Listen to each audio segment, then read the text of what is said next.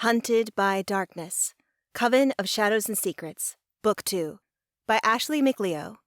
Narrated by L.C. Johnson. Chapter 16. Hans. "I think that's enough for today," Luca said, calling our small meeting to an end. He stood and stretched, working out the kinks of sitting, and moved to his desk to jot down notes on what we discussed. "I need to consider matters." "And I gotta study," Meredith said, her tone unnaturally high. "See you guys later." As though her ass was on fire, the witch rose and beelined to the door. My eyebrows knitted together. She'd been fidgety most of the meeting, which wasn't like her. I was just about to comment on Meredith's odd behavior when Tobias cleared his throat loudly. One look at him, and the day just got stranger. The vampire was still in his seat, his eyes pinned on the door the witch had just disappeared through, like he wanted to beat it down, or run after her. In my head, alarm bells started ringing.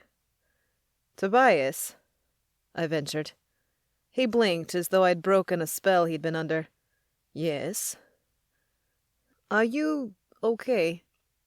I substituted the last word for what I was really thinking. Was he trying to dominate the witch again? I thought he was getting better around her. Was I wrong? Protective of the witch since the day Tobias had nearly bitten her during training, I made a mental note to ask Meredith. No matter what the vampire said, I needed her side of the story. "Fine, just thinking," Tobias said, rising to stand. "Actually, I've been thinking too." Gunnar drawled. "Can I talk to you about something, Toby?" The vampire frowned slightly, his gaze flickering to the door again. "Let's walk, and you can tell me what's on your mind." Gunnar, never one to take a hint unless it was strong as hell, nodded and started talking Tobias' ear off. The pair left, and only when I could no longer hear Gunnar's voice did I rise and approach Luca's desk. There was something personal I wanted to discuss. "We're not done?" Luca asked, looking up from the notes he'd been writing. "Not unless you have something to get to." Luca studied me before gliding to the bar cart on the other side of his office. He poured a scotch and raised an empty tumbler, offering me one.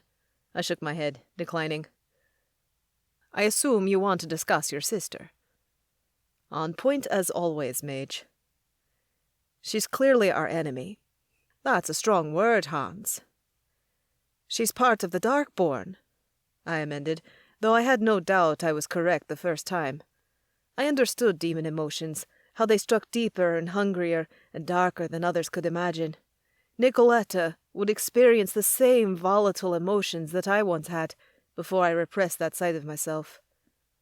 "From what I know of your sister, she's young, impressionable."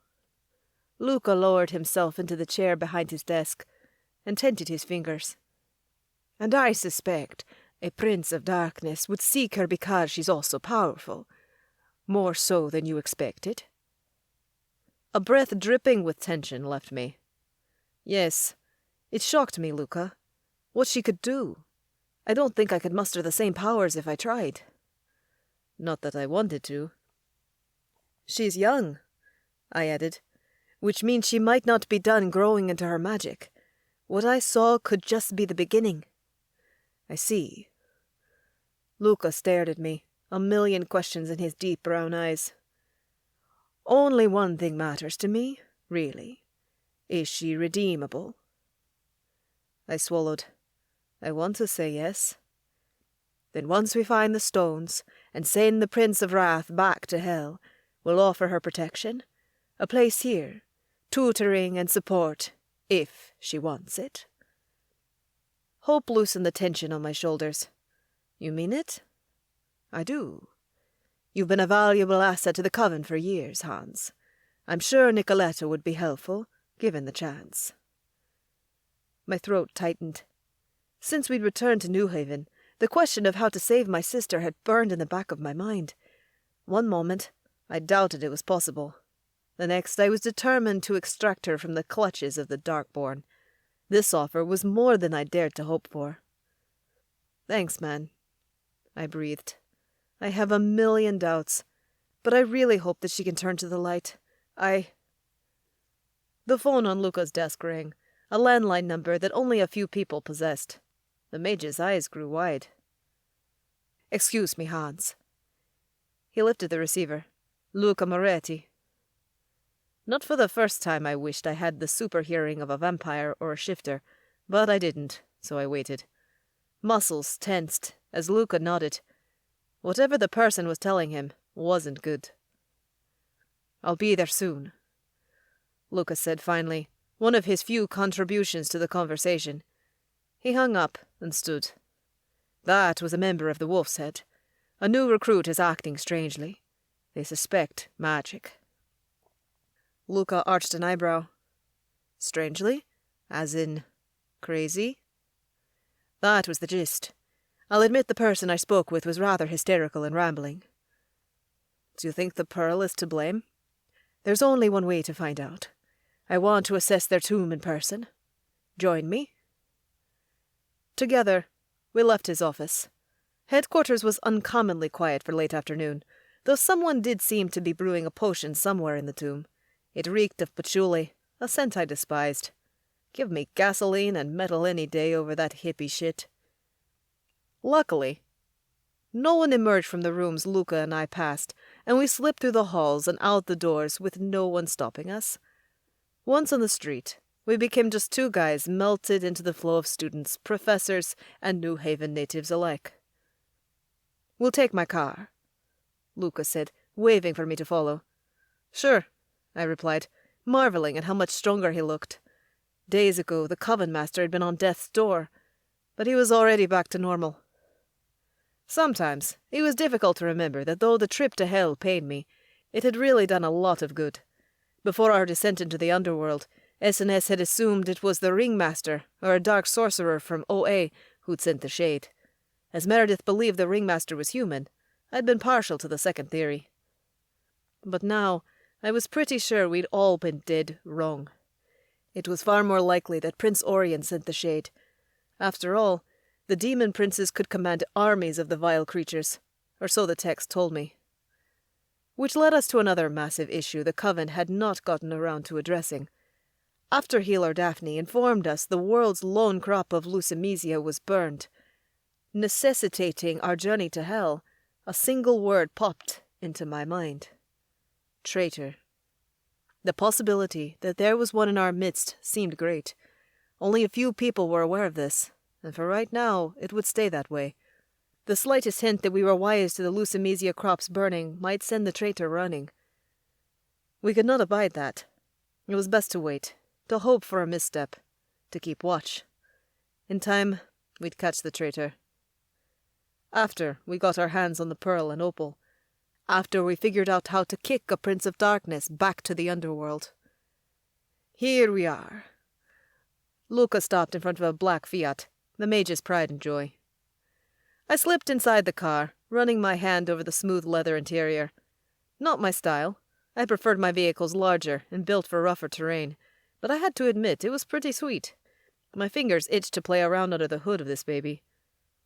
The engine started, and we were off, zipping down the streets of New Haven to the home of Wolf's Head's secret society. As we drove, women stared while men nodded in appreciation. As we pulled up to Wolf's Head, a young man and two women waited on the lawn. All three looked like they might lose their shit at any second, but we had business to attend to, and this was no place for my anxieties. Luca, Coven master of shadows and secrets. The Italian approached the students, all Yale seniors, and thus in on the secret of our society, that we were actually a coven of supernaturals. "Thanks for coming," one of the young women said. She had long black hair braided down her back, and eyes lined heavily with kohl. "We don't know what to do, but an alumnus told us to call you." "That's the proper protocol," Luca agreed, his tone soothing. "Tell me what happened, slowly this time." Pink stained the dark-haired woman's cheeks. Apparently, she'd been the one to speak with Luca, and was only now realizing how frantic she must have sounded. "We came here to have a drink with a friend, another new member," the guy explained, his foot tapping rapidly. "When we got here, Benita," he gestured to the woman with the long braid, "heard something weird." "I did too," a blonde confirmed. "Yeah, Suze was actually the one who investigated," Benita said. "Tim and I shrugged it off because the sound was kind of rhythmic. I assumed old pipes or something, so we started making drinks. But then, a couple of minutes after she went looking for whatever was making the noise, Suze screamed. We ran to her and saw our friend Julio sprinting away." Tim gulped, looking green. Blood was pouring from his head. "Because he'd been pounding it against a wall," Suze added, swallowing thickly at the memory. "Yeah, and as he ran, he looked crazy." Tim shuddered. "To be honest, he's been acting off since he got back." "From where?" Luca asked. "New York," Benita answered. "He visited last weekend to see some friends from home." Was this the clue we'd been waiting for? New York wasn't far, and spreading madness there would cause catastrophe. Was this a hint as to the Pearl's location? "Did you see where he went?" I asked. Tim swallowed. "Yeah, we were worried about him, so we followed, but he's fast as fuck. He runs track, and he lost us really quick. When we got back here, we called an alumnus, 'cause we didn't know what else to do. They said to ring you, that you'd take care of it. Can you?" "If they suggested my coven, you must have given the alumni reason to believe magic was involved," Luca said. "What made you think magic?" "His eyes glowed," Suze said. "like a weird ring of light around his irises." She shuddered. "So freaky." "Indeed." The mage rubbed the back of his neck with his hand. "And, if that's the case, you were right to call. Which way did he go? Can you tell us anything that might help us locate him? Do you have a picture?" The three students exchanged glances. "What about your phones? A locator app?" I prompted. "Oh my god, yes," Suze gasped. "We added each other during a party once, but I totally forgot. One sec." She dashed into the secret society's house and was gone only a minute before reappearing, phone in hand. Her eyes were glued to the screen as she brought up the app. "Says here that he's by Harkness Tower." Her eyebrows pulled together. "What could he be doing there? I don't think he has a class nearby, or one at all right now." An image of the tall masonry tower came to mind. "Show us a picture of Julio." Quickly, the girl pulled up an image of a group of people. She zoomed in on a man with dark brown skin, a black and red mohawk that I suspected was a wig, and a grin that spread from ear to ear. "That's not his normal hair," Suze assured me. "He has a buzz cut, black hair." "Give me your phone." Suze jerked back. "Why?" "Because if we're going to find him, we need to track him. Unless you want to come." She shook her head and handed over the phone. "He scared me.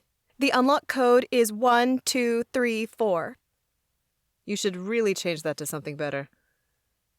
"Yeah, girl, you should," Benita echoed, looking unimpressed with her friend's shitty password.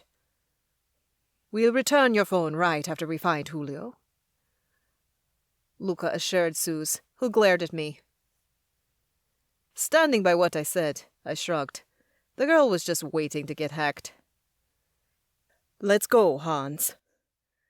We hopped back in the car, and Luca pulled away from the house before speaking. "What do you think?" "I think he's going to high ground," I muttered. "Hope we get there in time." We sped back toward campus, and Luca didn't hesitate when he found a parking spot semi-close to Harkness Tower. The moment we hopped out of the car, I had Suze's phone in hand. "He's still there. Actually, I think he might be inside." "Merde," the mage hissed and broke into a sprint. "We have to stop him." The campus wasn't as crowded as it might have been, but that still left a fair amount of weaving and dodging through students and faculty. With each step, my heart pumped harder. What if we didn't make it in time? If that happened, I hoped whatever force gripped Julio would weaken, that he'd see sense, or someone would notice the young man, stopping him from doing anything that might cause him harm. As we neared the tower, I squinted. Was it my imagination, or was someone up by the bells? Could people even get up there? We passed Banford College when a scream ripped through campus. My heart lunged into my throat. Luca! Run! Except now, others were going the same way as us.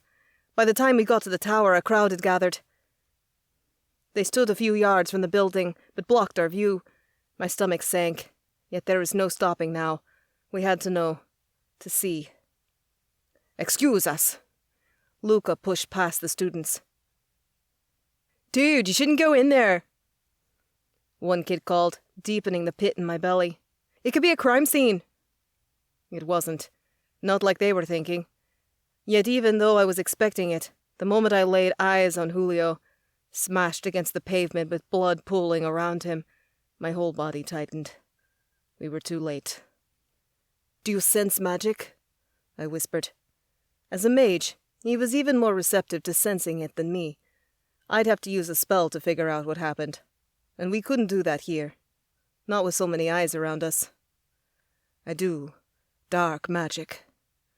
Luca shook his head, staring at a boy who not long ago had the world at his feet.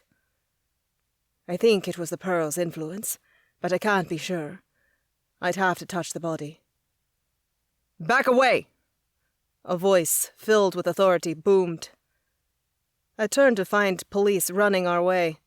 Without saying a word, Luca and I melted into the crowd, distancing ourselves from the students. "I will inform Tobias and Gunnar," Luca said when we were far enough away that no one would hear. "But that's it. Not Meredith? Or Shay?" "Not yet. Meredith will want to act, to seek the pearl, but there's not enough proof of location to get her involved. And not a word of this to anyone at Josiah's party, Hans. Not until we can be sure this is the result of the pearl's power." "I'm not going. Wait, you're going to the party?" I gaped. "You just got well." "All the more reason for me to live again." After seeing hell, I really couldn't argue with anyone who wanted to live life to the fullest. But I didn't completely agree with not telling our coven about what had happened. Keeping it a secret will mean more incidents. It will. A veil of stone covered Luca's face. But this is only one isolated incident. We can't act on that, and risk letting our enemies know we're coming. It's best to keep watch, to wait. Nicoletta already knows I'll find her if bad things happen, and she understands the Coven involves themselves in matters of dark magic. I never hid that from my family. Since it's a pretty damn sure thing the Darkborn have 2 lapis calesti, she's likely expecting to see me again. I understand, but my decision is the same. No action. Luca locked eyes with me. Not until we're 100% ready. From today, until the day we make a move for the stones, we watch the news. Focus on New York City. But we search for signs everywhere. And only when enough crop up in one area, we strike. Chapter 17. Meredith. I walked down the sidewalk, tucked between my housemates, equally excited and nervous to be attending a birthday party. My first one in years. Would there be cake? Did adults do that? Was that a stupid question to ask? Yeah, probably. My lips tightened, determined to trap the questions. I had no desire to look like the sad sap of a friend who hadn't been to a party since she was a tween. I'd survived a freaking trip to hell. I'd started to recall my past. My magic was growing stronger by the day, and I was enrolled at Yale. When I considered all I had going on in life, things I never could have imagined, it was easier to pretend to be a woman capable of navigating a social scene like a pro. Feeling it was a different matter. But I was a decent actress. I'd fake it until I made it. Above, a raven cawed and launched itself off the telephone line, swooping toward us and circling our trio. "We're coming, Josiah." Harper laughed at the raven.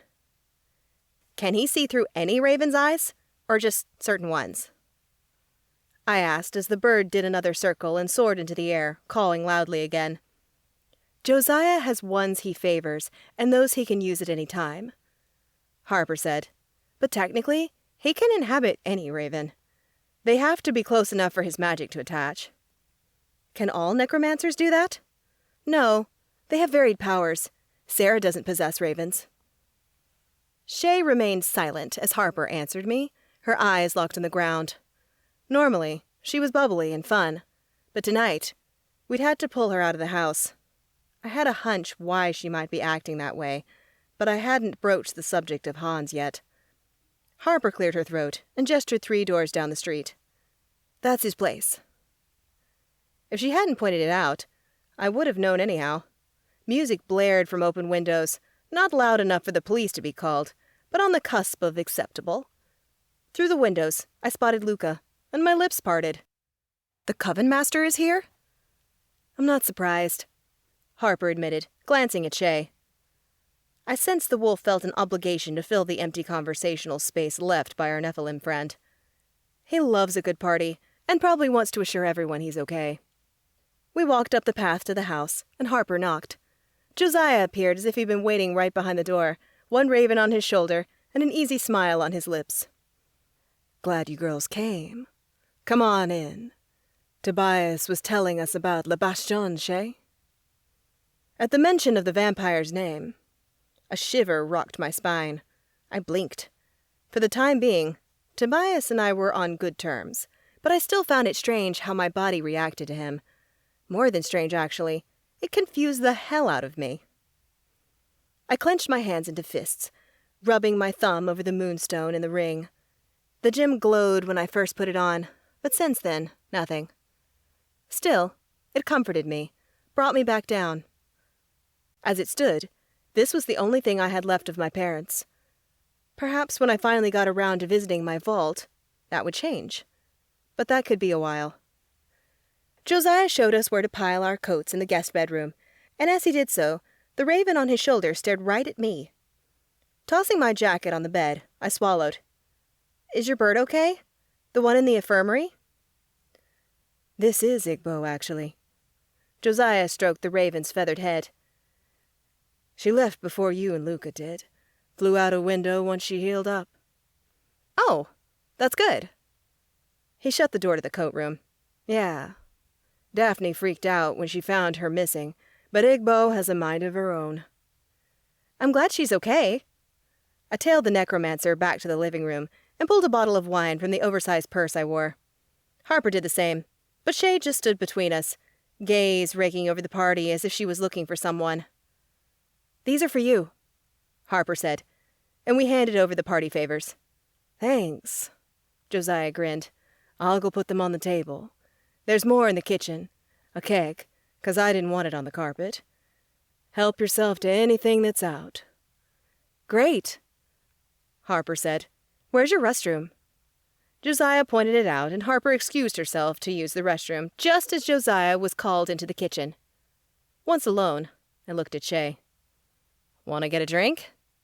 She shrugged, which was at least something, so I gestured to the other side of the room, where a table had been set up with drinks. We ambled over, Shay still not saying a word. Was this how she'd be all night? Should we leave? I didn't want to, but Shay had always been loyal to me, and if she wanted to leave, I would. Hey, I whispered to my roomie after we'd each filled our red cups with wine and found a spot to chill in the living area. Except for when they came out for drinks, most people gathered in the kitchen. You doing all right? With my question, Shay glanced up, just as another raven swooped around us and settled on the back of her chair. Oh, you don't have to answer, I offered, glancing at the raven. Shay shrugged. He's not using it now. When Josiah uses the ravens, their eyes go kind of milky. I hadn't noticed that. Now I'd be on the lookout. My roommate huffed out a long breath. And I don't know. If I'm okay, that is. Do you want to talk about it? Oh, hell. I sounded so awkward. Shay gave me an amused look. That's what friends do. Yeah, I answered slowly. Does that mean we're friends, Meredith? The first smile I'd seen on her face all day bloomed. An uncomfortable laugh flew out of me. Who asked that? Then again, who felt unease at such a question? Me, that was who. Shay popped an eyebrow, demanding an answer. I swallowed, and hoped she didn't hear it. Yeah, I guess so. Shay snorted. Making you uncomfortable is one of the lights of my life. Lucky for me, it's so freaking easy. She sipped her wine. But seriously, though, I'm glad to hear that. You haven't been here long, and I know you have a hard time opening up, but I consider you a friend, too. Not just a roomie. Harper does, too. She won't say it, though. Tears sprang into my eyes, and I looked away, unused to the emotions rushing through me. Thanks. I wiped the moisture away. But I asked about you. So why are you making this all about me? It's easier. She doesn't have to admit she likes him. Always has. Harper appeared from behind, drink in hand, and sat next to the Nephilim. And now it's common knowledge that Hans is half demon. What we call a hell-blooded. Angels and demons, even Nephilim and the hell-blooded, don't mix. As I'd thought. Way to analyze me, Harp. Shay sounded annoyed, and another gulp of wine flowed down the hatch. Well, it's true. I know it. Meredith does too. Everyone does. Even Hans knows you're uncomfortable around him. Hence why he texted me and told me he wouldn't be here. Shay relaxed at the news that she wouldn't see Hans. Okay, I admit that I was smitten. Attracted to the bad boy with tats because I'm part angel, and that feels so taboo. She waved her hand dismissively and snorted. Turns out the tats weren't shit, and he's more bad boy than I ever expected. Now I don't know what to do. There, I said it. I exhaled. Why do anything? I'm part angel, Mare. Shay repeated. Demons, hell-blooded even, if they go dark, are my enemy. This isn't something I take lightly. But he's never been evil before. Flawed like any other person, sure, but not evil. I pointed out, picturing Nicoletta as her black ribbons tried to choke Gunnar in wolf form. I shuddered.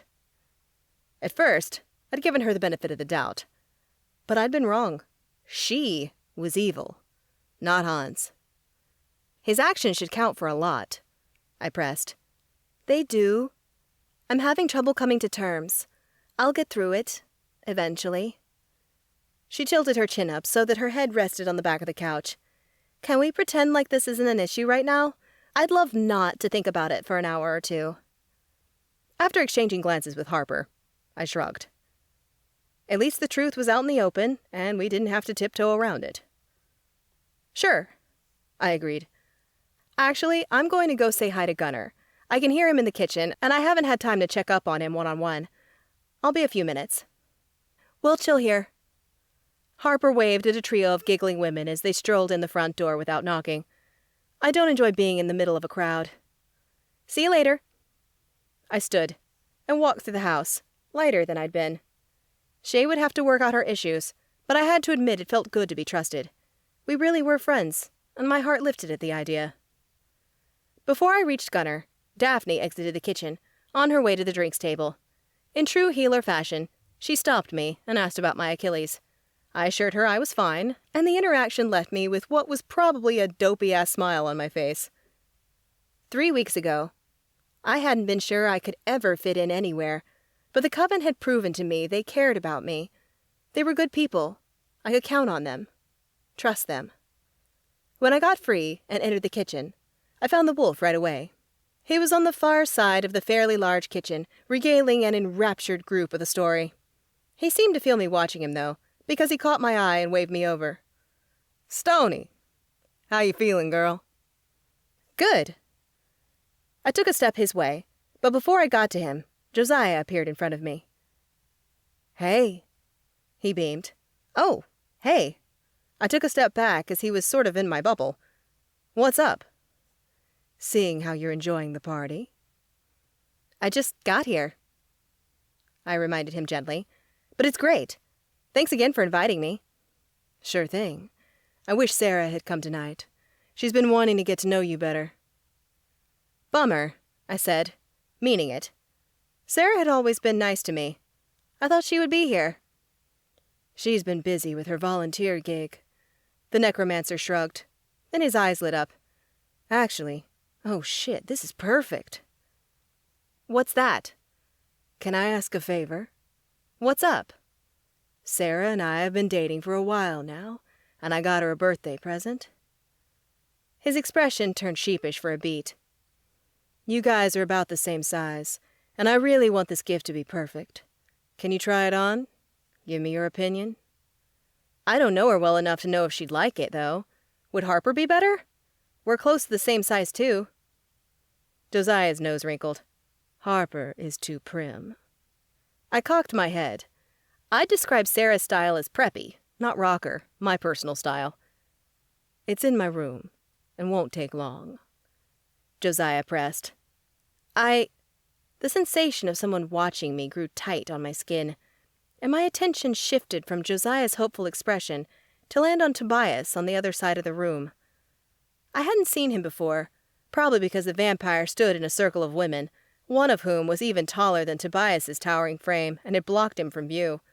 Now, however, he was in plain sight, as were the other women openly flirting with him. One drop-dead gorgeous redhead even rested her hand on his shoulder, as if to lay claim. She laughed loudly and spun a ball of magic in the other hand to get his attention, but Tobias wasn't obliging. Just as I couldn't look away from him, the vampire's gaze was locked on me, practically predatory in its intensity. His stare made the hair on the back of my neck rise. I'd never seen this exact expression on Tobias's face, and yet it still gave me only one impression. Tobias was hungry. No, not just hungry. He looked like he was tracking my every movement, watching his prey. Urges flooded me, warring inside, washing away the rest of the room.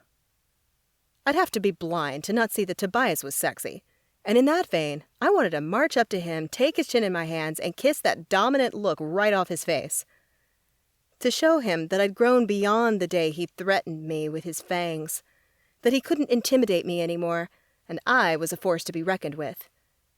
An image of what sort of reaction that might elicit sprang to mind, and I snorted.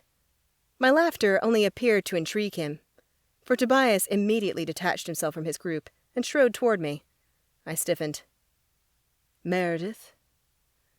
A voice asked. Do you need to lie down? I blinked and found the necromancer watching me. Josiah was still standing there, waiting for my reply. How long had I been watching Tobias and him studying me? Seconds? Minutes? I had no idea. Time had seemed to stop. Sorry, Josiah, but can I check out that gift later? I really need to talk to Gunnar. Before the necromancer could respond, I turned to join the wolf, a safer option than the vampire. Yet, I didn't even make it a step before Tobias appeared, stopping me in my tracks. Meredith? His rumbly and rough English accent, with a hint of posh, cut through me, reminding me of the day I met him in that Egyptian prison. I hadn't known how hard he could be then, how frustrating, but somehow his voice still had that panty-melting effect. Meredith? The vampire pressed, coming around to face me with concern written across his face. Are you well? I took a step away, still feeling a bit like prey. Fine. Josiah remained a few paces away, his eyes wide as he looked from me to Tobias and back again. I'm gonna bounce. Find me later, Meredith? Sure, I assured, even though I had no intention of doing so. Were you trying to avoid me? Tobias asked when we were alone. No, I lied. You looked busy with the ladies, and I was going to see Gunnar. I wanted to check up on him after our mission. The ladies? That ginger woman with magic? Witch, mage, fae? I had no idea. Recognition flashed in his evergreen eyes. Lola, a hedge witch. Is she in our coven? She's part of a local coven called the Night Circle. Josiah has many friends in that coven, and Lola likes to be in our company. Was that his way of saying she liked to flirt with coven members? That she was attracted to power? According to Hans, hedge witches didn't have strong enough abilities. In any case, it's a good thing I stopped you. Gunnar seems quite occupied. I doubt you'd want to interrupt. The vampire's gaze broke from mine, and I turned to find Gunnar was totally occupied. A young woman was in his arms, stroking his jawline. Ah, I see that now. My face was warm when I turned to face the vampire once more, and I jerked back. Had he gotten closer? Was it warm in here? Taking another step backwards, I found myself up against a wall, cornered by a hot vampire. Would you like to take a turn in the garden? I blinked, and then burst out laughing. An expression of embarrassment crossed Tobias's face. I meant, would you like to go outside? I understood you, I clarified. But sometimes you sound like you're from Downton Abbey. It catches me off guard. Yes, well, he shook his head. Sometimes the language of my human life returns when I least expect it. My spine straightened. I loved history and anthropology, and though I'd known Tobias was old, I'd rarely thought to ask him about his past. Actually, yeah. Not sure there will be a garden large enough to take a turn in. I twirled my hand at the fancy phrase. But let's go outside. His lips twitched ever so slightly, as if he was holding in a chuckle. After you. We made our way to the back of the house, and I caught a few intrigued glances being tossed our way. Sure, I was new to the Coven, but I'd have to be blind not to see that Tobias wasn't overly social. He mostly socialized with Luca, Hans, and Gunnar, and even then, he only seemed to enjoy talking to Luca. Then again, he had been here and flirting with girls. But he'd left them all when I walked into the kitchen. So that begged the question, why did he want to isolate me? To drink my blood? I rolled my eyes at the stupid idea. Honestly, I didn't believe that. But our dynamic did feel uneven. Like he was a predator and I was prey. Is everything all right? Oh, crap. He'd caught the eye roll. Just thinking. The instant Tobias opened the back door, cool air rushed in to meet us. As expected, Josiah had a porch in a normal suburban yard, not an expansive garden filled with hedges and roses to waltz through. Still, I breathed in deeply, happy for the extra space, and slipped out in front of him, replaying every syllable of that with such detail one would think I was trying to decode ancient Greek. Speaking of ancient Greek, I have to ask, I started as he came up beside me on the edge of the porch. How old are you? Outside, the night was quiet, and as he stared at me, it grew even more so. Had I asked something offensive? Was there vampire etiquette for this sort of thing? Should I not have asked that? I added, feeling foolish. It was merely unexpected. I'm not used to being surprised. There was something he was leaving off there, but I didn't push, allowing him to decide if he wanted to answer or not. I paused on the edge of the deck and tilted my chin upward to soak up the night. New Haven experienced light pollution, but tonight the stars shone brighter than usual. The air was cool on my skin, and the sense of fall, of newly decayed leaves, roasts in neighbors' ovens, and even a pumpkin spice candle being burned somewhere nearby filled the air. It was a sweet neighborhood, peaceful and clean, one that I, with my Yale-employed parents, might have called home. Would I ever remember something like that? I was born in London in 1855. I'm 167 years old. Tobias said suddenly, surprising me. I turned to face the vampire, looked him up and down. Damn, boy, you look good for your age. As intended, that got a smile out of him, eliciting a flutter in my stomach. And how old were you when you were transformed? An amused expression crossed his face. We call it being turned, and I was 25. My sire noticed me when a ship I was working on returned to London. I was ill, fighting a sickness that eventually took many lives in my time. She was certain that I wouldn't have survived the sickness naturally, but Giselle saw something in me. Something worth keeping around. He gazed upon the stars, too. How different had the night sky looked to him all those years ago. Had he been able to navigate ships by the stars? She turned me when I was an inch from death. He sounded both grateful and sad. Did you ever see your family again? The words popped out before I could stop them, and I slapped my hands over my mouth. Talk about private. I would hate it if someone I barely knew asked me about my parents. Even around Shay and Harper, I had a difficult time discussing them, and I trusted my housemates more than most. Tobias didn't look irate, though. My mother was a deeply devout woman, and my new condition would have threatened her. New bloods have little control over their actions, so their sires must watch them closely. A sad look crossed his face. I didn't dare return to our neighborhood in London, for the people there lived too close to one another. A single visit might have endangered them all, and while I wasn't a saint as a new blood, far from it in fact, I somehow knew better than to test myself in that way. I grew up among the bottom of the barrel, and never clawed my way out. Not in my human life, anyway. Though I'd have loved to see my family, to tell Mother that perhaps I could provide better in this way, I did not dare return home when I had such weak impulse control. Like in drinking blood? It was probably obvious to other supernaturals, but I was new to all this and was darkly fascinated. Exactly. Bloodlust is strong in new bloods, and the most downtrodden in society did not need another burden to bear. That I could understand. Though I'd acted a part many times, usually to gain access to high society and steal their shit, in reality, I'd been indebted nearly all of my life. It's hard to imagine you as poor, I admitted, since now he wore expensive clothes and had the bearing of a prince. It is. Before I enlisted in the Navy, I had to scavenge for items to sell in the mud of the Thames. In my era, we were called mudlarkers. We found treasures in the muck and mire. He arched an eyebrow. Not so posh, is it? Guess not. It was still hard to picture, though.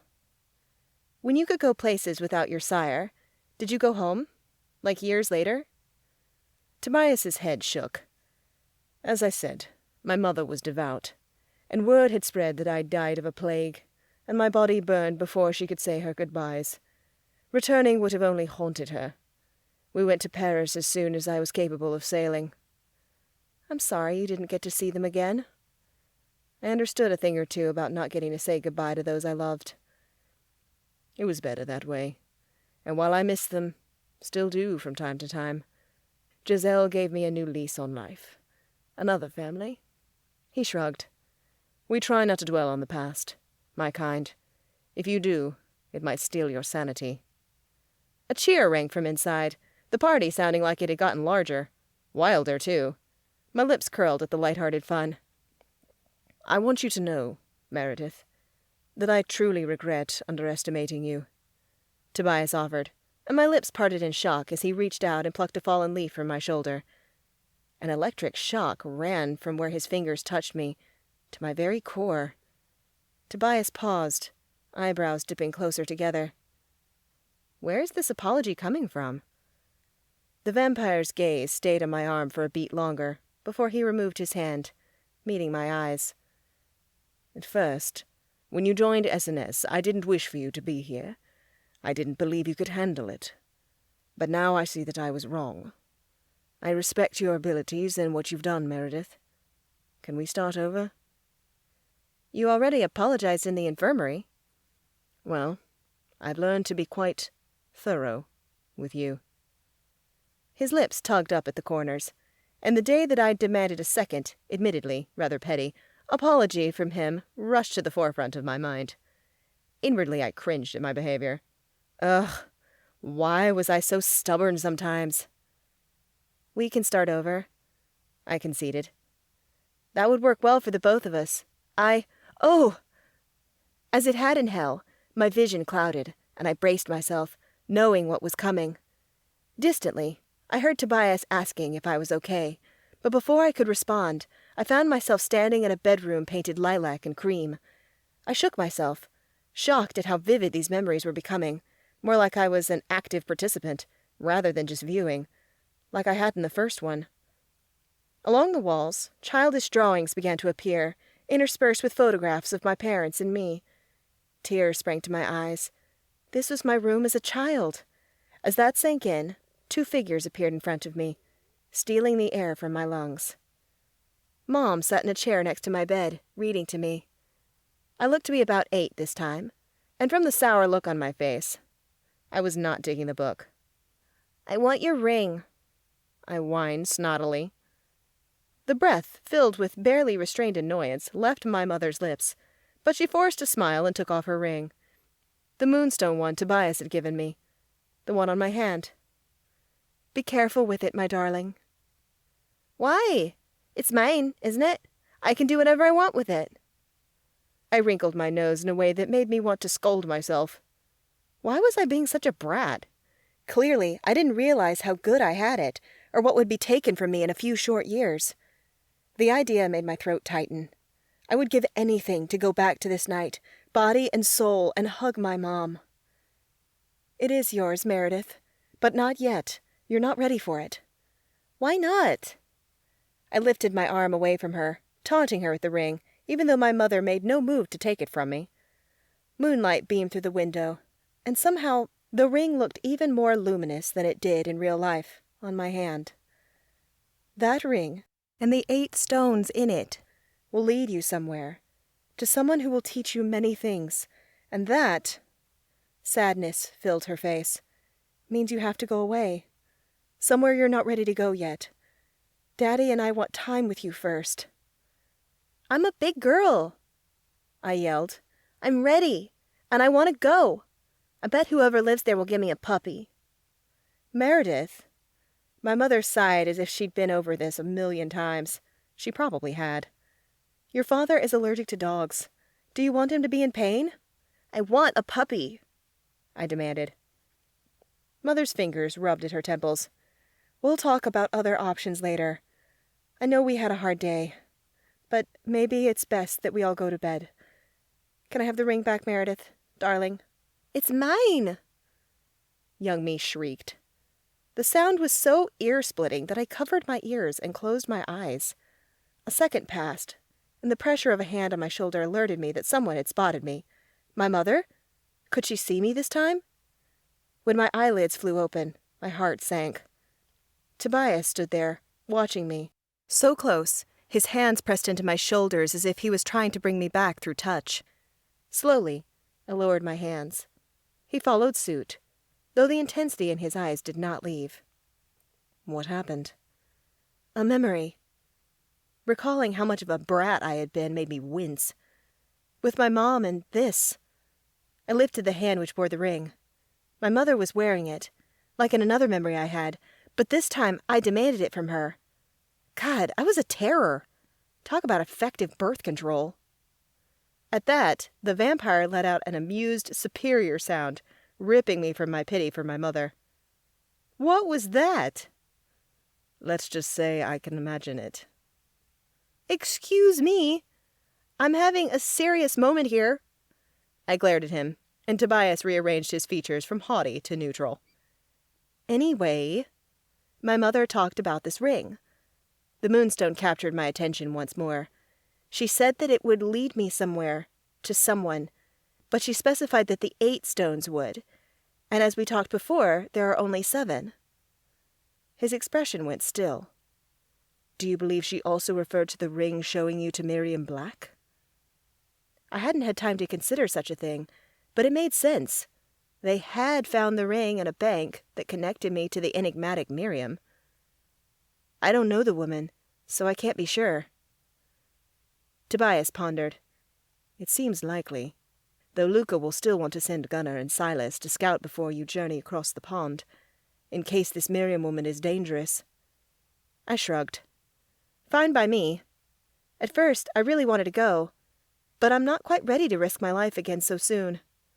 Nor am I ready for you to do so, Tobias said, and then stiffened, as if he hadn't meant to speak the words out loud. I only mean, you were quite injured. I had been, and yet there was something else, something more beneath his words. But like a coward, I wasn't ready to dive that deep yet. I took a step toward the door. I should head back inside and check on Shay. Right. Very well. He cleared his throat, visibly relieved. Thanks for the chat, Tobias. I gave him a small smile. See you inside. Walking away, I listened. No footsteps followed, though with each step I took, I swore the vampire was watching me leave. Chapter 18. Tobias. She slipped through the back door, and bearing down, I resisted the urge to follow the witch.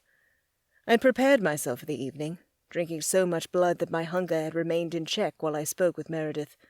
Or at least, one type of hunger had remained sated. It had taken all I had not to kiss her during our chat, particularly after she returned to the present, her two-toned eyes blinking innocently, my hands firmly on her shoulders, a finger gracing her bare skin. A snort escaped me. This had to end. How much longer would my blood stay in Meredith, thereby connecting us in ways I'd never experienced, making me care for her? Subconsciously, my eyes went to the door that she'd vanished through. Her scent, more floral than earthy tonight, still lingered in the air.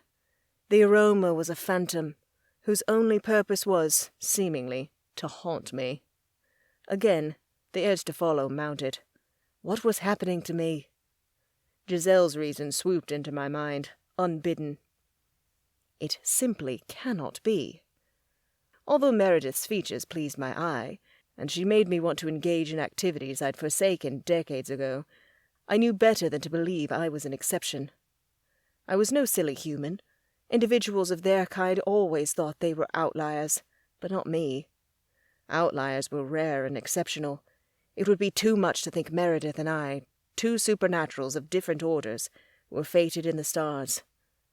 Most importantly, my staunchest reservation remained true. I couldn't give Meredith the life many mortal women wanted, a family, a legacy.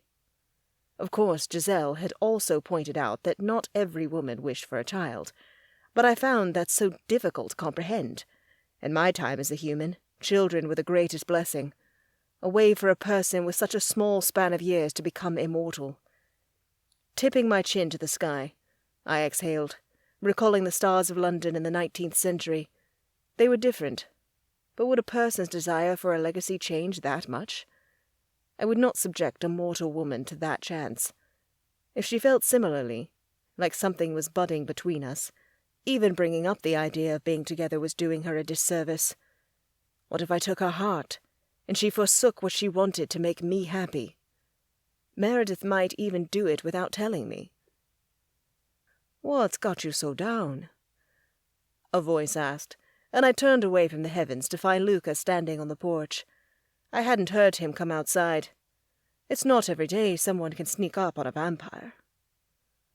Not even every year. Just reminiscing. Dark caterpillar eyebrows arched.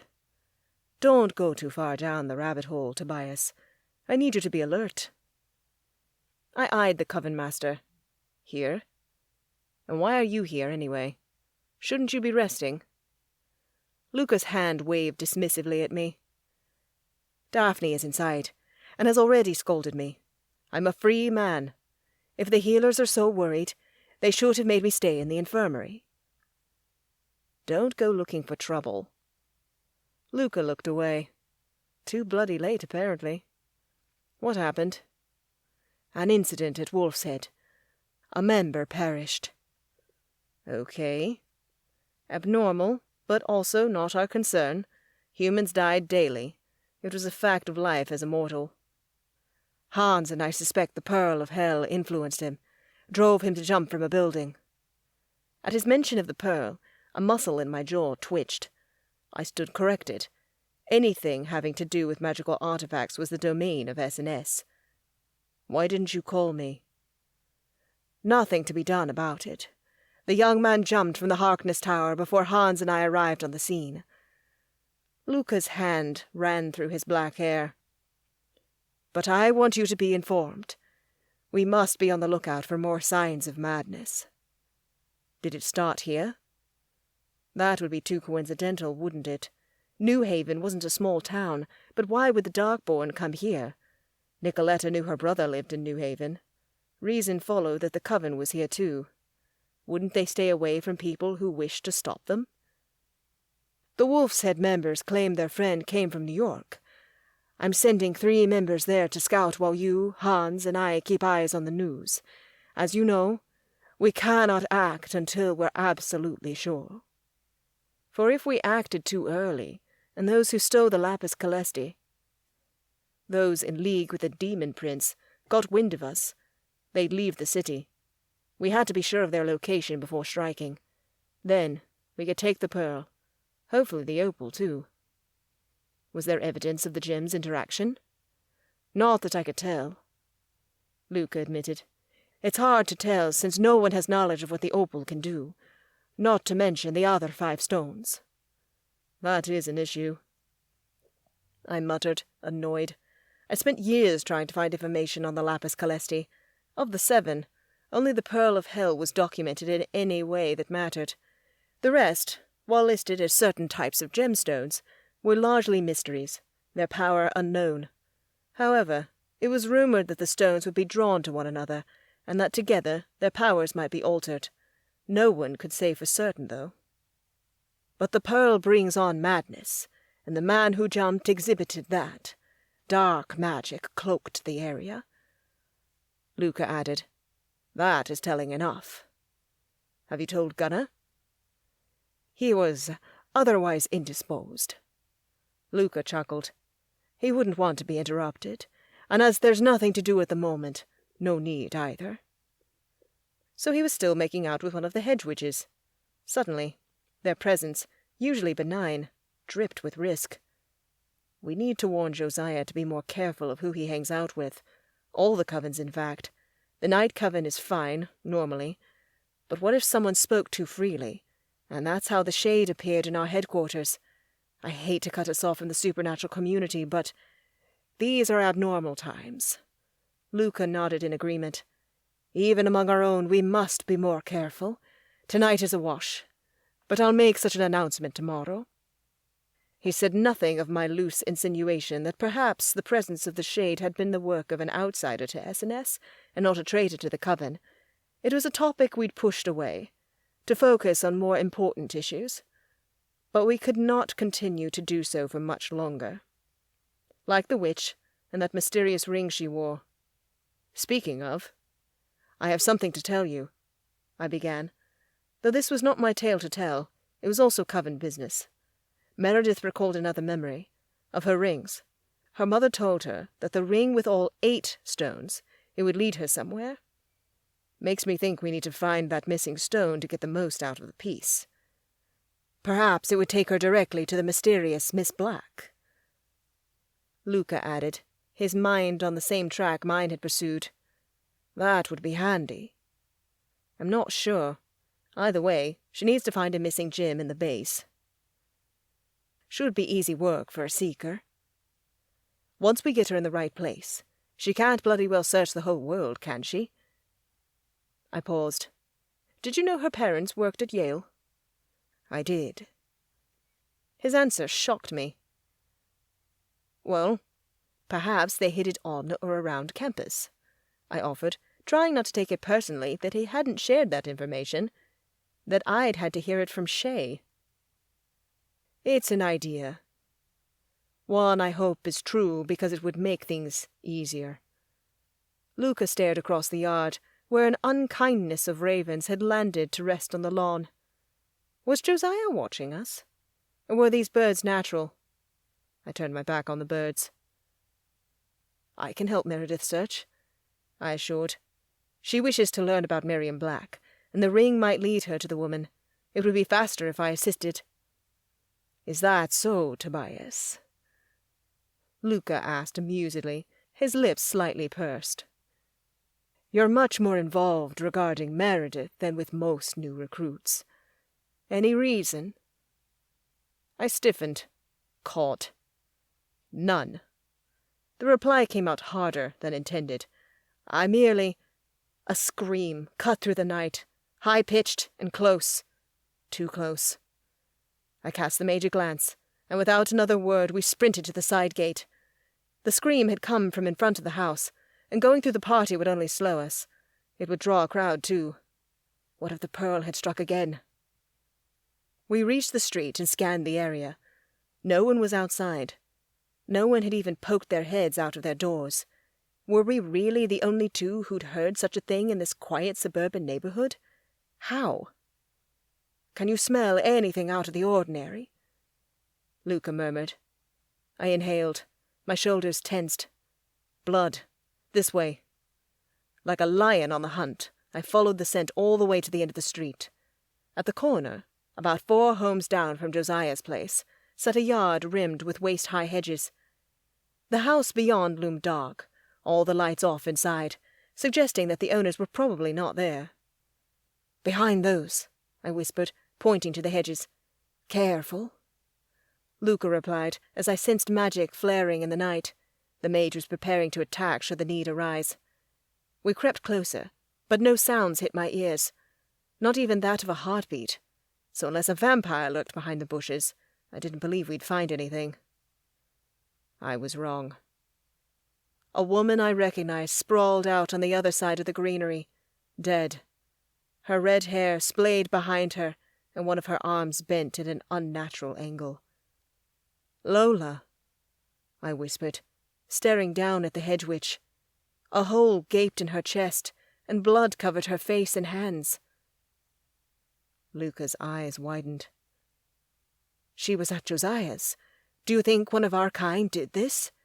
We need to check the body." Aside from the tang of blood in the air, there was something lingering around Lola, something magical. "Go to the other side. The hedges provide subtle cover." That had to be why the killer had brought her body here. What had Lola been doing out there anyway? Who would have done this to her? Rounding the yard, we walked up the path, jogging toward the lawn. No one was outside, and I didn't spot a single pair of eyes peering out the windows.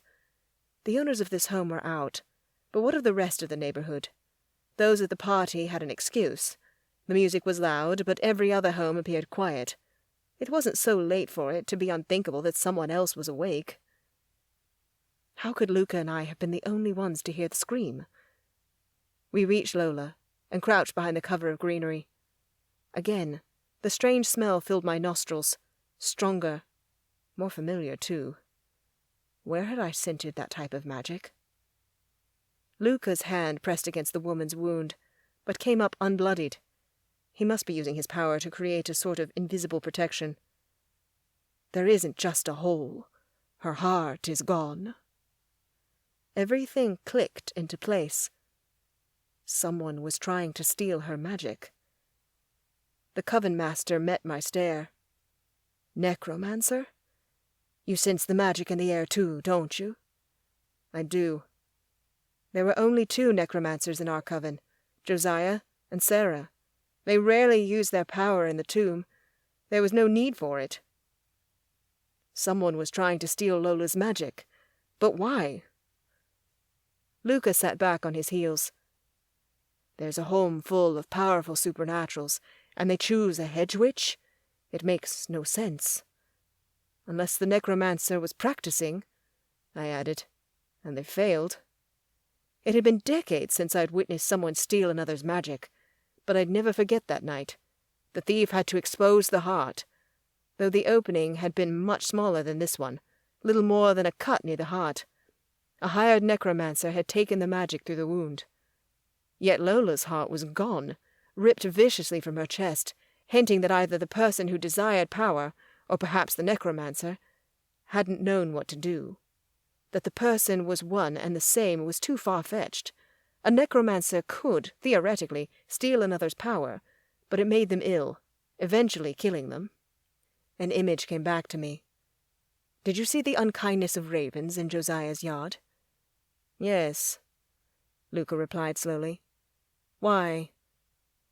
"What if someone knew we were the only ones who might hear the murder because we were outside, and they sent the ravens as spies? Don't you think it odd that the homes appear empty, that no one else came? There are wolves at the party. Surely they'd hear the scream." "I see your point. A necromancer wouldn't be able to get close to us without one of us noticing, but ravens could." Luca glanced around at the houses. "They might have used magic so others didn't notice, but we'd have sensed that too. A potion? Sprayed on the yard to deter the other neighbors from leaving their homes, or perhaps dampen outside noise?" The Coven master seemed troubled. "Possibly." Luca, I began carefully, do you suspect Josiah or Sarah? Or could this be connected to the pearl too? A pained expression crossed his face, but it had to be said. To my knowledge, Sarah did not control ravens. Not all necromancers did, but Josiah was among those who could. I'm not sure of the pearl, but as far as Josiah and Sarah, why would they do this? Why, indeed. We must return to the party and investigate, Luca added. Plus, Lola's sisters will want to take care of the body. We can't call the cops. No, I murmured, not looking forward to what came next. Hedge witches might be magically weak, but they could still cause a ruckus, and I liked both Josiah and Sarah. I didn't want to believe either of them to be capable of murder. But a traitor lurked in our midst. Would we find them tonight? Was it one of our own necromancers? If so, what were their motives? Something told me that whatever magic had been spread in the area to ensure that no one peered out their windows would continue to work. However, we wanted to be careful, so we tucked Lola tightly against the greenery. Once she was well hidden, Luca and I walked back to Josiah's. Music still blared, and inside Gunnar roared with laughter. That gave me an idea. Maybe have Gunnar check for scents? His nose is more sensitive than my own. It might also placate the hedge witches. As if that would be possible, Luca retorted. But I will suggest it. We entered the home, and right away my attention went to Meredith, Shay, and Harper on the couch. Have you three been here long? All night, Harper replied.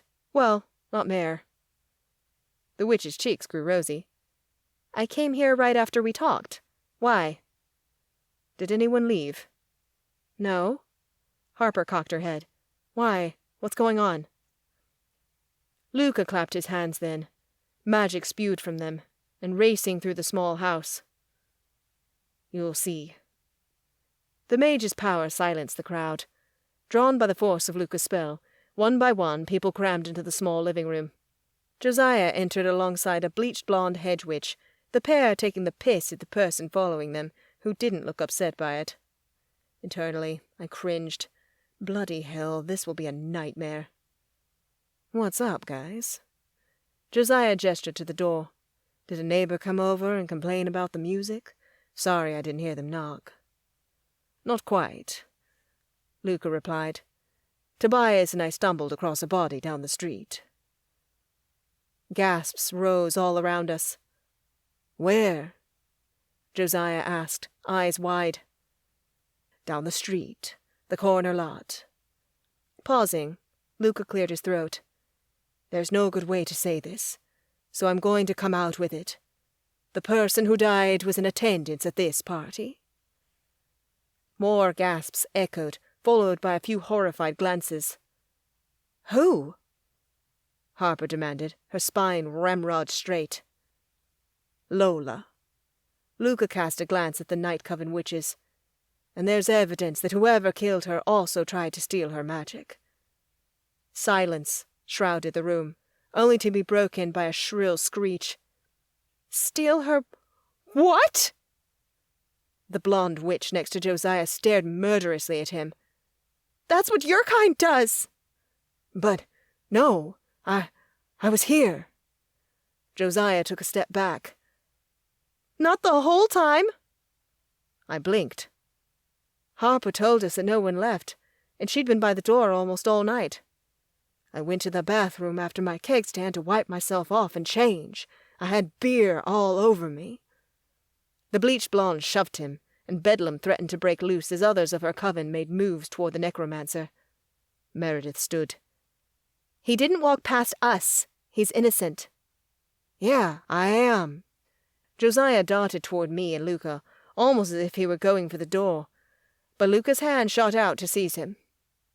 Witches of the Night Coven, please, go see to your dead. Luca instructed. She's tucked out of sight against the tall shrubbery at the corner house. That way. His other hand gestured the way we'd come. Gunnar, accompany them and search for a scent to follow. Silas, you go too. Perform a glamour to hide the witch from sight, so they may move their dead in their own time. And what about him? One of the hedge witches pointed at Josiah. You can't let him go free. If you do, we'll contact the Coven. Another witch yelled. We demand justice. I cleared my throat. Josiah, did anyone see you enter your room and change? What? I looked at the crowd, but no one spoke up on behalf of the necromancer. One of the hedge witches stepped forward, anger lining her face. He has no proof. You have to keep him contained until we know for certain. I'm afraid you're right, Luca agreed, to which Josiah's face fell. I'm sorry, Josiah, but you're coming with me. And has anyone seen Sarah? I asked, curious to know if the other necromancer had arrived yet. I haven't seen her in days, Harper offered. She wasn't planning on coming, right, Josiah? Meredith asked. Too busy, he replied, his tone hollow. That didn't make things better or worse, just more difficult. All signs pointed to a necromancer being involved in this murder. So not only did we have to lock up Josiah to appease the hedge witches, we had to find Sarah and question her too.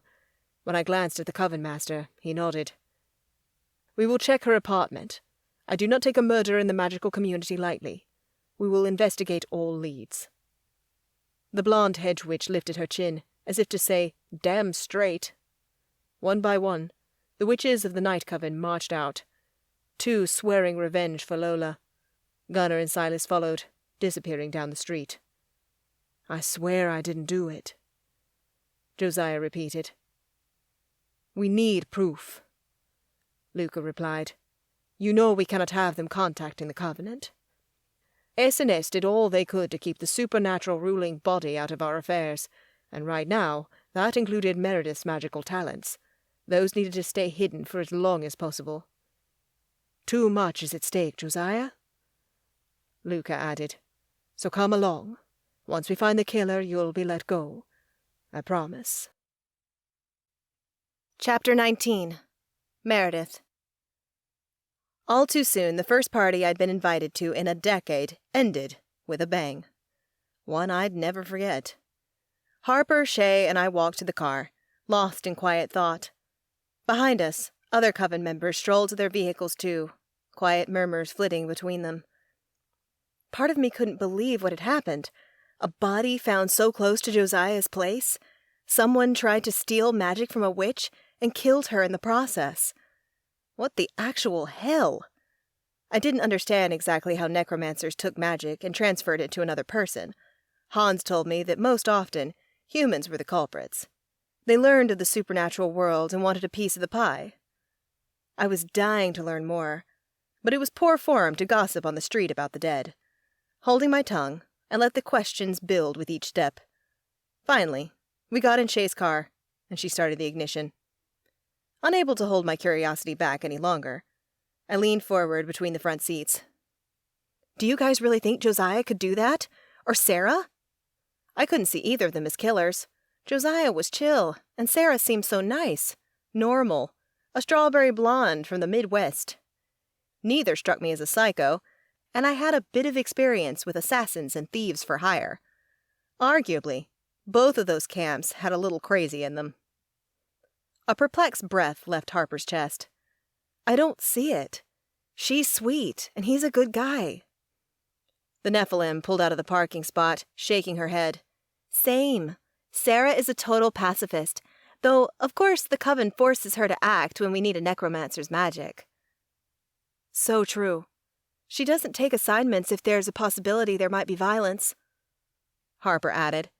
Still, someone of their supernatural order must have killed Lola. How does a necromancer take someone's ability and put it into another person? I asked, hoping Harper or Shay could shed light on this form of magic.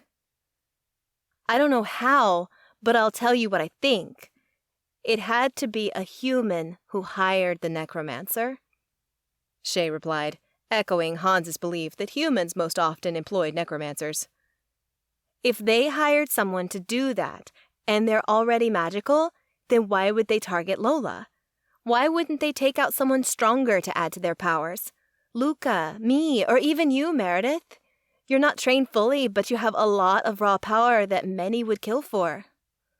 That made me squirm. Lucky for you, Harp, shifters are safe. Shay added, oblivious to my inner turmoil. Why? I asked. Shifting magic can't be taken. Harper explained. No one understands it, but that's how it is. Okay, I whispered. But this still makes no sense to me. They don't need to take out the heart, right? No, Shay confirmed emphatically. Which makes it clear that whoever was doing this doesn't understand the process at all. I leaned back, my gaze landing on the seat in front of me. How many necromancers were there in the world? How many would allow themselves to be hired by someone to perform such a foul deed? Who would want murder done on their behalf? Lola's face, the way she'd been clinging to Tobias when I entered the kitchen, flashed in my mind. She'd been so full of life, having fun and flirting. A couple hours later, she died. The sound of whoops and roars cut through my musings. I blinked, turning to the window. Looks like it's frat party season. Harper's hand slipped out the window, pointing to an enormous house with an expansive yard spreading in front of it. I'd hate to clean that mess up.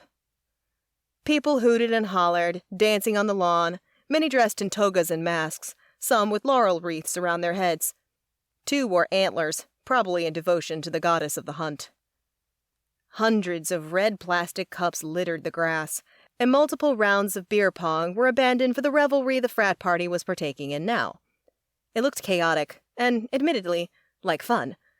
Maybe I'd go to a frat party once or twice. It wasn't something that I'd thought I'd ever do, but when in Rome. What frat is... The words died on my lips as my blood froze. No. Slowly, I pressed my face to the window. Most of the masks the partiers wore could be attributed to some sort of ancient god or goddess. One girl even had plastic snakes writhing on the top of her head. Medusa, one of the most misunderstood figures in mythology. Yet, I spotted one mask that didn't belong to any god or goddess I recognized. And from my time studying ancient cultures, I'd learned about a crapload of them. The person, an oversized toga swimming over their body, stared at our car. Their mask was all black, hard, with geometric lines. In the moonlight, a silver sheen gleamed off it. Their eyes locked with me, and the color, ice blue, threatened to shatter me as they waved. A shriek tore out of my lips as I ripped my face away from the window, unbuckled, and slid to the floorboards. It can't be! It can't be! No! But they waved! I swallowed, replaying the scene again in my mind, trying to banish it. No, no, no, it's impossible! That person is just drunk! Mare, what's going on? Shay asked, twisting in her seat. Are you okay? Drive! I yelled, my limbs shaking while the image replayed over and over in my head. Each time it replayed, the scars on my back radiated with pain, as if preparing me for another crack of a cane on my skin. What? I am, Shay said, confusion dripping from her tone. Rooms, what's going on? She's freaked, Shay, and you're not driving very well if you're not watching the road, Harper chided. I peered up to find her looking down at me, face tight with concern. Get us home. Shay pumped on the gas, and we sped down the street. Even though, logically, the frat house was long gone, the image of the masked person waving at our car, their ice-blue eyes focused on me, stayed in my mind, as if tattooed into my brain. My roommates tried to get me to talk, but the words wouldn't form. Every time I tried to speak, bile climbed up my throat, and I forced myself to swallow it. When we finally parked, my shoulders lowered slightly. Home, Shay announced. Do you need help getting out? No, I got it. My arms trembled as I rose from the floorboards, exited the car, and shut the door. On shaky legs, I darted toward the house. Harper came up behind me, eyes wide while Shay led us inside. Should I get tea? The wolf asked quietly. Liquor, I mumbled. I didn't even like hard alcohol, but tea wasn't going to cut it. I needed to feel something stronger rushing through my veins. Needed to dull the fear feeding upon me. Needed to burn the image, the memory of that black mask and those eyes out of my head. Harper's teeth dug into her bottom lip, but she nodded and ran into the kitchen. A hand, Shay's, landed on my shoulder. Mare, what happened? I saw something. Someone that reminded me of the past. The Nephilim's brows pulled together, then her lips formed an O. Dens again? I wished. Even as a vampire, I'd rather go toe-to-toe with Dens again. Swallowing, I went to the couch, still trembling from head to toe. No, the ringmaster. Shay joined, watching me with uncharacteristic quiet. Perhaps she sensed I needed a moment. A few minutes later, Harper emerged from the kitchen. She set the teapot on the tray, but also a bottle of whiskey and 3 tumblers. Baked goods were present too, and I remembered that she'd been baking when I returned from my meeting with Tobias, Luca, Hans, and Gunnar. Brownies, Harper announced. Whiskey too, but I made tea anyway. It's healthier. Shay snorted. Screw healthy. Bust out the whole bar and all the chocolate in the house. She saw the ringmaster, Harp. The wolf nearly dropped the tray. What? I thought you didn't know what he looked like. I don't. Not really. He always wore a mask, even when I first met him.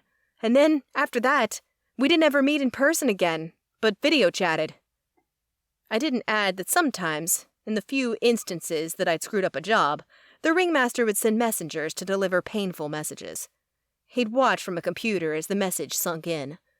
The scars on my back were a testament to how vile and cruel he could be. Every single time I saw him, he wore a mask, the exact same one that I saw. I took the whiskey Harper offered and shot it back. The liquid burned like fire going down my throat, but the scary image remained locked in my head. Are you sure? Harper insisted, sitting down on the other side of me to grab a brownie and stuff it in her mouth. There were so many people outside. Most wore masks. What if it was just something that reminded you of your old boss? We were driving, and it's dark, hard to see. Everything she said made perfect sense, yet that mask had been the same one I'd seen for years on the other end of my video chat. The same sharp planes, the same tone of blackness and sheen of silver. The same ice-blue eyes behind it. If that wasn't the ringmaster, the resemblance was uncanny. I can't be sure, I admitted, but it seems like an enormous coincidence. That mask showing up in New Haven at the one place where wearing a mask wouldn't be strange? When I'm here? And while I owe so much damn money? Once again, my thoughts returned to the vault in La Bastion. My vault, which according to Tobias and Shay brimmed with treasure. Would it have enough for me to pay back my debt? Was it too late? Was the ringmaster scouting me, preparing to send his assassins? Shit! Surely that was worse than him sending others to scout. I defended my old boss so thoroughly that he was personally seeing to his revenge. I groaned, poured more whiskey into the tumbler, and tossed it back too. My roommates exchanged wary glances. We need to tell Luca, Shay suggested softly. And you need to be on watch again. It will be more obvious this time, though. Both of our necromancers are under surveillance, so Josiah's ravens can't do it. Closing my eyes, I shook my head. This was too much. I'd seen more serious shit in my life, done things I wasn't proud of, but being chased by the ringmaster was my worst nightmare. He was a monster, capable of things that haunted my nightmares. You know what? I want to go to bed. I stood and wobbled. The whiskey had gone straight to my head. The house is secure? Previously, Shay had told me that between her and Luca's magic, her home was impenetrable, but I had to be double sure. My old boss had wriggled people like me in and out of situations that seemed impossible. The ringmaster always succeeded in getting what he wanted, whether it was the head of someone who crossed him or a priceless jewel to sell to some Russian oligarch. And though the ringmaster didn't usually do his own dirty work, he could. At this point, I was certain he could do practically anything, no matter how terrible. You said he was human. Shay double-checked. As far as I know. Harper poured me a cup of tea. The house is secure. Now take this upstairs. You said you wanted whiskey, but... I took the cup. Tea wasn't appealing, but she was looking out for me, and I'd had so little of that in my life. I appreciated the gesture. I'm gonna call Luca now, the wolf added. Expect a message when you wake up. He might be busy with the necromancers right now, but he won't let this slide. He'll probably demand to pay your debts. And this time you should take it, Shay urged. Don't be too proud. My stomach clenched. The Nephilim was spot on with that accusation. Before, I'd been too proud to take money from the Coven. I wanted to claim my power and pay off my debt the right way, by myself. In no way did I want to transfer what I owed from one person to another. I wanted to stand on my own 2 feet. However, if the ringmaster was here, surely time was running out for me. It might already be totally gone. Sure. I threw them a wave. Without looking back, I climbed the stairs to my room, dreading falling asleep that night, knowing that in my dreams a black mask would haunt me. How was the party? Benedict asked sleepily once I entered my room. I didn't bother to turn on the overhead light. The street lamps provided sufficient illumination for me to see, so I crossed the room and set the tea down on my nightstand. Fun, until it wasn't. My familiar sat up, light amber eyes flashing in the darkness of my room. What happened? The ringmaster. I saw him. What? Benedict exclaimed, his face horror-stricken. I shuddered. He wore a mask, and I only saw him from far away, so I might be wrong, but I doubt it. Suddenly, my body, that had become cold since I'd spotted the mask, felt 1,000,000 times more frigid. I'm going to take a hot shower. Try to calm down. I'll wait right outside the door. I highly doubted a cat, magical or not, would stop the ringmaster, but his gesture was sweet, caring. Thanks. I closed myself in the in-suite bathroom, undressed, and turned on the water. Not bothering to make sure it was the perfect temperature, I got into the shower. Right away, scalding hot water streamed down my body, chasing away the chill. Forcing the tears to stay in my eyes, I stayed under the stream. I wouldn't cry. No matter how much this sucked or how terrified I was, I refused to lose it. Instead, I closed my eyes and let the stream beat down on me, pretending that it would wash away all my troubles. If only life were that easy. Once the water ran cold, I turned it off and reached for the towel on the rack. My hand found a soft fluff, and I wrapped it around me, quickly drying off and going to the mirror. My hand wiped away the steam-induced fog as I shook my head. I looked like I'd seen a ghost. Worse, I muttered to myself. A psycho with access to the best thieves and assassins on the planet. Meredith, are you all right? Fine, I lied to Benedict.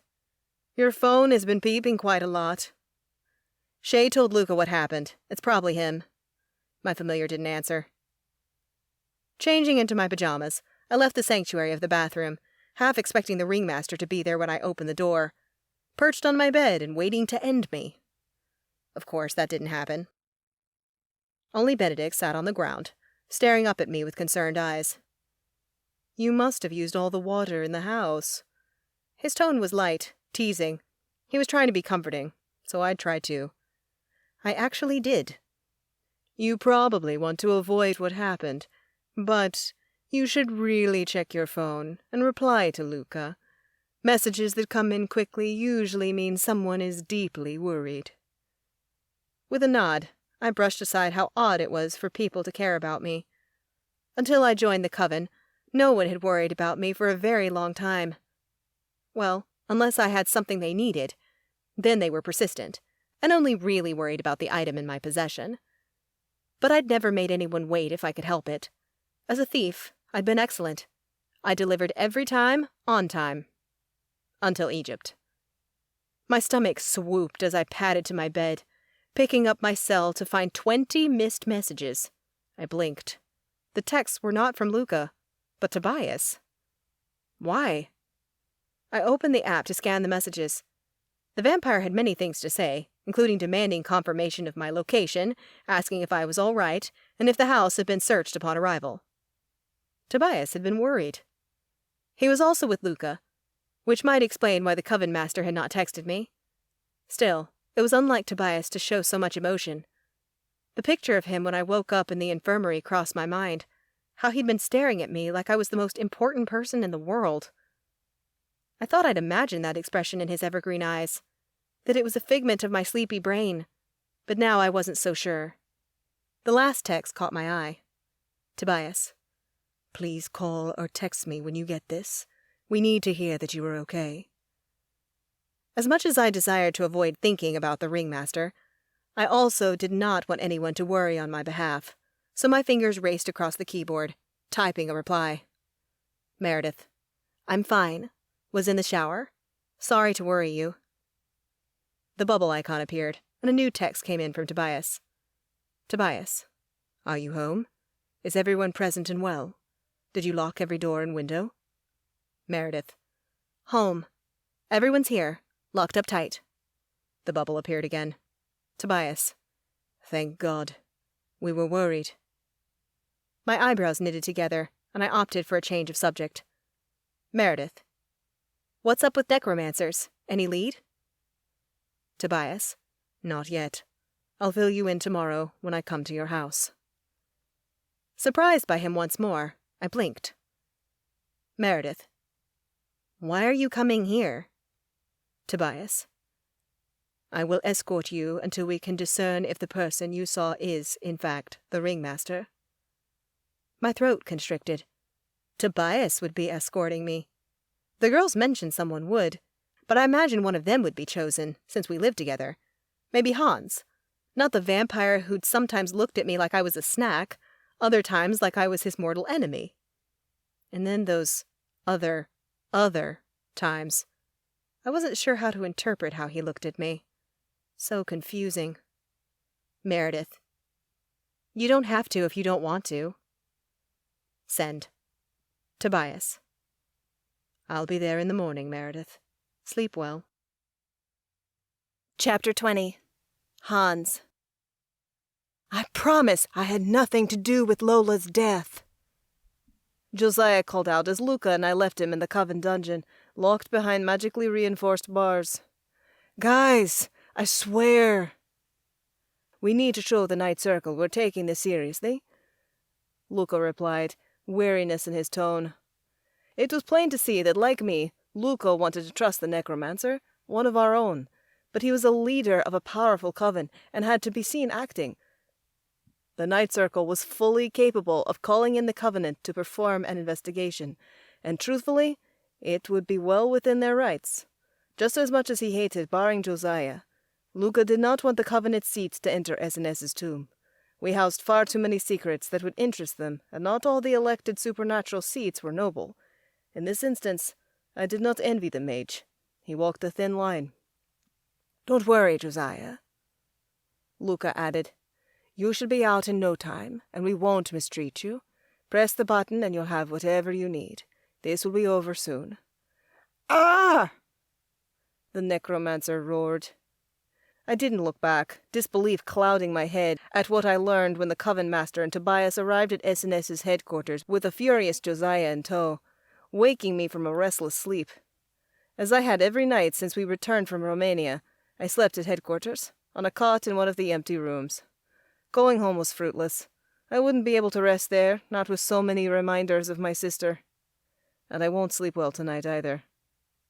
I was still struggling to come to terms with the fact that there had been an attack on a hedge witch at a Coven gathering, an attack meant to steal Lola's magic. Why? 2 years ago, Lola and I had gone on a couple of dates and eventually decided we were better off as friends.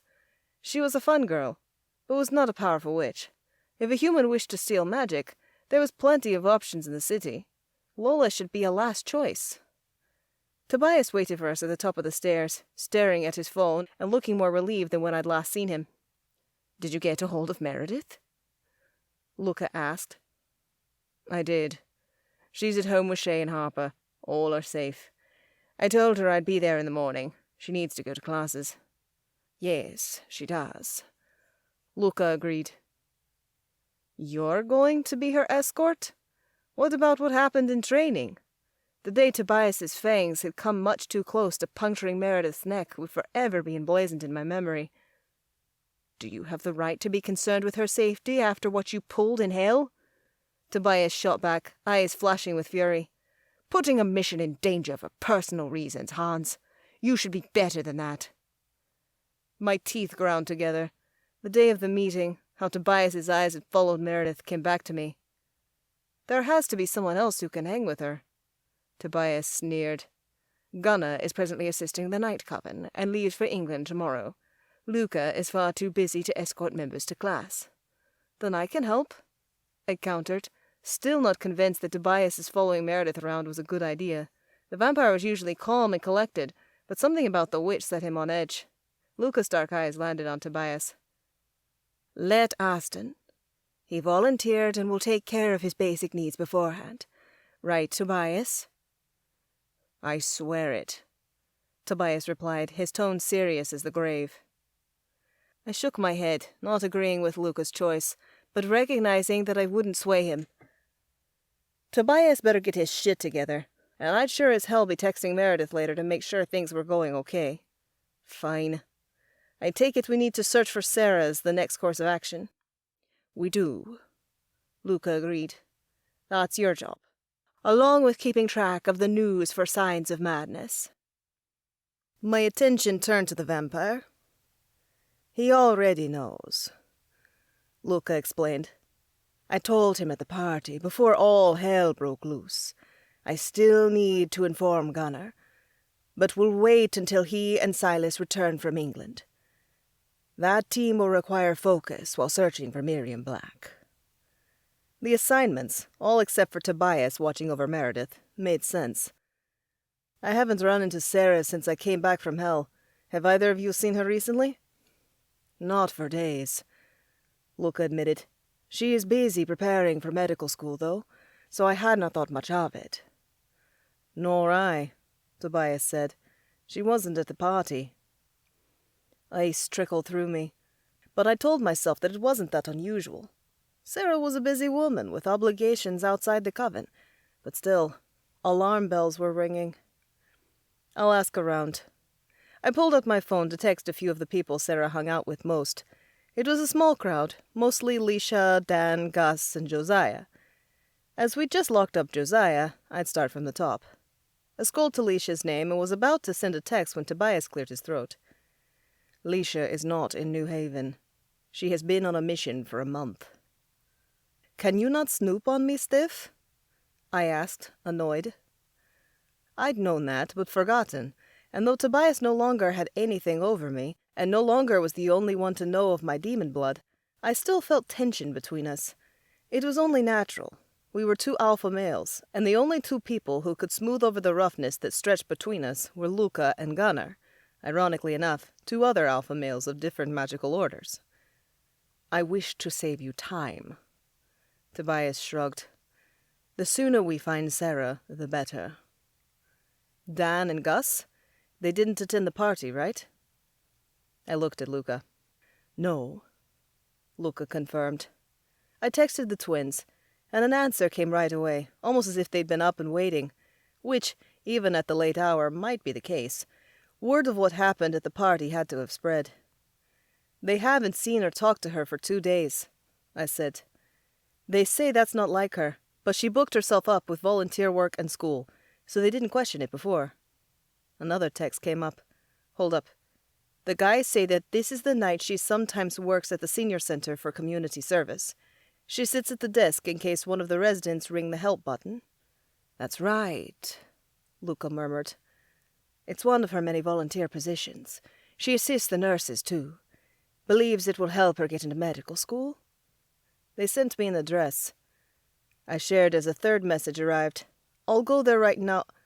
Okay, so what the heck is going on? A sharp feminine voice cut through me, tightening my throat. Please tell me you three have a plan to deal with this ringmaster. I hate seeing rooms like this. I turned to find Shay, but she looked away quickly, a recent quirk that was becoming much too common.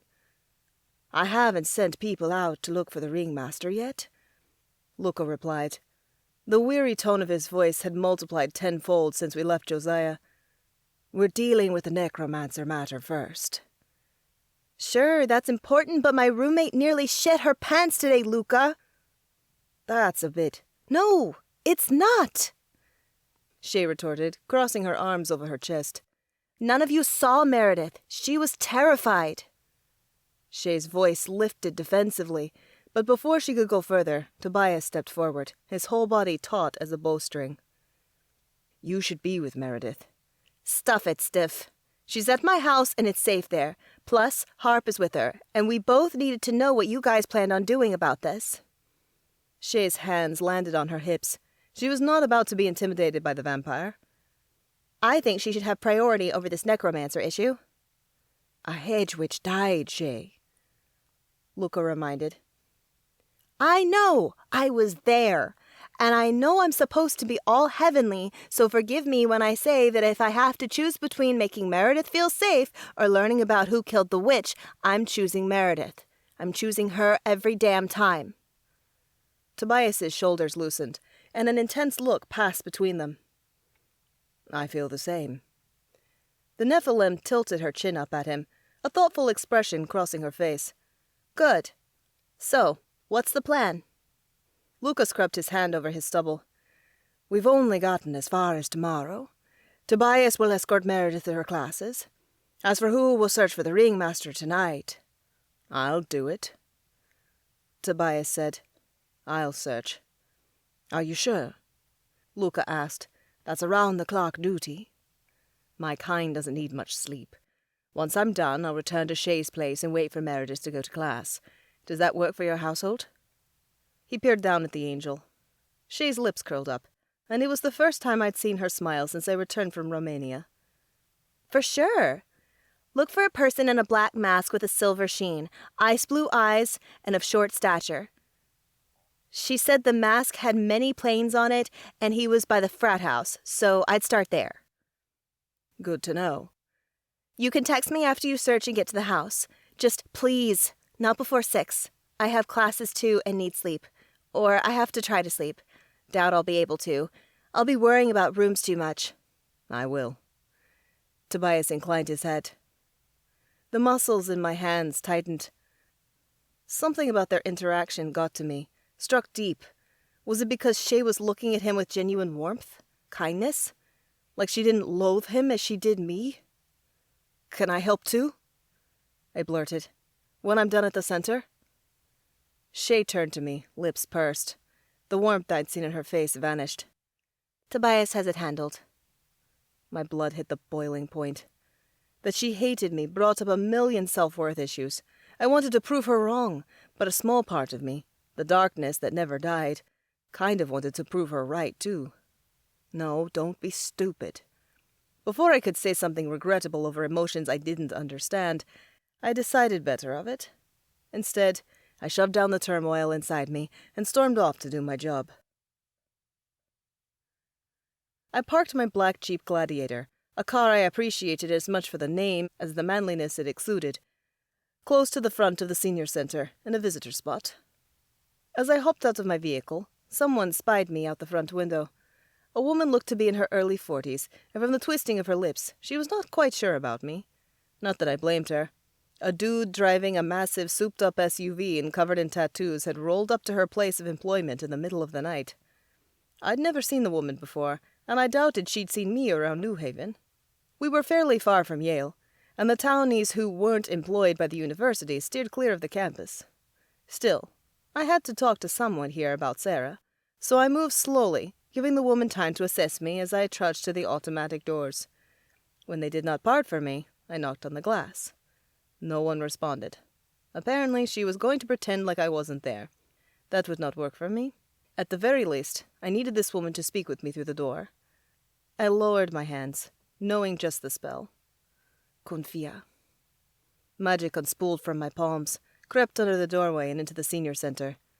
Pasting a smile on my face, I waited a minute for the spell that enhanced trust to take effect. Once I thought it had seated, I knocked again. This time, the woman appeared, no tension lighting her face. She came to the door, though she didn't unlock it. That was fine. I'd rather the lady be careful. A word was all I needed. Hi. I gave her a friendly wave. I'm Hans. I'm a friend of Sarah's. Oh, hello. It's kind of late for a visit. The woman didn't offer her name and looked around. The spell was working, but she might be extra untrustworthy by nature. I know. And I don't mean to interrupt you while you're at work. I was wondering if Sarah was here. If so, can you show her down? The woman's eyes widened. She's not. There was more. Something she wasn't saying. My palms itched to try the spell again. A double dose might make her more receptive, but something in me urged me to refrain. I didn't want to leave this lady in a bind if something happened after I left. Is there something else? The woman asked. How do I play this? I'm surprised. I thought she was supposed to work tonight. Well, that's because she was. What? So I'm not crazy. Did she call in sick? I've been trying to reach her but couldn't. The woman's eyebrows knitted. You're just her friend, right? She knew that Sarah and Josiah were together then. Did she suspect Sarah of two-timing Josiah? Or did she think I was a stalker? We're studying for the MCAT together, I fabricated. She missed the meetup, so I was checking in on her. It's unlike her to miss our study sessions. The woman's shoulders softened a bit at that. I shouldn't tell you this, but if you're trying for med school, you're probably a lot like her. Ambitious. Don't want to fail. And yes, missing engagements is unlike her. The woman trailed off on an exhale. Sarah was supposed to work tonight and last night. She never showed or called. And no one has gotten a hold of her? Afraid not. The skin on the back of my neck prickled. Josiah had mentioned that his girlfriend was busy. Not that she'd been laid up or MIA. Did he know? Were they the kind of couple who didn't speak for a few days and everything was fine? No. At the tomb, they were inseparable. Sorry I can't be of more help, the woman added. But I have to run. A resident is calling. A beep from inside met my ears. She was telling the truth. There was no need to pry any longer and make someone else suffer. I'd gotten what I needed. Thanks for your time. I waved and walked back to my truck, hopping in and starting the engine. Next stop, Sarah's apartment. I drove on autopilot, recounting the events of the night.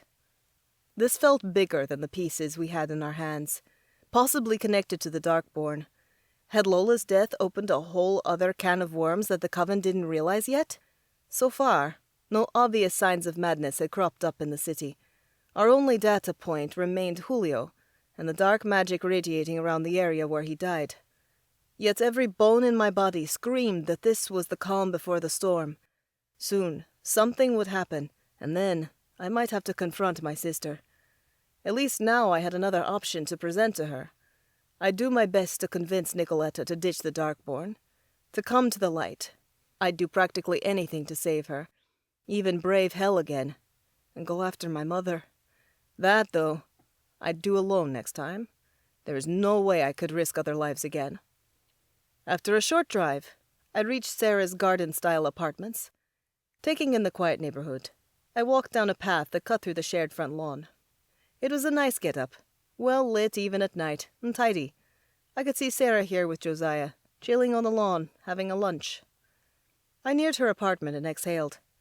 Lights were on inside it. She was probably awake. Trying to make extra noise so as not to catch her off guard, I stomped up the 2 steps leading to the door, opened the screen, and knocked. The door creaked inward, making ice run through me. It had been open. "Sarah?" I called out loudly. "Hey, Sarah! It's Hans from SNS. Are you here?" In answer, a cat meowed. Glancing around, I found a kitten perched on the back of the couch. His tiny claws had torn the fabric to shreds. Recently, too. The bits of sofa were all over the floor. As if the kitten knew he'd be in trouble, he darted out of the room. "Sarah?" I took a step inside, yelling louder. "Are you here? It's Hans. Your door was open, and I don't want to freak you out, but I'm coming inside." Still no reply. The cat had darted toward the back of the apartment, where lights blazed. Following a hunch, I followed in the kitten's tiny paw prints through the living room and into a small dining area attached to a kitchen. A kitchen that had been tossed. "Damn it to hell," I muttered, taking in the broken plates and glasses. Dried noodles were everywhere, and a wilted salad sat in a bowl, one of the few untouched items in the room. Most telling, a spaghetti sauce-stained handprint smeared across the countertop. A struggle had taken place. The necromancer wasn't skipping out on a community service or busy. As Josiah had said, Sarah had been taken. Chapter 21. Tobias. Footsteps echoed inside as Shay approached the door. It was 10 minutes after 8 a.m., and I'd spent the entire night searching New Haven for a man wearing a silvery black mask, a losing prospect if there ever was one, but it had to be done. In matters of safety among members, S&S left no stone unturned. How'd it go? Shay asked, opening the door. I found nothing. I considered mentioning what Hans discovered at Sarah's apartment, and Josiah's denial at having anything to do with it, but promptly decided against it. So far, the wizard only told me and Luca, and the Coven master wanted to personally assess the apartment before informing others about what happened. I've scanned your neighborhood, and completed a perimeter sweep of your home. There is nothing of note around here either. Annoying, but good, I guess, Shay muttered, and gestured for me to come inside. I stepped over the threshold, and the sense of 3 females smacked me in the face, though of course, one stuck out most. Jasmine. A fresh spring forest. Meredith. Mare's room is upstairs. Shay walked past me into the living area. She's sleeping longer than usual, but given the events of last night, I can't blame her. I'm sure she'll be up soon, though. I know she doesn't want to get behind, and she always eats before class. You can wait down here. I have class to get ready for, too. Very well. Do you want anything before I go? I don't have blood, but we'll swing by the Coven and stock up on bagged blood for you while you're escorting rooms. Do you drink coffee?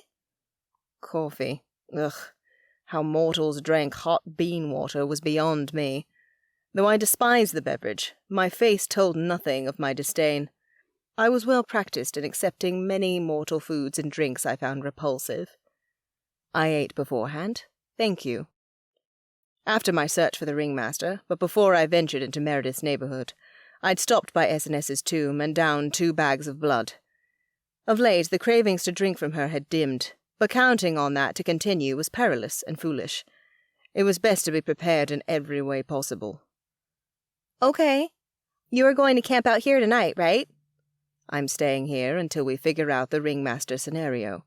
Luca has others searching for the mystery man while I escort Meredith to classes. A relieved breath escaped the Nephilim. Thank goodness. The wards around my home are excellent, but something in me is niggling. I'd put good money on the idea that the ringmaster is more than what he seems. But at least with you around, my chances of getting a full night's sleep are better. Her note that the ringmaster could be more than just a vengeful human struck me as interesting, but I said nothing. The Nephilim took it as her cue to return to her room. After Shay left, I remained alone in the living room, studying the decor. It wasn't the first time I'd been here, though this was the first visit in which I'd planned to remain for any significant length of time. The home had once belonged to Shay's mother, Angelina Ramos, a business mogul and Covenant seat who sold the estate to her daughter for half of its value. I suspected Shay had not taken the time to redecorate, as Art Deco furnishings dominated the room. Or perhaps she liked her mother's taste, but to me, it did not seem like the Nephilim's style. I went to the dining room table. Papers and books lay scattered across its surface. The ladies appeared to use this part of the house not to reunite over a meal, as had been customary in my human family, but for study sessions. One book, a smaller one on Cleopatra, caught my eye. The instant I picked it up, Meredith's scent filled my nostrils. Unable to help myself, I brought the book to my nose, inhaling, savoring the sweet, fresh scent. It was hers. Was she interested in the famed seductress and leader? I would have taken you for an old book guy, not one fresh off the press. Her voice came from behind me, catching me off guard. I'd been lost deep in thought. And she'd caught me sniffing her belongings. How inane. I cleared my throat and turned to face the witch. This time, perplexing warmth flooded my body, but I brushed it aside. I appreciate all books, but thought there was a unique scent on this one. The lie slipped from my lips. I was mistaken. You like the acclaimed Pharaoh? We studied her in class the other day. I guess you could say I've developed a low-key obsession. She was extraordinary, and often misrepresented. The witch's lips parted, her eyes lighting up instantly. I totally agree. Not that I'm surprised the others didn't get her. I'd known many strong women in my life, and heard their tales. Even the most normal of women, if there was such a thing, seemed to be undervalued in society. Instead of going further down that path, however, I pivoted to a lighter topic, one that might keep her mind off her current predicament. Will your familiar join us? Meredith let out a humorless chuckle.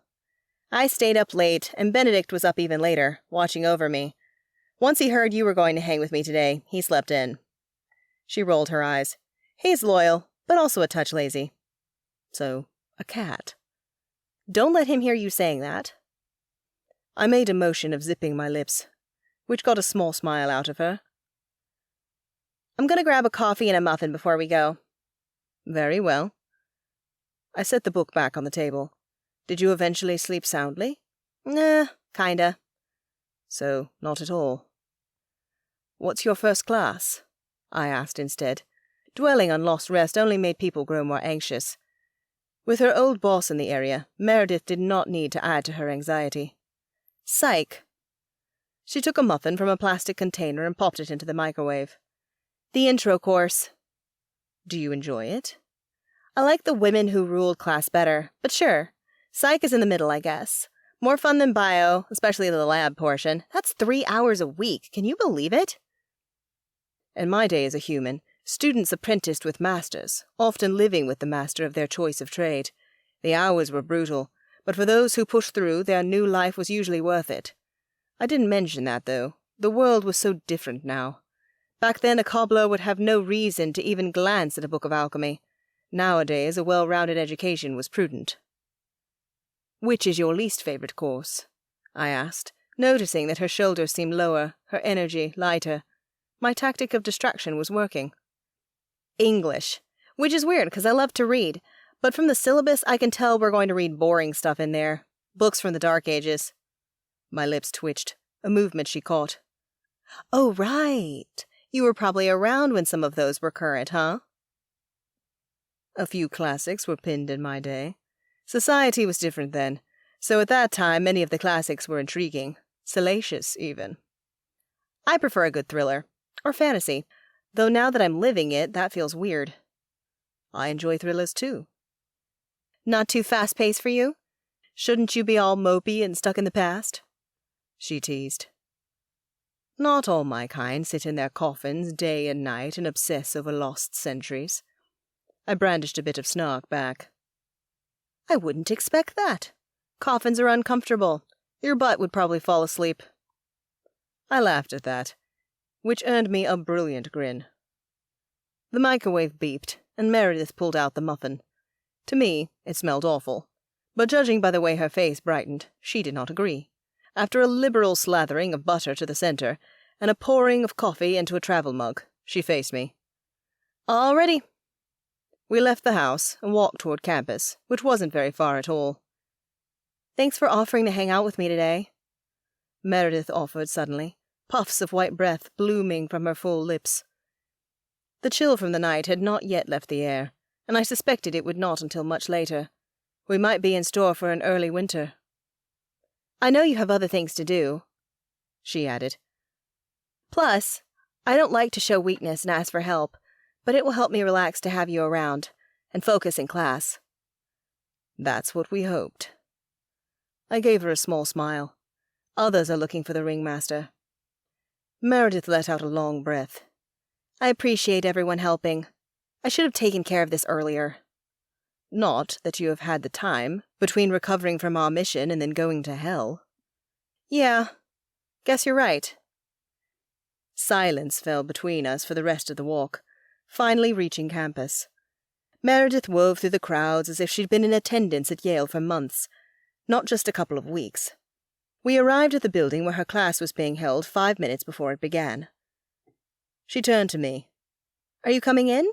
It's a large amphitheater-style room. I bet the prof wouldn't notice that you're not enrolled.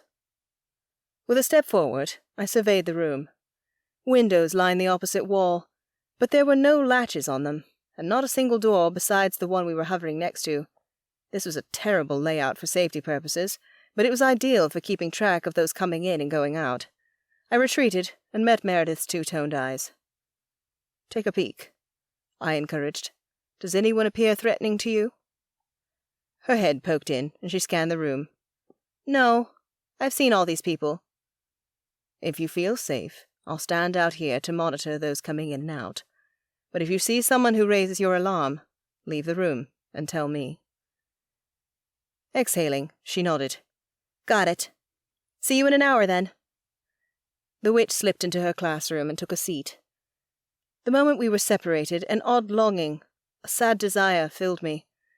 Shaking my head, I tried to fight down the emotions that the blood exchange bolstered inside me. "When will this end?" I muttered, watching her settle in before I eased away from the door. A few last-minute students rushed down the hallway, entering the same class. Each passed me a confused look. But I smiled, and their defenses fell quickly. A simple, friendly grin or wave usually did the trick, and not because I was extraordinarily inviting. In general, humans were quite susceptible to vampiric charms, making them easy prey. A power-hungry faction of my order claimed that our ability to manipulate humans indicated they should not be on top of the food chain. Raphael, my own brother, might even be among those vampires now. Since leaving his castle and returning home, I had had little time to think about the stint spent in Italy. Though it had not surprised me when Rolf said he was bored of bowing to humans. And I'd not believed him for a second when he claimed he spoke in jest.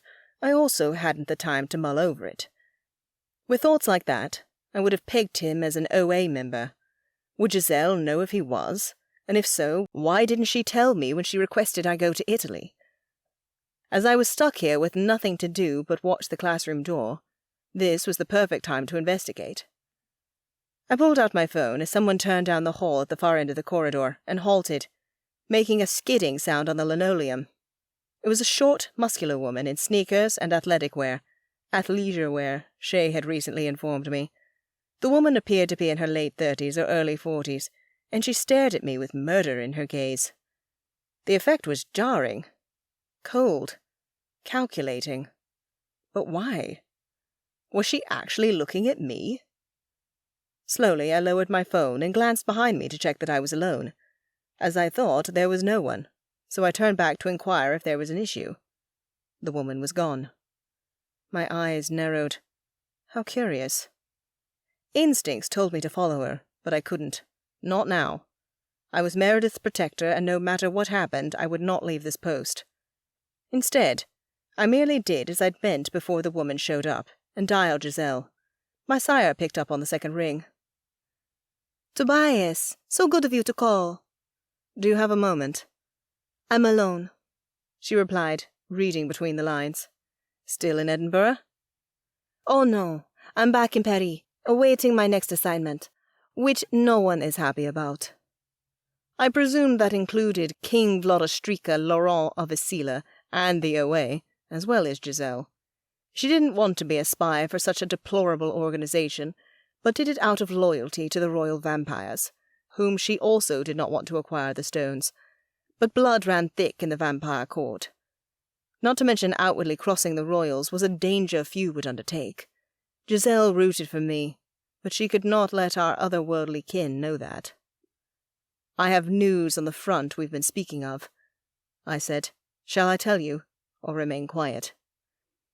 A pause expanded between us. "Keep quiet. The king's advisor in this world will come by any day, and I do not want to involve you. Not if I can help it." The muscles in my neck tightened. Giselle remained loyal to her children even more than the royal vampires. What would happen if the blood learned that she was withholding information? Information she could extract from me because she was my sire. Actually, that would be the better deal. Far more agreeable than the royals paying me a visit themselves. "How was your trip to Castel Remoneau, Tobias?"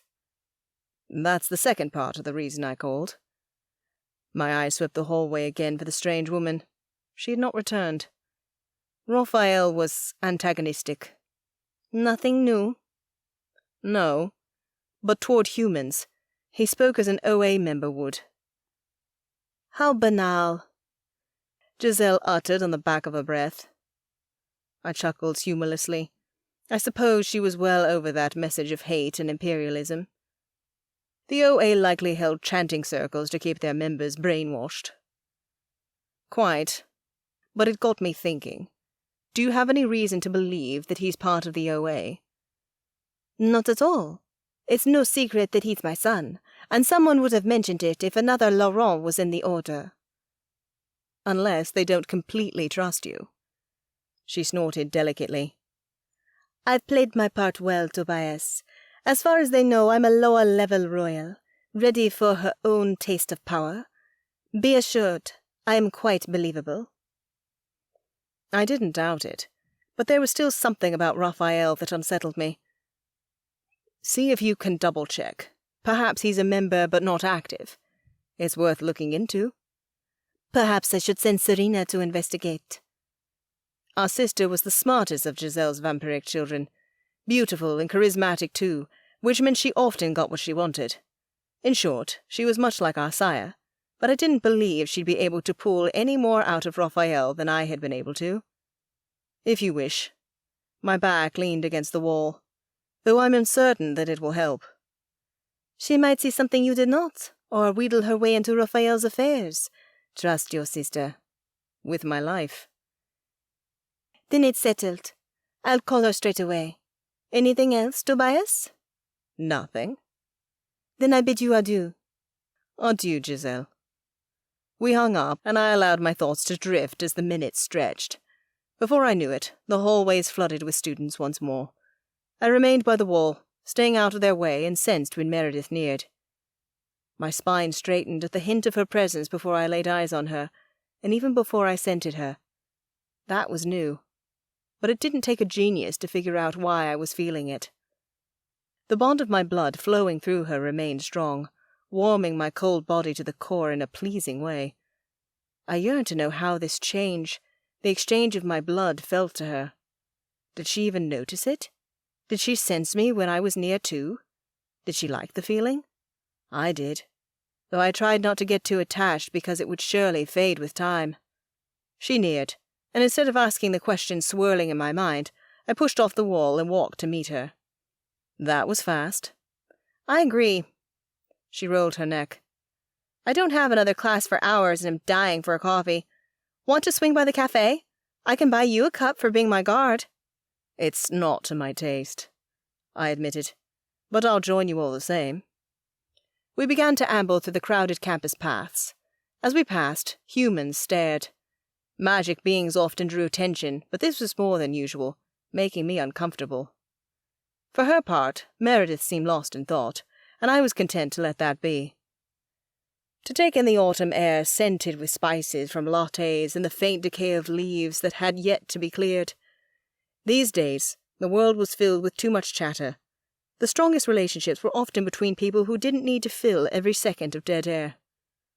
But we're not in a relationship, I reminded myself. Too dangerous and pointless when she'll perish, and I'll persist. Once, I'd coupled with a mortal woman. Never again. The loss devastated me. If I felt half as much for Meredith as I did for my lost love, and if I lost the witch, I wouldn't live through such a tragedy again. Meredith halted, shattering the morose thoughts of my past. Tobias? I sense something. What? My eyebrows pinched together. Danger? Do you feel the ringmaster? No. She lifted her hand, decorated with the moonstone ring. Her eyes were wide as we scanned the campus green and the buildings surrounding it. My ring got warmer, and then pulled me this way, almost like my magic does when I'm seeking stuff. I drew in a breath. Do you think?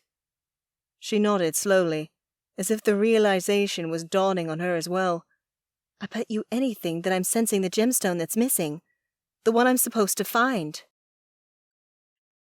Chapter 22. Hans. My jeep jostled as I drove over the train tracks to the grittier side of New Haven. After discovering Sarah's apartment, and concluding that she had probably been taken, Luca decided we had to share this information with the Night Circle, Lola's Coven. Not because it was any of their business what happened to our members, but rather a kidnapping appeared to clear Sarah of the guilt. On the flip side, it perhaps proved motive for Josiah, though when confronted with Sarah's disappearance, he maintained his innocence. As much as I hated to think he was guilty, right now things weren't looking good for my man Joe. An initial survey of New Haven revealed there was only one other necromancer living in the area. We'd been quick to visit her, only to discover she was an old woman and had an airtight alibi for the night of Lola's murder. She'd hosted a party for her grandchild at her home, and at least a dozen people could vouch for the woman. Joe was still a prime candidate. With the hedge witches placing so much blame on Josiah specifically, and him being a member of S&S, we needed to be as upfront as possible with them. If they thought we were hiding things that had to do with the Night Circle, they would talk. They'd inform the Covenant, which would bring in a powerful ruling body. The Night Circle might even spill Coven secrets they'd pieced together over the years, and S&S had many secrets that should never, ever see the light of day. Slowing at a stop sign tagged with graffiti, I took a right into a neighborhood filled with squat, run-down homes. Not everyone in Lola's Coven lived in this area, but she had called this neighborhood home, as did her mother, Glenda Marigold, the leader of the Night Circle. Though it had been a long time since I'd been over here, I drove on autopilot all the way to the one-story blue home where Lola had been born. I parked in front of Glenda's house, right next to the truck I'd once spent hours working on for Lola. Just the sight of it made my heart clench. We weren't close, but she and I had shared some fun times, and she was a sweet woman. She hadn't deserved to die. By the time I exited my car, Lola's mother, a red-haired woman with fire in her eyes that reminded me of her daughter, burst out of the front door. "You've got a lot of nerve coming here." Glenda thrust her finger at me. Her eyes were puffy and red. I expected that she'd spent all night and morning crying. Tread carefully. With my SUV between us, she couldn't see all of me, so I held my hands up, hoping to assure her I came in peace and to dissuade her from trying anything. I wouldn't fight the witch, but I would defend myself, if need be. "Glenda, one of you killed my daughter, tried to steal her magic, and now you drive up to our house like you have the right? Explain yourself, boy." "We're trying to be open with you." I inched around the car to face Glenda. Somewhere down the street a door slammed, and from the corner of my eyes, I saw two more people approaching. My stomach sank. They too belonged to the Night Circle. "If you want to talk, you should call," Glenda scolded, her voice breaking with the words. "I could barely stand to look at you. You should thank the goddess that I don't get my athame and stab you right where you stand." The words resonated as threatening, though the fresh tears streaming down her face made it very clear they came from a place of hurt rather than a thirst for violence. Glenda wasn't really like that. Neither was Lola. None of the hedge witches I'd met were. "Coven Master Luca wanted you to know that Josiah has been indefinitely detained while we investigate, and I went to Sarah's apartment last night," I said softly, determined to do the job I'd been sent to do. "She's the other necromancer in your group." The man who'd approached, I thought his name was Greg, spat. "Unnatural. You keep so many of them around." Most people my age or younger didn't consider necromancers unnatural, but for the older generations, the prejudice against the magical order was real. Greg's words sent waves of unease through my body. If he knew I was hell-blooded, he would probably try to gut me where I stood. "Our coven celebrates diversity, and everyone has a place," I explained calmly. "Unfortunately, when I went to Sarah's, I found evidence that someone removed her forcibly from her home." The anger on Glenda's face faltered for a second, but then her eyebrows pulled together, and her body stiffened.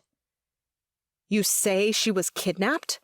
If you think that's anything compared to what happened to my daughter, you've got—" "I'm not saying anything to diminish what you're going through. Lola's death is a tragedy, and nothing I could say or do will erase that or make it easier." The words hung in the air, testy. In truth, one thing could erase Lola's passing and restore her to this world. Necromancers possess the power to bring the dead to life, but the perished would never be the same.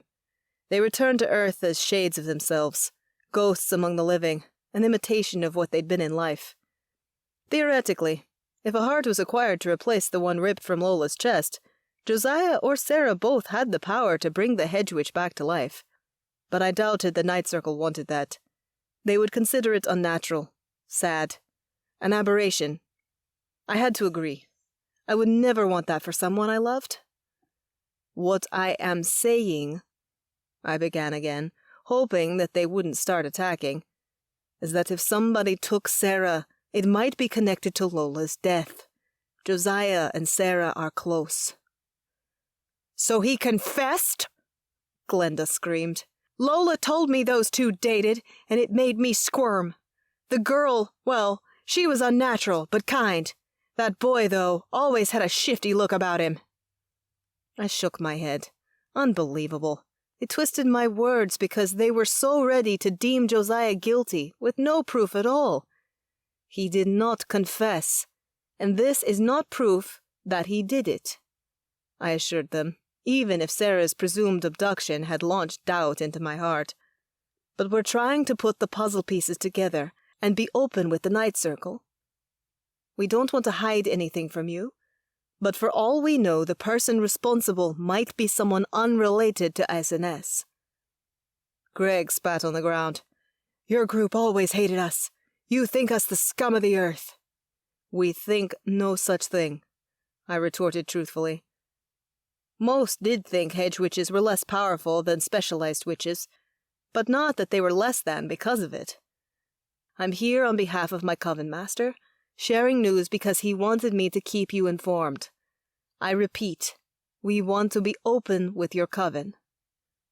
But what if it is true? Glenda's chin jutted upward. What if that nasty necromancer killed my Lola for her power? I swallowed. If we discover this is true, the Coven will take measures against Josiah. I'm sure you all can agree that SNS knows how to provide an appropriate punishment. That got them. For a moment, all three were silent, and I didn't have to guess why. Twice, a traitor had been found in the Coven, and twice, our society punished them so harshly that they probably wish they were dead. If it's someone out of your Coven, we want to deal with them, Greg demanded, and the other man nodded vehemently. Fine. If we discover another necromancer or anyone else is guilty, we will bring them to you. Glenda scowled. You bet your ass you will. A motorcycle skidded around the corner and barreled down the street, coming to an abrupt stop in front of Glenda's home. A young man hopped off the bike. Aunt Coco! She's dead! What? Glenda's hands flew to her mouth. How? The young man shook his head. I couldn't get to the house because Coco locked it up tight. She was an ace with her charms, but I saw her face through the window. It was so blue. She might have choked on something. Glenda snapped her fingers at me. You, come with us. You can get us inside. What if the necro is guilty over this too? Greg snarled. I wanted to deny it was even possible, wanted to leave, but that would look bad for SNS, so instead, I'd stay quiet and help. I'll follow you, I said, rounding my jeep. All except the young man piled into Glenda's car, and I trailed them to town. With each stop and turn, I wondered what we'd find. Would this implicate Josiah? Though I didn't want Coco dead, if she was, I hoped she was newly deceased. That way Joe couldn't be a suspect. Trying to ease my anxiety, I turned to the radio. Looking out for signs of madness in New York would be a welcome distraction. Things had been slow so far, but the way my day was going, it wouldn't be long until I heard something horrible had happened. As it turned out, it didn't even take 2 seconds. I apologize for interrupting your scheduled show, but this just in. A reporter announced in a somber tone. 12 people have jumped from the tops of their buildings today. The reporter seemed to pull her face away from the mic, and soft, indiscernible murmurs filled the radio. A cleared throat indicated their return. Oddly enough, they all jumped at the same time. To the second, eyewitnesses say. A shiver spider-walked down my spine. This had to be case number 2 of madness. The humans would debate about the root cause. Cults, a full moon, mushrooms, whatever they guessed would be wrong. None of them could foresee that an ancient evil stone was responsible. Luca would tell me it wasn't the stone that was evil, that it was the person who controlled it. But in respect to this, I didn't give a shit what Luca said. Out of all the 7 sacred stones, the pearl was the one with a bad reputation. The one that, even though the angels created it, was supposedly born of hellfire. The radio announcer kept talking about the suicides, mentioning every person and giving a brief rundown of their lives and accomplishments.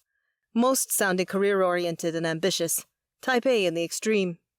I listened, trying to decipher other patterns, but when the motorcycle at the head of our follow train stopped in front of a home, I turned off the radio. The hedge witches might know about what was happening in the city, but if they didn't, there was no way in hell I was going to be the one who told them. They would probably blame the suicides on S&S, and in a way, they would be right. After all, Meredith had unleashed the Pearl, and she was part of the Coven now. It would be stupid to outright blame her, but these people were grieving, and their accusations were all over the place as it was. Best to stay silent. Once parked, I got out of the jeep. All the while, Greg and the other man glared at me, still not wanting me to be around, but Glenda jerked her head toward the door. "Get us inside. Be careful. I don't want to bust down anything and cost Coco money." If she's dead, that won't matter, I thought. Will she have defensive charms in place? Glenda snorted. "Just protections. We don't do that." She didn't say that was because they didn't have the power for defensive spells, but I suspected that might be the case. I strode up the door and laid my hands on it, making sure that Glenda was right and there weren't any defensive spells as well. She was correct. Only a basic ward could be sensed. Nothing strong like what a specialized warder produced. With a single word, I fully dismantled the protection. The deadbolt clicked open, and I slowly turned the handle, checking for another lock, but none provided resistance. "You should go in first." I turned to the hedge witches standing behind me. "It's open." The younger guy on the motorcycle ran forward, his face frantic. Seconds later, a strangled cry sounded, and Glenda swore and ran in after him. I followed last, wanting to make sure none of them thought I believed I should be there before them. By the time I got inside, there was a crowd around the body. The witch lay dead on the ground, and though the young man was right, her face was horribly blue. It was obvious Coco had not died from asphyxiation. No. Like Lola, her chest was carved open. "Her heart is gone!" Glenda screamed. "She's cold and stiff as a board," one of the older men said. "Must have been dead for hours." "It was that necromancer, then!" Lola's mother glared at me. "I demand that you put him down!" I jerked back as if she'd slapped me. "There's no proof yet, and he's not a dog." "He's a monster!" My throat closed up, knowing I could say nothing to these people that would make their losses hurt less. I'd seen what I needed to see, and I'd done what I needed to do. "I'll speak with my Coven master," I offered softly, knowing that Luca would want to investigate this death more thoroughly. Perhaps we could even get an exact time of death, something I was not capable of. "We will be in contact with your Coven, we promise." Glenda scowled at me once again before turning away. At that, I left, feeling like a piece of shit, and hoping we could get to the bottom of these murders. Chapter 23. Meredith. Taking in the campus's green, I spun, trying to pinpoint where the guiding pull was coming from exactly. Not only did I sense my seeking magic telling me that something I sought, even if only subconsciously, was near, but the ring I wore had warmed slightly too. Would it continue to get hotter as I pursued the stone? I peered at the moonstone on my finger. What would happen if I found the missing piece and put it together with my ring? How would that work? My teeth dug into my bottom lip. Surely it wouldn't be that easy. I'd probably have to visit a jeweler to get the stone set in place, but I inhaled slowly. One thing at a time. Find the gem first. "Is it close?" Tobias asked, his tone nonchalant. For a moment, I was offended by his casual manner, but then I remembered we were in the middle of Yale's campus. Hundreds of students streamed by us, many stealing glances our way, our supernatural energy luring them in a way they did not understand or notice. Tobias was acting as if this didn't matter for show, not because it wasn't important. As far as the Coven was concerned, and for me personally, the location of this missing gem was one of the most important mysteries to solve. My magic woke up, so I think it's pretty close, I confirmed, but it's hard to tell. How do the gem and the artifact Skull and Bones hired you to find differ? Other than the obvious that one was a femur bone and the other a teensy gem, I had no idea. Size? His eyebrows tugged closer together. The Pearl of Hell is not large, and your power wasn't even fully released. Yet you felt that in the tomb you raided, correct? He was right. Though of course, I hadn't recognized what I was feeling back then as magic. It had been. And it had been relatively straightforward, too. I frowned, confused. During that tomb raiding session, I hadn't even known I was a witch, or had my magic fully set free. So why, after I'd trained up a little, was this more difficult to pinpoint? Are there other parts of campus that are warded, like the S&S tomb? I asked, wondering if the problem wasn't me at all. The wards might be throwing me off. An expression of surprise flitted across the vampire's face. A few, actually, but one is quite close by. What is it? The library. The supernatural section? I asked, because though I hadn't spent a lot of time in any of the libraries at Yale, I'd heard of this one many times. Precisely. Tobias nodded. Both of your parents were witches? Yup, and they worked here, so they could have had access to many places. My heart raced as things started to click. Will you show me where that part of the library is? It's not so easy. Tobias countered. First, we must locate the librarians to be allowed in the Beinecke, which is the shell for the supernatural section, though finding them is not truly what I'm concerned about. They will have to document you and ensure that you're worthy, which will take a bit of time. Worthy? That's some elitist bullshit. I'll vouch for you, so it will be nothing like the background check I underwent to gain access. Tobias assured me, but you must understand that they cannot simply let anyone inside. There must be some test. The materials within the supernatural section are too precious. Let's start at the beginning, I offered, trying to move on from such blatant elitism. Take me to the entrance. Once we're closer, I'll let you know if I sense something. Maybe the missing gem isn't in the library at all. Follow me. The vampire started walking. I fell into step with him, doing my best to pay attention to the Seeker's magic and the ring at the same time, all the while appearing like a normal student. It was more difficult than I would have imagined, but the magic did seem to be guiding me in the same direction we walked. Within minutes, he stopped before a building. This is the Beinecke. He pointed to a strange-looking structure. I narrowed my eyes. Did that place have no windows? How depressing. Do your seeker senses tell you this is a place worth investigating? Once more, I tuned into my power. There's definitely a pull coming from this area, but it's not much stronger than before, probably because we didn't go that far. Also, there are wards, both around this larger library and the supernatural section. That could be dulling your senses. Tobias whispered. I glanced at the building that might help me uncover my secrets. Why does it look that way?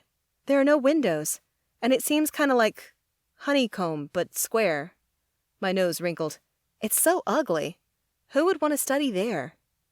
Many, but few are permitted. Tobias replied. The reverence in his voice was undeniable. We must protect the past, and this library is for rare books and manuscripts only. They are of great value and fragile. The section we're looking into is even more hermetic. Come along and see for yourself. We entered the building, and my eyes widened. An amber glow filled the room when light passed through the seemingly solid marble walls. In the center of the building, a showstopper glass tower stood, filled floor to ceiling with books. Incredible, I breathed. But how? There are no windows. They chose a special marble that filters light from outside. Well, then I take back what I said. I'd totally study here. It is a marvel, isn't it? We'll have to check you in first, which means finding the normal librarians. He walked to a set of stairs and descended, leaving me gaping at the tower of books. Meredith? Coming, I replied, and began to follow, only to have heat sear my ring finger. Ow! Mother effer! What happened? In an instant, Tobias stood next to me again. A passing person blinked, probably having noticed the blur Tobias caused using his vampire speed to get to me. My protector didn't notice the person's confusion, and a moment later, the onlooker shook his head, clearly thinking he'd imagined it. The ring burned me. My eyebrows knitted together as I gripped my hand to staunch the pain. But it's not hot anymore, just warm. Like it flared, and now it's a pleasant temp. Do you think that means we're close to the missing gem and the ring wanted to get my attention? Perhaps. Are you using your magic? Crap! I'd been momentarily mesmerized by the library and had spaced out on using my power. Quickly, I called on my seeking abilities, doing another internal check. It is stronger in here. We're getting closer. A smile split my face. We found it so fast. We haven't succeeded yet, so do not assume we will. His words were intended to be cautionary, but he sounded proud, too.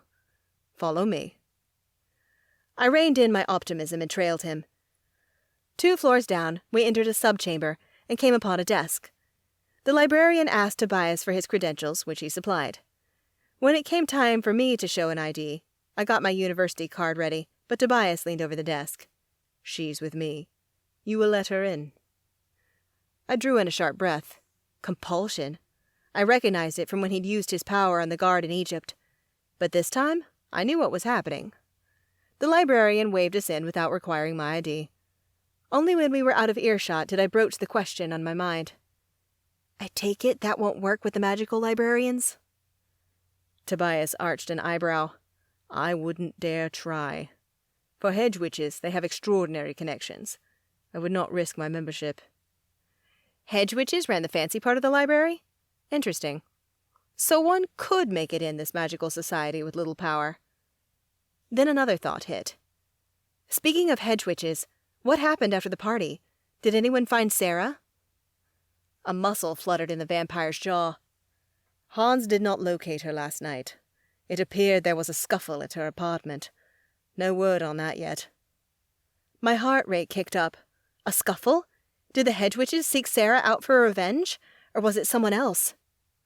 Did she have enemies? Unlikely. She was so sweet and wholesome. Still, I had to ask. Not that I'm aware of. Tobias turned down an aisle between shelves. This way. I sent a librarian. She's nearby. You sent... Oh. My eyes widened, and I resisted the urge to sniff my pits. How far away can you smell people? Another chuckle, this one light. A flash of heat cut through me, and I smiled as the warmth spread, the sound of his laughter lifting my spirits. You smell good, don't worry. It's more that I am quite familiar with the sense of this witch and wizard. We wound through the aisles of books, and as we went, I caught glimpses of their spines. Those books didn't seem that old. I'd bet the oldest ones were in the glass tower we passed in the lobby, or maybe elsewhere like a cage devoid of light and moisture. I'd only been here a few minutes, and already my skin was dried up, my lips too. If the strange marble that acted as windows told me anything, it was that this library took preservation seriously. Ah, I believe I've found her, Tobias said, pulling me from my thoughts. This way. When we turned down the next aisle, a steel-haired woman appeared. At our approach, the lady's head lifted. She glanced past Tobias, citing me, and she dropped the book she was holding. You've come, the witch announced. Over his shoulder, Tobias threw me a curious look. I shrugged. I'd never seen her before in my life, and I'd certainly never been inside the Beinecke. Wisteria, this is Meredith Stone, a new member of SNS. Tobias offered, stopping before the woman. I'm aware of who she is. Dark brown eyes lined with many wrinkles raked over me, as if measuring my worth. Gavin and Lynn's girl. You knew them? I did, child. Your mother came to the library all the time, and now that you're here, I expect you might be looking for something." "I am," I confirmed, brushing off the child comment. This woman was probably in her 80s, so I suppose that, to her, anyone under 40 was a child. I should probably be happy she didn't call me an infant. I held up my hand and showed her the ring.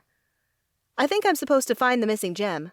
We have a hunch that it might be in the supernatural section." Wisteria's lips curled. "Perhaps. We will have to undergo the routine test to see if you're allowed in the section that Bellamy, my husband, and I protect." I frowned. "I'm pretty certain it's here. I sense it." "Well, then you'd better get started, no?" Wisteria arched an eyebrow. "After, of course, you procure a sponsor." Her unwavering stare went to the vampire. "Tobias, I must officially ask, are you willing to use your invite on this witch?" "I am. I shall document it." "Very well." Tobias agreed. The exchange struck me as weirdly weighted, but I didn't have time to dwell on it. "Now," Wisteria addressed me, "as you're not asking for membership and have a sponsor, I will allow you access to the library today, provided, of course, that you pass the aforementioned test. Which is, find the entrance to our clandestine section of the library. If you are successful, I will grant you access." The hedge witch glanced at Tobias again. "You will remain with me while she searches. Not only does she need to accomplish this without assistance, but we can fill out your paperwork now, detailing your use of your guest right." Wisteria looked at me again. "Whenever you're ready." I tried not to let my expression turn smug. I was a seeker, and my ring was definitely hinting at something. The missing stone's proximity, I hoped. Surely this would be cake. So, leaving the pair behind to deal with administrative matters, I began to wander. With each step, I took care to notice when the heat coming off my ring dimmed and got hotter. The library was huge, so my meandering earned me a lot of confused looks, and eventually I snagged a random book from a shelf, acting like a student visiting for academic purposes. Someone who belonged here. With the book in hand, people didn't stare quite as long and moved on more quickly. I continued to look, and after 10 minutes, doubt crept in. The library was big, but not that big. How had I known to come here? Been fairly sure of it, and with little effort. But this, finding the opening to a place that was surely close by, was difficult. Heat climbed the column of my neck, into my cheeks. I'd been so certain that this would be easy, and now I'd have to eat my cockiness. Maybe I need to regroup? I paused at the end of an aisle, in a corridor that felt particularly drafty. I nearly retreated into the shelves to fend off the cold. At that very instant, my ring burned like it had when I first set foot in the building. My heart skipped a beat. How could I be so lucky? Totally by accident, I was on the right track. No one was around, so I scanned the corridor with care. Nothing about it appeared special, but perhaps that was the point. Why would anyone hide an entire section of a library, one in which only magical people could enter, in a well-traveled part of the Beinecke? They wouldn't. And as I studied the ceiling, I noticed there weren't any vents there either to explain the strong draft. Must be magical, too. I shivered as I stepped into the direct line of the breeze. The temperature dropped a few more degrees. Though there were a few gleaming research desks in this area, all larger than others I'd passed, too, I sure as hell wouldn't study back here. Not without a fur-lined parka. With the ring on my hand still burning, I relied more on my magic.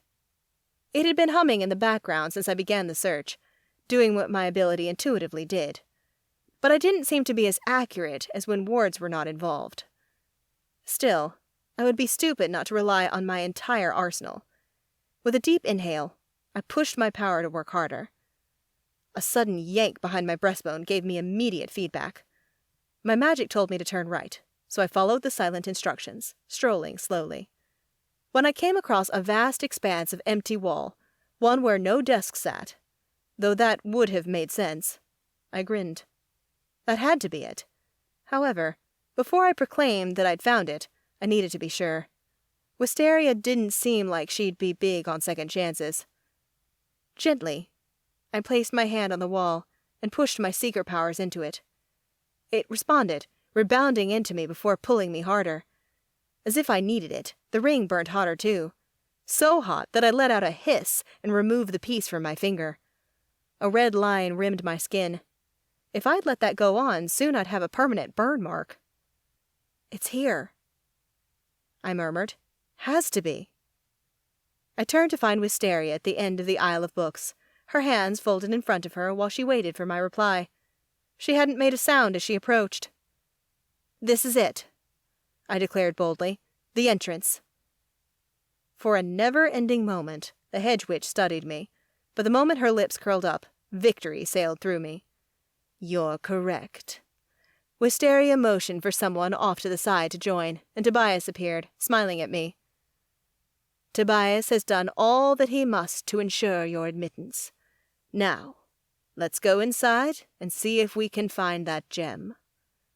The librarian joined me at the wall, and placing her palm flat on it, she motioned for me to do the same. So I did. A jolt of unfamiliar magic shot through me, and a gasp parted my lips. "Hold still," Wisteria instructed. Once again, I did as she asked, wondering if the wall would fall away, and if that happened, would others see the empty space? Wisteria didn't seem at all worried by that prospect, so I doubted it. As it turned out, I was right. All that happened was the surrounding area blurred, as if it wasn't solid. "Walk forward," the librarian commanded, "into the wall." I did as she said, and immediately found myself in another library that looked nothing at all like the Beinecke. Whoa! Old school. Something moved and I gaped, as a candle encased in a lantern floated out of an aisle and toward us. "Aren't you scared those will crash into shelves and break? The candle could burn down the library." Wisteria chuckled. "They're all enchanted. Nothing of the sort will occur."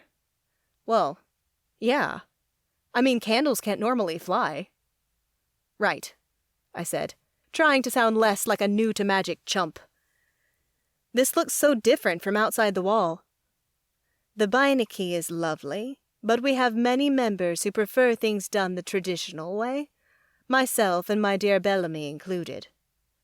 "As do I," Tobias agreed, appearing magically from behind. "Now, Meredith, I believe that if you're to find the stone, you'll need your powers. Wisteria told me she does not know where your mother hid it, only that your family was given free rein to safeguard the gem here." He raised his eyebrows, as if to say, "That's a big deal." "They told me a story with such dire implications that I could not refuse them anything," Wisteria whispered. "I was bound to secrecy so strong a witch of my powers could never break it. My husband is also bound. And if we knew, neither of us would be able to hint at its location. You will have to discover its hiding place and what it means in your own time." Nodding, I turned to face the room. This library, along with clearly being magical, appeared so old-world and rich. Every bit of furniture was made of dark woods, and there were even those green library lamps I always saw in movies. My moonstone ring remained warm, but not so hot that it would burn me, so I slipped the band back on my finger, hoping for gentle guidance. Studying the area, I walked down the main center aisle of the library, a path that bisected a row of 6 shelves. As I passed, I read the topics one might indulge in within the mystical section: demonology, vampire bloodlines, potions, mythical objects. I stopped when my ring burned hotter. Following the pull of my magic, I pivoted left to an aisle labeled Oracle Visions and Prophecies. Was that a sign? My stomach clenched so tightly it masked my magic's pull for a moment. I hoped not. Being the chosen one or whatever else through a prophecy was so not my jam. I wanted to do my part in finding these stones, sure. After all, I had been the one to unleash the Pearl of Hell on the world, but I didn't need to be the only one to save it. In fact, I really hoped that wasn't the case. Too much pressure. Suddenly, the ring seared the skin of my finger, And this time, it was far hotter. I yelped and yanked it off again, swearing at the band for betraying me. You didn't have to be so intense, I hissed. I get the picture. What happened? Tobias stood at my side a second later, leaving Wisteria to wait at the end of the aisle. I glared down at the circle of metal and the moonstone it displayed. The damn thing has a mind of its own. It's burning me at random. Perhaps it senses it will be whole soon and does not want to wait, the elderly hedge witch called out, an eyebrow raised. Yeesh. It wasn't just the ring that was impatient. Tobias's lips twitched. Let me know if I can help. Thanks, I said, appreciating the support even if I had to do this myself. Hesitantly, I slipped the mercurial ring back on my finger. When it didn't blast me with heat again, I exhaled. Then I tuned into my magic. As if it had been waiting for me to pay it proper attention all this time. The yanking sensation returned with a vengeance, guiding me where I needed to go. It was stronger than it had been before, too, which meant that I was close. Very close. My hand extended, waving in front of the tome, sensing for the energy that matched that of the ring. As if the stone was also impatient to be found, the air pulsed, sending a shiver of magic through me and straight to my heart. I shuddered. That was new. Slowly, I turned to the wall of books. Here? Tobias whispered. I think so, I replied, equally softly. I kept my hand extended in front of the towering shelves, waving it over the area more slowly, and taking time to pause in front of each tome. When the air pulsed again, this time surging noticeably from a leather-bound book wedged between two monster tomes, I stopped. The book emitting the energy was small, not much larger than a deck of cards. Carefully, I pried it off the shelf. The front cover boasted rich brown leather, but it was bare. No title to speak of. Less exterior decoration is common with older books. Tobias spoke as if he could read my mind. Open it. I did, my eyes bulging as they raked over the first page.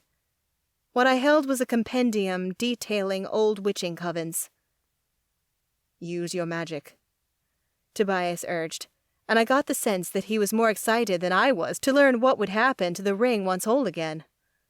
I held the book in one hand, like a server bringing a tray of drinks, and brought the hand with the ring to hover a few inches over the page. Once I was sure I wouldn't drop the old tome, I turned inward again, and to my utter shock, this time, my power acted on the object I held. The pages of the book flipped on their own accord, all the way to the back.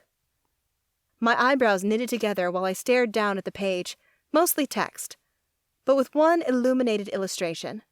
A circle of people, 7 of them, danced around a fire, their hands to the sky and a full moon shining above. Cupped inside one of the figure's palms, as if they held it for someone to find, was a tiny opal, like those on the base of my ring. As if sensing its missing piece, the moonstone glowed brightly once again. Chapter 24. Tobias. I drew in a sharp breath. Meredith had found the missing gem, and though it should have been obvious from the indention in the ring, I was shocked to see how small the stone truly was. If they weren't searching for it, one's eyes could easily pass over the opal. Mine had actually done so. Months ago, I'd held the very book in her hands, studied it as I searched for a specific lost tome rumored to contain information on the lapis calesti. And though my vision was keen, and I was usually quite observant, I did not notice the gem. The witch barely had to try. The book had presented itself to her, opened wide, and revealed its secrets to the seeker witch. Momentarily, I wondered if she'd be able to find the book I sought as easily, even without a bit of the text to help guide her magic. The text I sought might illuminate the powers of the other stones, and what would happen when all of them were together. Or perhaps she was simply fated to find this tome and this one only. Can we pluck it out of the page, or will I ruin the book? Meredith directed the question to Wisteria, and I turned back to the matters at hand. Perhaps later I'd bring up a search for the other tome. This is the one time in my life I will sanction the desecration of one of my books, the librarian replied. Your mother put it there for an excellent reason. I could not deny her. At the table, perhaps? I suggested.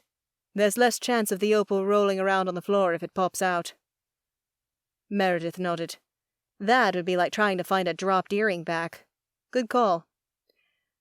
We moved out of the aisle to the nearest table, upon which the seeker set down the book.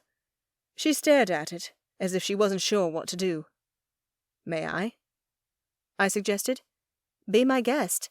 I just don't want to ruin this book and get you in trouble. She leaned closer, casting a glance back at the hedge witch, who remained a fair distance away, observing but not interacting. What was that about, anyway? Wisteria made a huge deal about you vouching for me. She didn't realize that I possessed one lifetime invite, and one invite only, into this library. Nor would I tell her. It's unusual to bring in outsiders, I replied nonchalantly. Her eyebrows pinched for a moment, but she quickly returned to peering down at the book, apparently willing to accept that reason. Upon closer inspection, it appeared that Mrs. Stone had seeded the jewel into the page with paint. The only way to extract the gemstone would be to chip away the illustration, thereby damaging the image. I was about to relay my thoughts to Meredith when the witch moved closer, narrowing the distance between us considerably. In that instant, the moonstone, now back on her finger for safekeeping, glowed brighter. I leaned back, thinking. The stones wished to be together. What would happen if we merely placed one near the other? Would like attract like? It was generally that way in the natural order of the world. But with this, could it be so easy? Would the Seeker's mother have made it so? Surely she would not find pleasure in ruining a book on her kind. Perhaps she'd even taken extra precautions to protect it. Meredith, might I see your ring? For a heartbeat she hesitated, but thought better of it, slipping it off her finger and handing it to me. I'll return it, I assured her. A forced chuckle left her throat. I guess I'm protective of the ring. Didn't even realize it until you asked. As you should be. I'm certain this is more than what it seems. That was saying quite a bit, as the ring had helped point us to the library. A normal piece of jewelry, it was not. What do you think it can do? I paused. That I'm not sure of, but I want to test something. It might be nothing, but... As I spoke, I moved the ring nearer to the page, and when it was about an inch from the paper, the tiny gem in the illustrated hand moved. The paint, however, didn't budge. Most telling for me, however, a faint whiff of honey filled the air. Witch magic. An old spell. I drew in a sharp breath. I believe that I've figured it out. Whoa, Meredith whispered while I pressed the ring against the paper, right at the spot where the opal should rest in gold.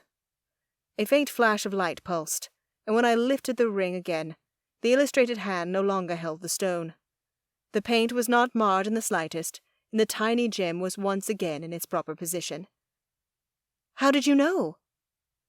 Meredith marveled when I returned her the heirloom. I had a hunch your mother would not want to damage this book. Though, to a layperson, it seemed like the paint was doing so. Her magic was actually what was keeping the gem in place. She made it so that when placed close enough, the two parts would be attracted to one another, and her magic would break. Meredith slipped the ring back on her finger, and the moment it was in place, another strange thing happened. Light bloomed from it, this time in a kaleidoscope of colors. Meredith released a soft breath, and when the illumination ceased, she raised her hand to admire the ring. "Tobias, look!" "Extraordinary," I breathed. Before, the stones had all appeared to be small opals. Now, only one white remained. The rest were transformed into different gems, which I suspected had been present all along. Magic made them appear homogeneous, hiding their truth. Oh my God! Is that a black pearl? I believe so. And there's still one opal. There are 7, so I believe this now represents the other lapis calesti. Agreed. The witch studied the other gems. The others look like a diamond, emerald, amethyst, sapphire, and a ruby. What are their names? Like the pearl is of hell, And the opal is of heaven? That knowledge is lost. We only know that they are stones, and the types, not their proper names, what they control, or their powers when the stones come together. That's an issue that needs to be remedied pronto. Her white teeth dug into her bottom lip. So do you know why the big stone is a moonstone? That I can't answer either. Look at the image, Wisteria called. We did, and right away I understood the reference. The moon. Meredith released a soft hum. Maybe this is another clue. It's in a book about covens, so maybe there is an ancient one with a moon-specific name? Likely many, I admitted, regretting that this book did not have a table of contents. I don't know if your answer will be here, but now that the ring is whole, you realize what this means. I hope it means I'll be able to find Miriam Black, or that it'll help connect me to my past, Meredith confessed. Still, I want to flip through the pages. I'll note down any covens with the moon in their name, just in case. She pulled out her phone and opened it to the Notes app. I handed the book over and Meredith went to work, sitting in a chair and taking in the text page by page. As she read, I watched over her, and Wisteria tidied the surrounding areas. The hedge witch clearly wanted to respect Meredith's privacy and honor the librarian's code, but I suspected that she was also dying to learn more about the mystery surrounding the Stone family. You're hardly the only one, Wisteria.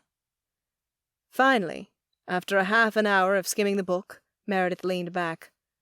There are too many names that honor the moon to be sure of what I'm looking for, but I have them all listed. Do you think I can research them more in depth here? There must be books on them, right? I shot a glance at Wisteria. You're Tobias's guest, the librarian replied. You have access to the library for as long as he is present. Tobias? Can we stay for a while? Meredith asked. She sounded so excited. There was no way I could say no. Not that I'd been planning on it. I'm with you all day. If you wish to skip your later class and remain here, then very well. I might do a bit of research, too. Totally do that, she said with a grin before turning to the librarian. Can you show me the section on covens? Preferably the oldest ones. The pair veered into another stack of books, and I made my way to the mythical objects aisle, intent on continuing my studies on the lapis calesti. My gaze raked the shelves, reading titles I'd reviewed already, and moving on, looking for something new. 10 minutes passed quickly, and I'd just unearthed a promising tome I hadn't yet studied when my phone rang. I pulled the device from my pocket, intent on shutting it off, but when a dozen missed text messages flashed up at me, all from Luca, I answered the phone. Where have you been? The Coven master demanded. I turned my text to silent in case I joined Meredith in class. Not your ringer? Who calls nowadays? I could almost hear the eye roll on the other end of the line. Warranted. I called some people, like my sire, but I was over 150 years old, and some of my technology habits reflected my age. Most people in SNS texted, so I now expected that form of communication. We have a problem. Luca moved on. Have you seen the news? No. What happened? I fear the madness is spreading in New York. 12 people have jumped from buildings today. In a city of millions? Is that a lot? Tobias, each person leapt at the exact same time. Right then. That was unusual no matter the city's size. The pearl is in play. I believe so. Crime is skyrocketing too, though that could be a result of any number of things. But the newscasters and the radio station hosts are beginning to sound frantic. We need to check it out. My thoughts precisely. I'm calling a meeting, arranging squads. This is an all-hands-on-deck situation, Tobias. Can you be at the Coven in 20 minutes? I glanced over at Meredith to find her lost in a book about witches. She was smiling, intrigued by something. I hated to tear her from the library, but if there was any chance of finding the pearl and the opal, it lay with her. We'll be there, I promised, and hung up. Meredith? What's up? I'm sorry to say this, but we need to leave. She glanced at me, and there must have been something in my expression indicating the seriousness of the situation, because she closed the book right away. "Let's go." I waved at Wisteria. "Thank you for everything. We'll return soon." We vanished through the wall and into the greater Beinecke. Once on the other side, out of earshot of the librarian, Meredith turned to me. "It's happening, isn't it?" "Chaos has begun in the city," I confirmed. "It's time to act." I caught the way her thumb rubbed on the moonstone ring, a hitch on her breath as her lips opened. Finally. One by one, members of S&S gathered in the shadow room. I had yet to spy Luca, but Hans informed me he was somewhere in the tomb, circulating, taking care of matters. The wizard appeared tense. Something else had happened, or perhaps the violence in the city was worse than when Luca had called the meeting. Soon I'd find out. At my side, Meredith fidgeted. The Seeker's time to find the sacred stones had come. No doubt she was nervous. "You won't be alone," I whispered, wanting to ease her nerves. "What?" "Luca won't send you into the city alone. We're going in teams." "Oh, right." "I will be on yours." Luca had not said as much, but the thought of not being on her team was simply unacceptable. When her shoulders loosened, pride bloomed inside me. She liked that I'd be by her side. How far we had come in a few short days. "I'd like to be on the same team as Shay and Harper, too," Meredith asked. "I need all the support I can get." She blew out a breath. "This is like real." That was putting it mildly. If the Pearl of Hell was in the city, it was also very likely that the Opal of Heaven would be in the mix. After all, the Darkborn seemed to control both sacred stones. The door to the shadow room burst open, and Luca marched inside. Daphne trailed behind him, wringing her hands. The Coven Master didn't speak to anyone as he rounded the tables, which were kept in a rectangular formation so that everyone could see everyone else.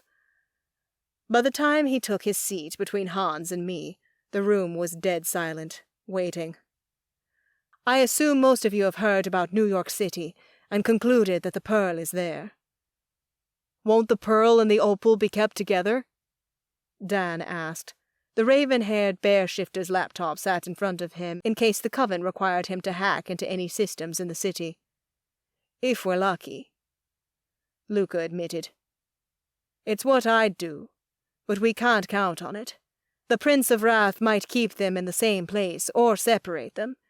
There is strategy to both, and if he trusts his underlings, little to fear." Hans cleared his throat, and I had no doubt he was thinking of his sister. "I've just checked the news. The madness in the city is increasing by the hour." Luca added, "We will send in teams of 5 or 6 to hunt for the stones and keep order as well as we can." He drew in a deep breath. "But before we divide and leave, there's something you should all know." A muscle feathered in the Coven Master's jaw. 2 things, actually. This morning Hans discovered that another hedge witch was killed. Gasps and murmurs circulated the room. "Yes," Luca muttered, calling our attention. "And to make matters worse, I went to the dungeons and discovered that Josiah escaped." "What?" Gus, twin to Dan, exclaimed. "How?" "We believe his ravens assisted him," the Coven Master replied. "There was a feather outside the door. The bird got out of her cage in the infirmary once." I shook my head, unable to believe we hadn't considered that. "But what about your magic around the cell?" "The damned bird took care of that, too," Luca grumbled. "I use magic, but I also have keys, you know, in case I'm not around and someone else has to extract a prisoner.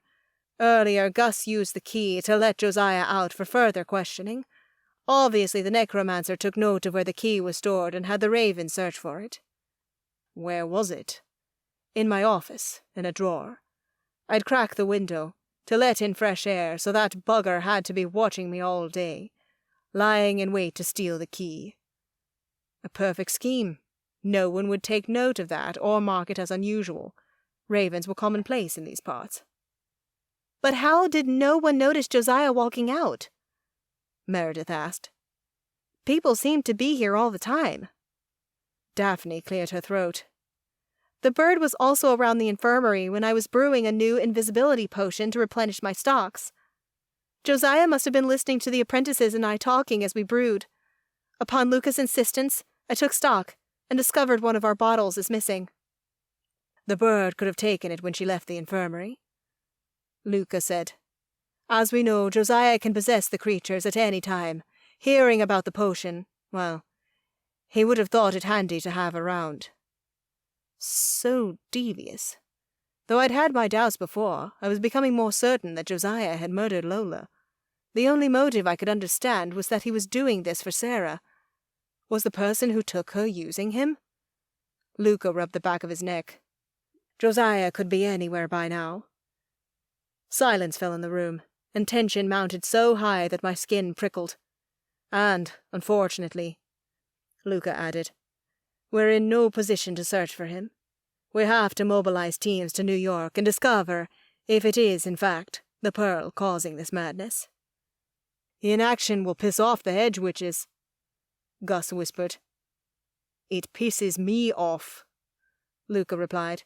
But Josiah is a single necromancer, and we're potentially dealing with a prince of darkness wielding the Pearl of Hell in one of the largest cities on the planet. Right now, we have to go for the greater of two evils. Chapter 25. Hans.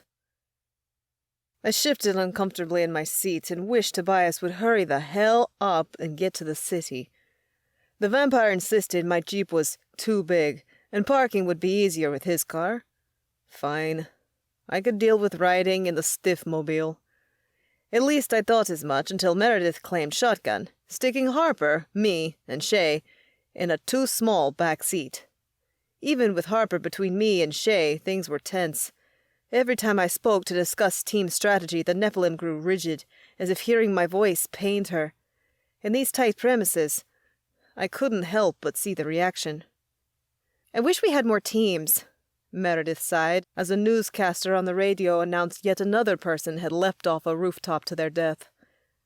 The faster we can pinpoint the burrow the Pearl is in, the better. The Coven isn't large enough, but the strongest among us will be in the city, Tobias reminded her. We had to keep a few members in New Haven in case something occurred there. No one would say it, but I was pretty sure they all thought something would happen in New Haven. After all, my sister was out as Darkborn, and she knew I lived there. Would they strike the city I called home in retaliation for me leaving Mother in hell? At the thought of her, my fists clenched. Though there was a 50-50 chance of the Darkborn attacking New Haven, I was sure my sister wouldn't be there. She'd go for the big time. It had always been her style. If I was going to see her today, it would be in New York City. Would I be able to convince her to turn to our side?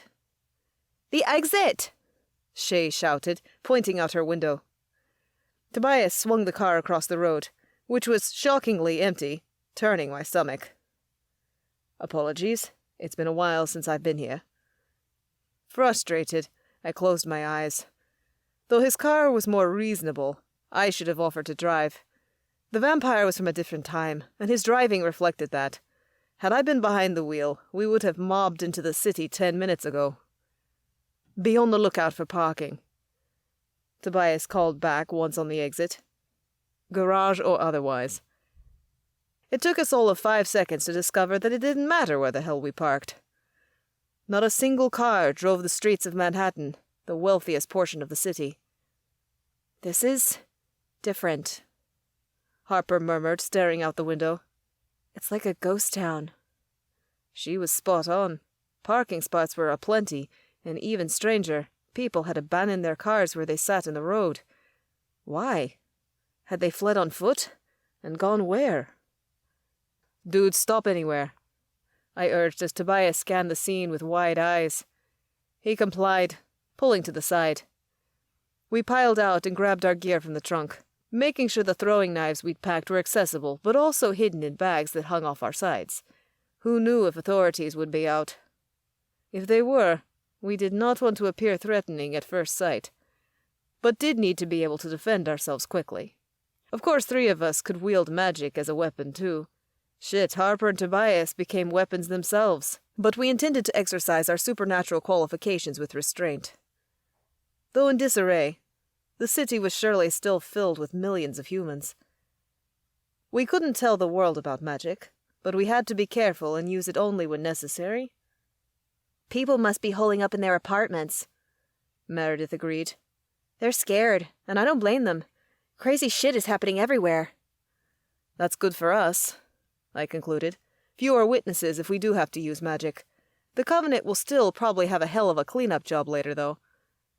For sure. If humans are hiding, they have to have seen stuff they aren't supposed to see. Harper agreed.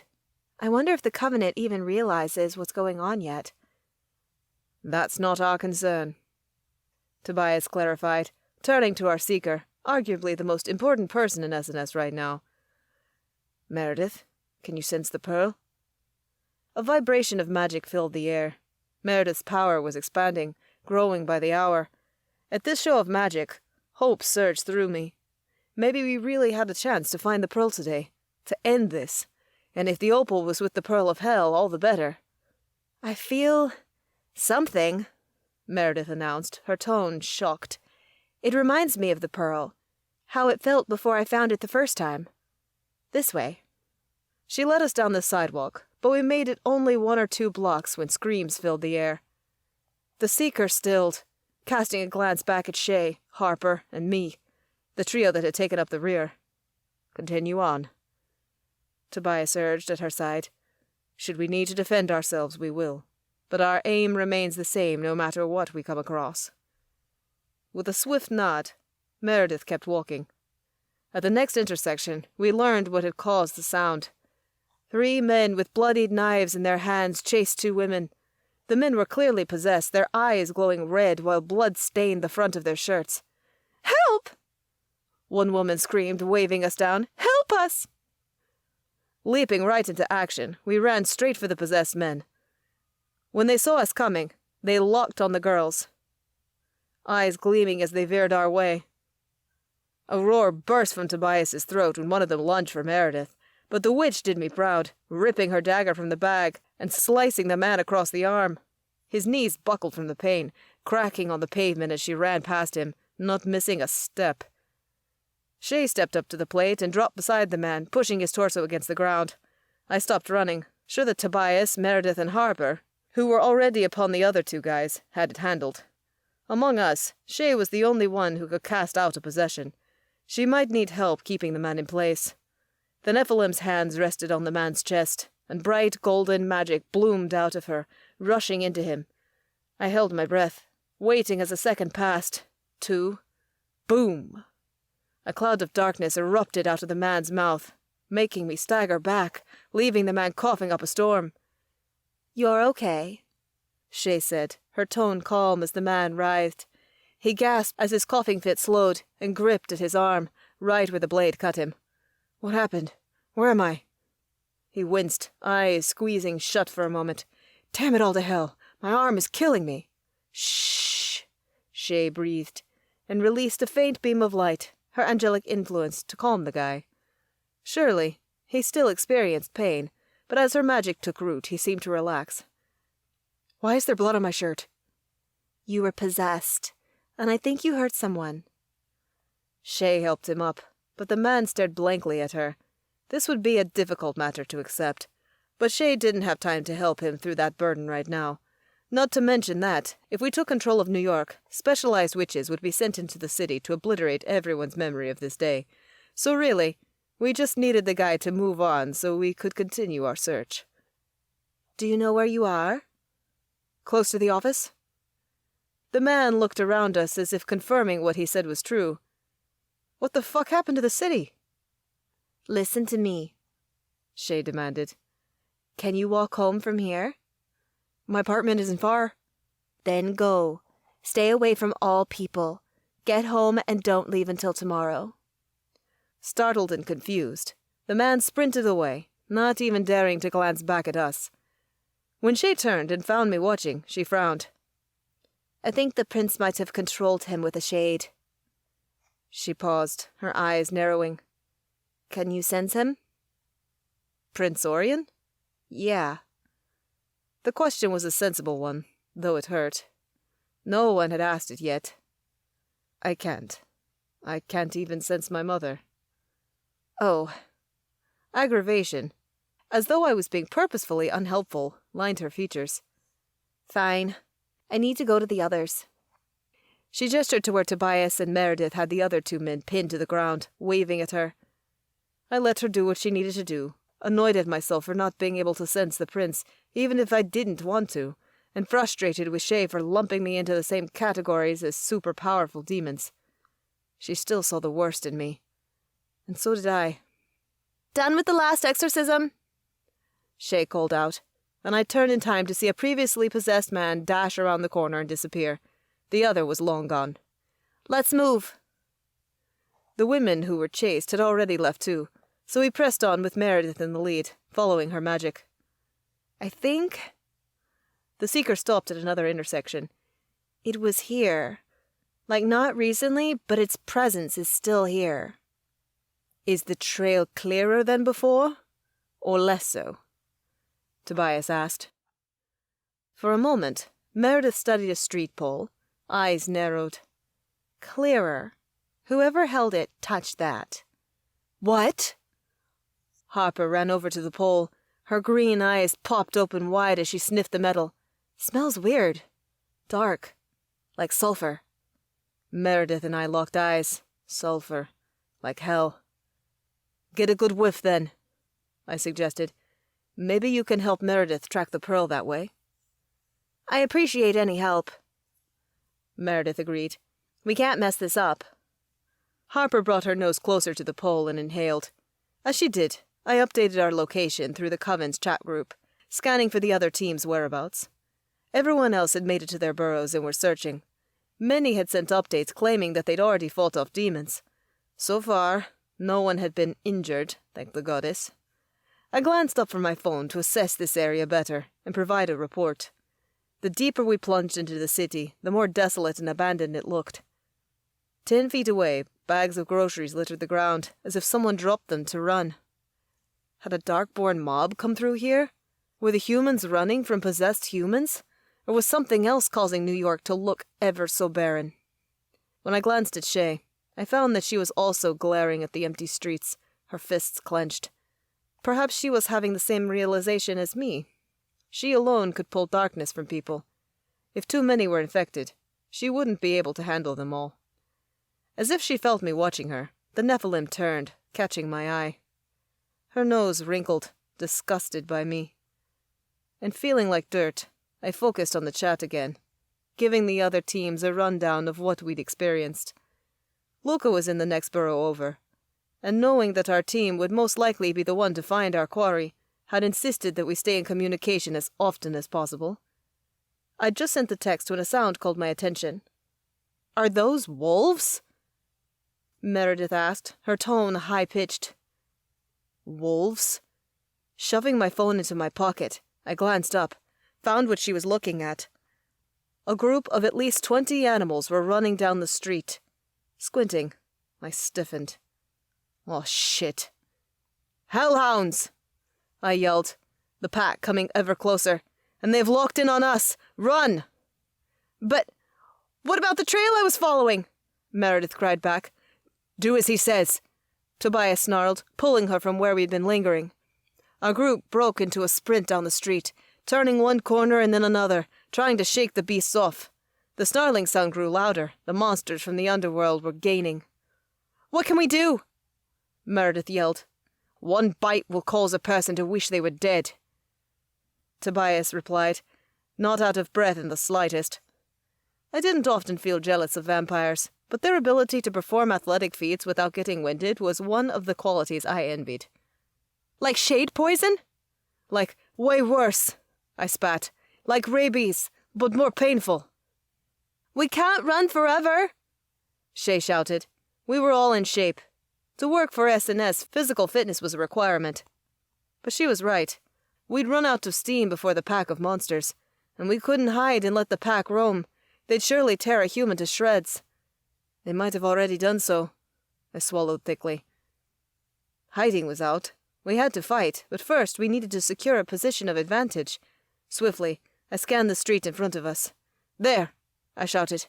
At the end of the next block, a wreck had created a 5-car pileup. One of the vehicles involved was a delivery truck, partially perched atop 3 cabs, 1 sedan, and to my horror, a sweet-ass Lamborghini. Willfully ignoring the destroyed sports car, I focused on the flatbed, the perfect elevated place to fight, giving us an advantage. "On top of the truck." "How?" Meredith yelled. "Dude, I'm strong, but I don't know if I can pull myself up to that." "I have you," Tobias assured her. The rest of us would be fine. Though she didn't usually use them in public, Shay had wings. Harper, as a wolf, was more athletic and agile than other women, and I knew the right spell to give me a quick boost. As we closed in on the pile-up, the snarls and occasional barks grew louder. Against my better judgment, I tossed a glance over my shoulder and a stream of curse words flowed from my lips. The pack of hellhounds had closed the gap. They were only 50 or so feet away, close enough that I could see their eyes gleaming red. Much closer than I'd thought. "When we get to the top, draw your weapons!" I screamed, calling on a burst of speed to help me gain momentum in the leap. As I approached the pile-up, I visualized where I wanted to land and hoped to the goddess this would work. "Galua." I shot up, the magic propelling me and sending me straight for the top of the delivery truck. From the corner of my eye, I caught white wings beating. Shay. I landed, and 3 thumps followed. Meredith's cry of surprise told me we were nearly all there, but when I spun, my pulse spiked. Harper was still on the ground, scaling the other cars like a beast, but the hellhounds were right behind her. How had they gotten there so fast? One nipped at her feet, and she barely avoided its teeth. "Harper, launch yourself toward us!" Without missing a beat, the wolf jumped, even though it was far too soon for her to make it to the top on her own. "Galua!" I yelled, and my spell caught her, shooting the wolf toward us. "Incoming!" Harper shouted, "Stop me!" Shay was on it, her wings unfurling as she rose and caught her roommate, saving her from simply flying over the truck and landing on the other side. The pair touched down on the moving truck's roof right as the first hellhound launched itself at the vehicle, which shook so violently that my knees buckled. "How much do those things weigh?"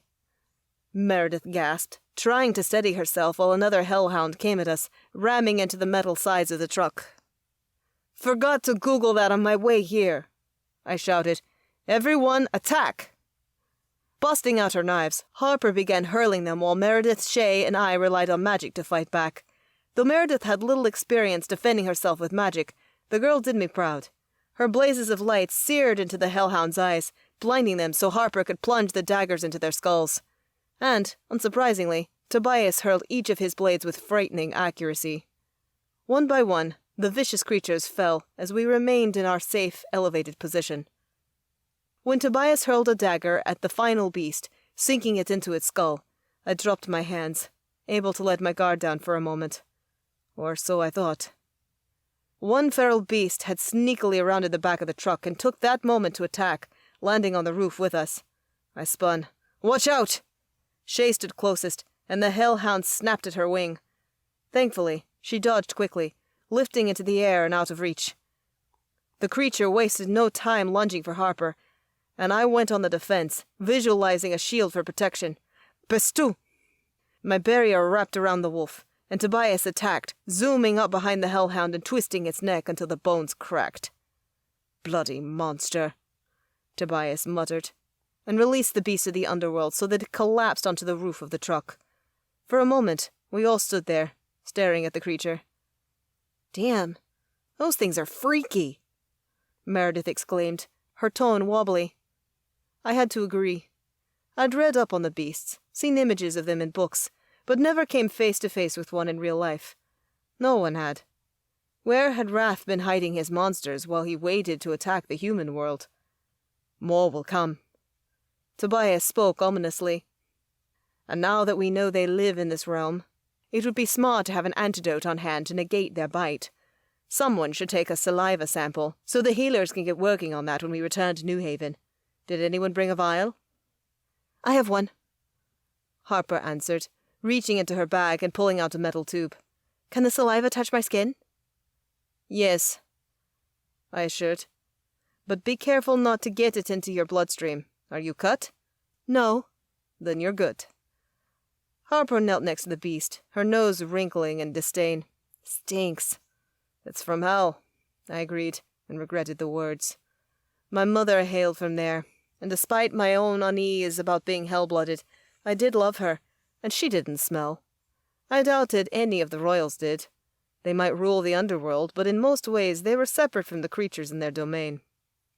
While Harper is doing that, let's retrieve the weapons, Tobias said, leaping off the truck.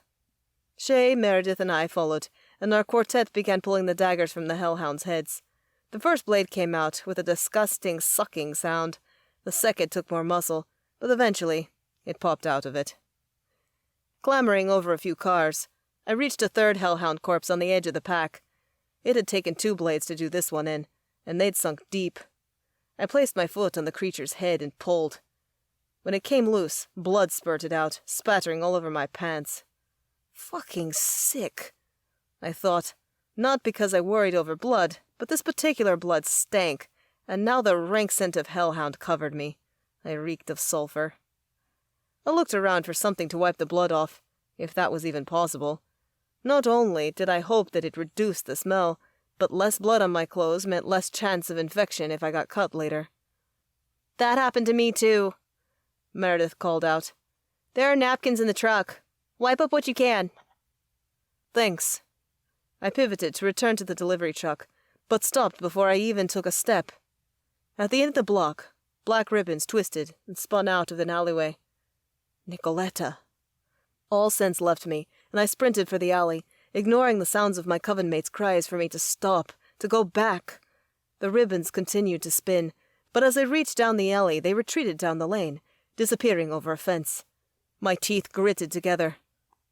So my sister wanted to play? Well, I did too, but for a different win. I'd play her games to save her soul from the darkness. Bring it on. I launched myself over the fence and chased after the ribbons. Chapter 26. Meredith. I stood there amidst the rubble of the wreck, stunned still as the black tendrils of Nicoletta's magic lured our teammate away. "Hans!" I screamed, hoping to get through to him, to stop him, but he didn't stop, didn't turn around, didn't even freaking flinch in my direction.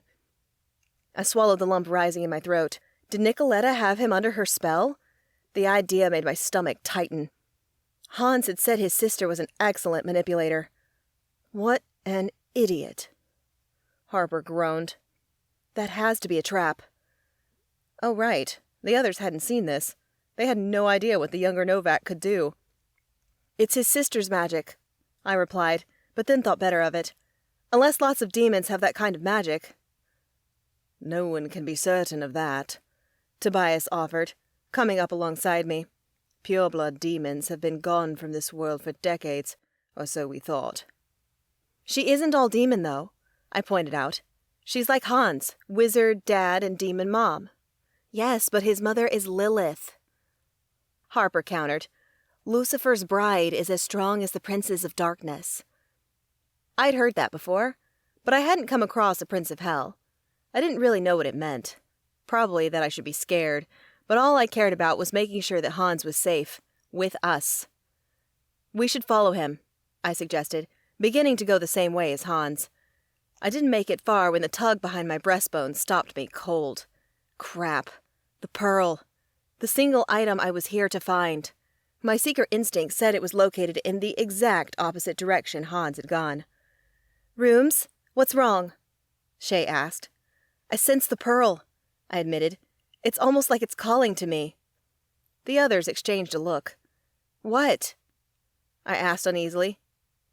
"We kind of backtracked from where you felt it, so that doesn't sound right," Harper said. "But if you're sure, we have to follow the urging of your power. Getting that stone, hopefully both stones, is our priority." Not Hans. The words hung in the air unsaid. "It seems that the other teams have had no luck." Tobias stared down at his phone. I hadn't checked the Coven chat. There had been no need because Hans stayed on top of it.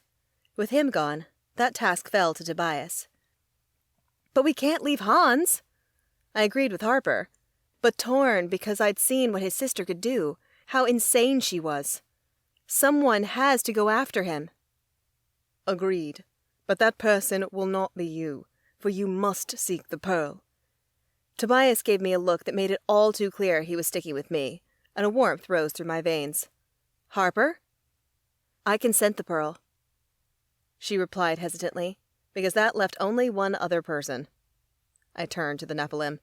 Shay, I know you're upset with him, but please, his sister is violent and cruel. My part-angel roommate closed her eyes, an internal war going on in her heart. Lengthy seconds passed until finally a sigh parted her lips. She opened her eyes again. Fine. I can fly anyway, so it will be faster. She shot a look at Tobias, as if daring him to comment on her use of wings. When he did not, she added, Once I find his dumb ass, I'll fly us both to find you three. I hoped when that time came we weren't inside a building and no longer visible, but I didn't say that. Splitting up wasn't ideal, but right now it was unavoidable. We're wasting time, Harper announced. Let's go. Shay's wings stretched out and beat, lifting her into the air. Catch you guys later, she said, and soared off in pursuit of Hans. Sure that she'd find him, I turned in the direction the pull was coming from, ready to do my part. I'm going to shift, Harper announced. Can someone take my pack? That way you can use the knives if you need. Tobias grabbed the messenger bag and slid it over his chest, settling the bag on his empty hip, so the blades would be accessible. Magic filled the air, lifting goosebumps on my arms. I'd never witnessed my roomie change like this. Swiftly shifting, Harper transformed right before my eyes, into a wolf with reddish-brown fur. She was larger than I would have thought, like she'd put on at least 50 pounds of pure muscle in the transformation. The magic that laced the air during her shift settled, and apparently ready, she let out a soft yip, trying to get my attention but not call others to us. Okay, let's haul ass. I turned in the direction that my internal compass pointed. While I followed the pull of my seeker magic through the city streets, Tobias and Harper stayed quiet so I could concentrate. Up and down countless blocks, through alleys, and even into a few deserted shops, we walked. A lingerie store, an electronics repair joint, a pizzeria that reeked of garlic. Only after we'd been searching for nearly an hour and had just exited a destroyed diner did I stop and run my hand through my hair, my frustration nearing boiling. I could still feel it, but it's not getting closer. I paused, letting that sink in. I think whoever is carrying it isn't staying in one place. What does that mean? Perhaps they're trying to lay a false trail? My lips parted. That made sense. I wasn't familiar with the city, but at one point, I felt like I was going in a circle. You must dig deep, Meredith. Tobias said, They do not know we have a seeker, so this is merely to anger us and throw us off.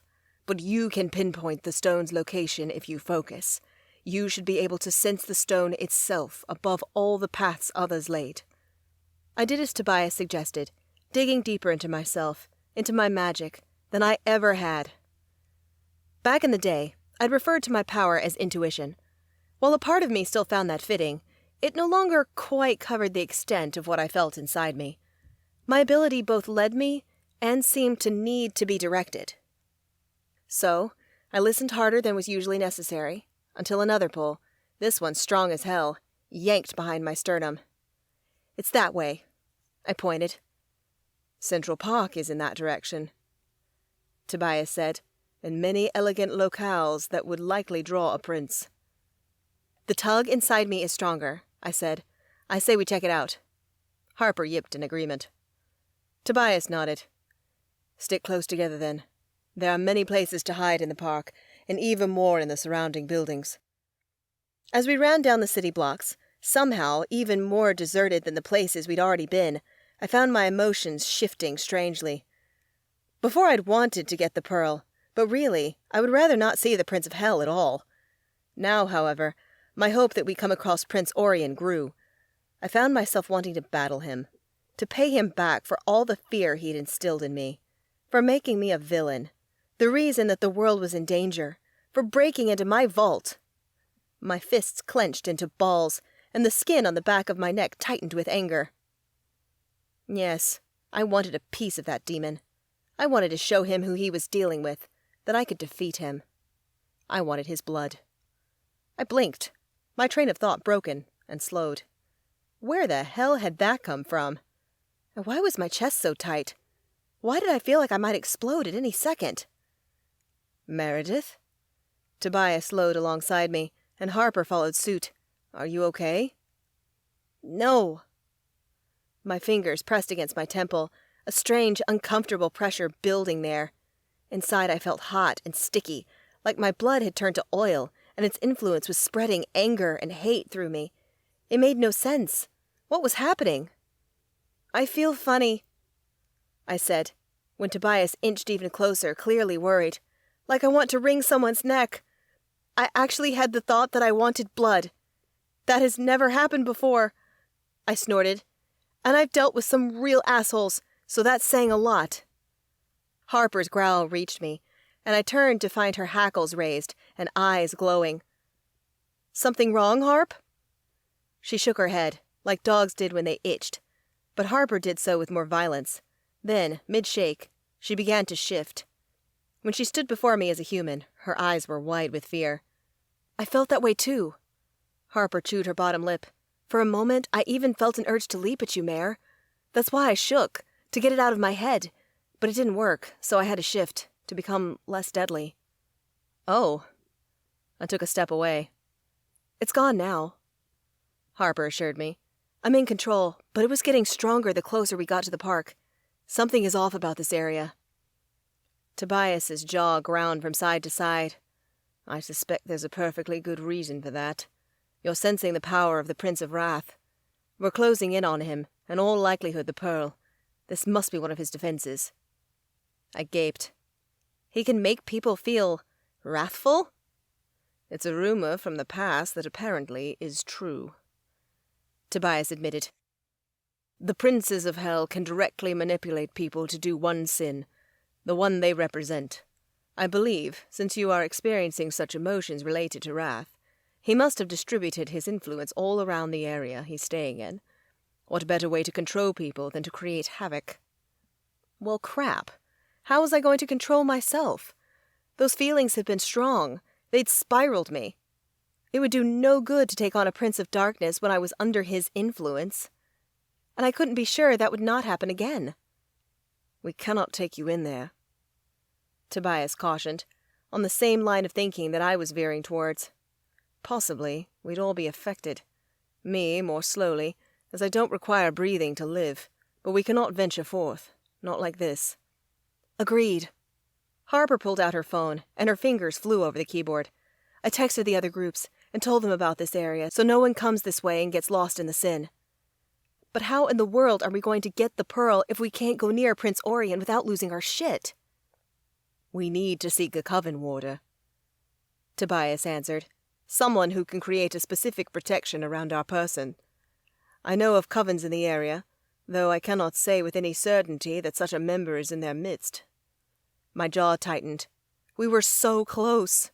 The sensation of the tugging behind my breastbone, strong and insistent, assured me of that. For the first time since we arrived in New York, the Pearl was somewhere within our reach. And now, we had to backtrack because the Prince of Wrath was far more powerful than anyone had anticipated. I huffed.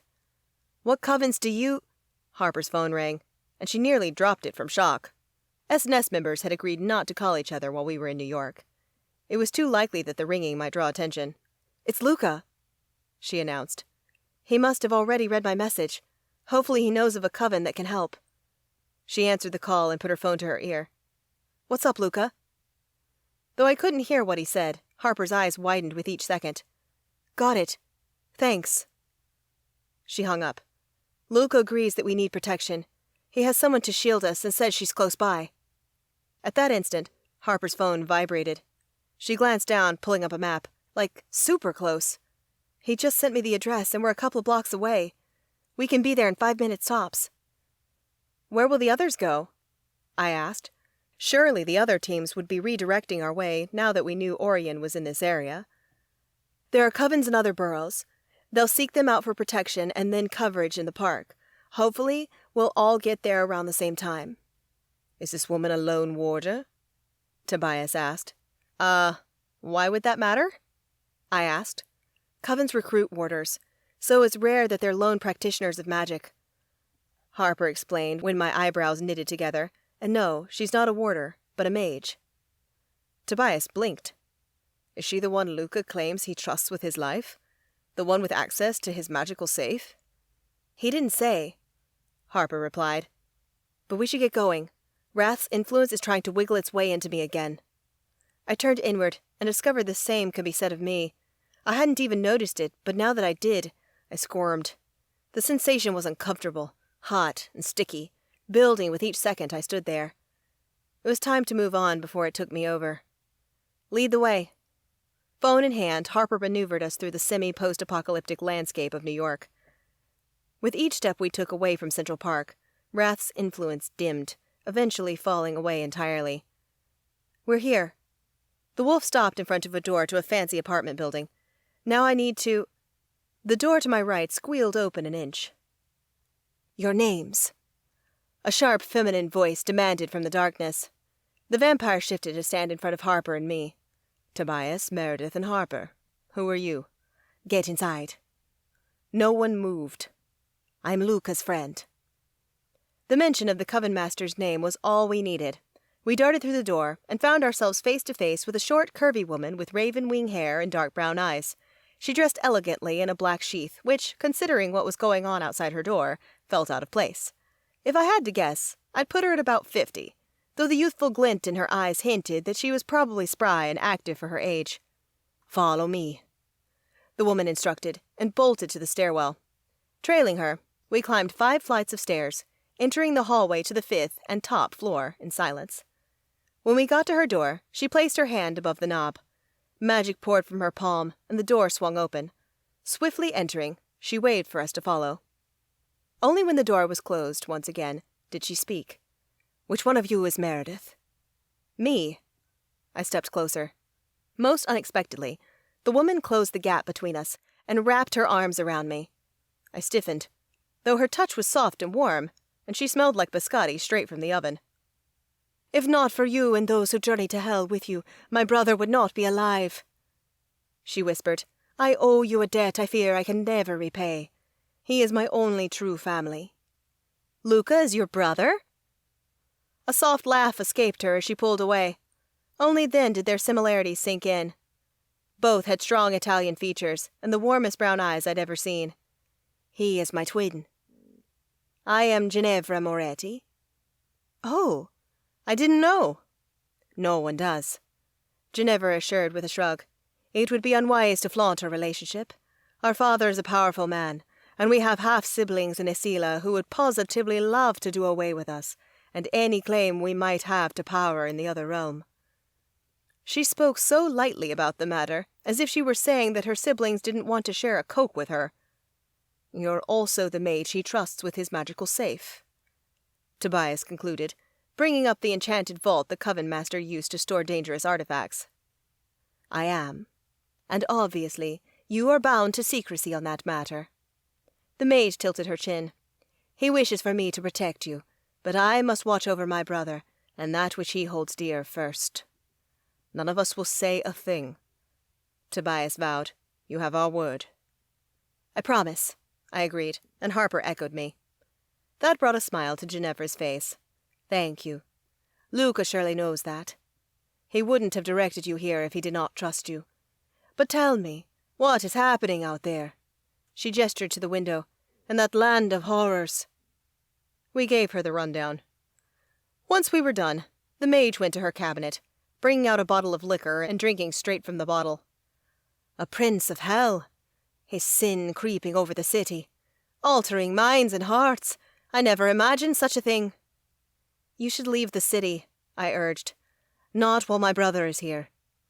The mage argued, taking another swig. Which means I must get you 3 shielded as best I can, for the sooner you find your quarry, the better. Ginevra walked across her apartment to another cabinet and began pulling out items. While she worked, I looked at my friends. What's going to happen in the city after this ends? I spoke as if that were a given, because daring to imagine any other scenarios scared the piss out of me. The Covenant will have a hell of a time clearing this up. Witches, fae, mages, anyone who can modify memories. They'll all be working overtime. Harper replied, I'm not sure it will be enough. Nor am I, Ginevra commented, mixing a blue liquid in one vial with another so that the product glowed green. Never in all my years have I witnessed a scene such as this one, and unlike my brother, I spent decades in Isila. I had so many questions about the other realm, but now wasn't the time for them. Maybe if we lived through the day, I'd indulge myself. One more thing. The mage's hand hovered over the cabinet again before she plucked a bottle of dried petals from the case. With deft, slender fingers, she retrieved 3 petals and placed them in the vial, then slipped her thumb over the top and shook. The green color changed again, this time to a light violet. There wasn't much potion in that vial. Will that be enough? It's incredibly potent, Ginevra assured me. You only need a sip each. As she spoke, the air around her hands and the vial shimmered. The hairs on my arm rose. How long will it last? Tobias asked. Luca wasn't forthright about details. A day, Ginevra replied, and when I gaped, because the invisibility potion had only lasted an hour, she smiled. Mage magic differs greatly from the power of witches. Why? There were obvious differences, of course. Mage's magic was far more versatile. Luca could do practically anything. And according to Hans, mages lived for centuries. But I didn't understand the basis of their differences. Ginevra shrugged. My kind originated in a world of magic. I can't say for sure, but I believe witches are further from the source of pure magic. Not that your kind cannot be powerful and have specialties that mages do not possess. Seeking, for example. Overall, however, mages hold more power. She sighed, though being away from Asila dims it. I got the distinct impression that she wished to return to the other world. Was it her malicious family holding her back? Here we are. Ginevra extended the vial to us. 1 sip each, and it will shield you from anything affecting your mind and emotions. Not our physical bodies? Harper asked.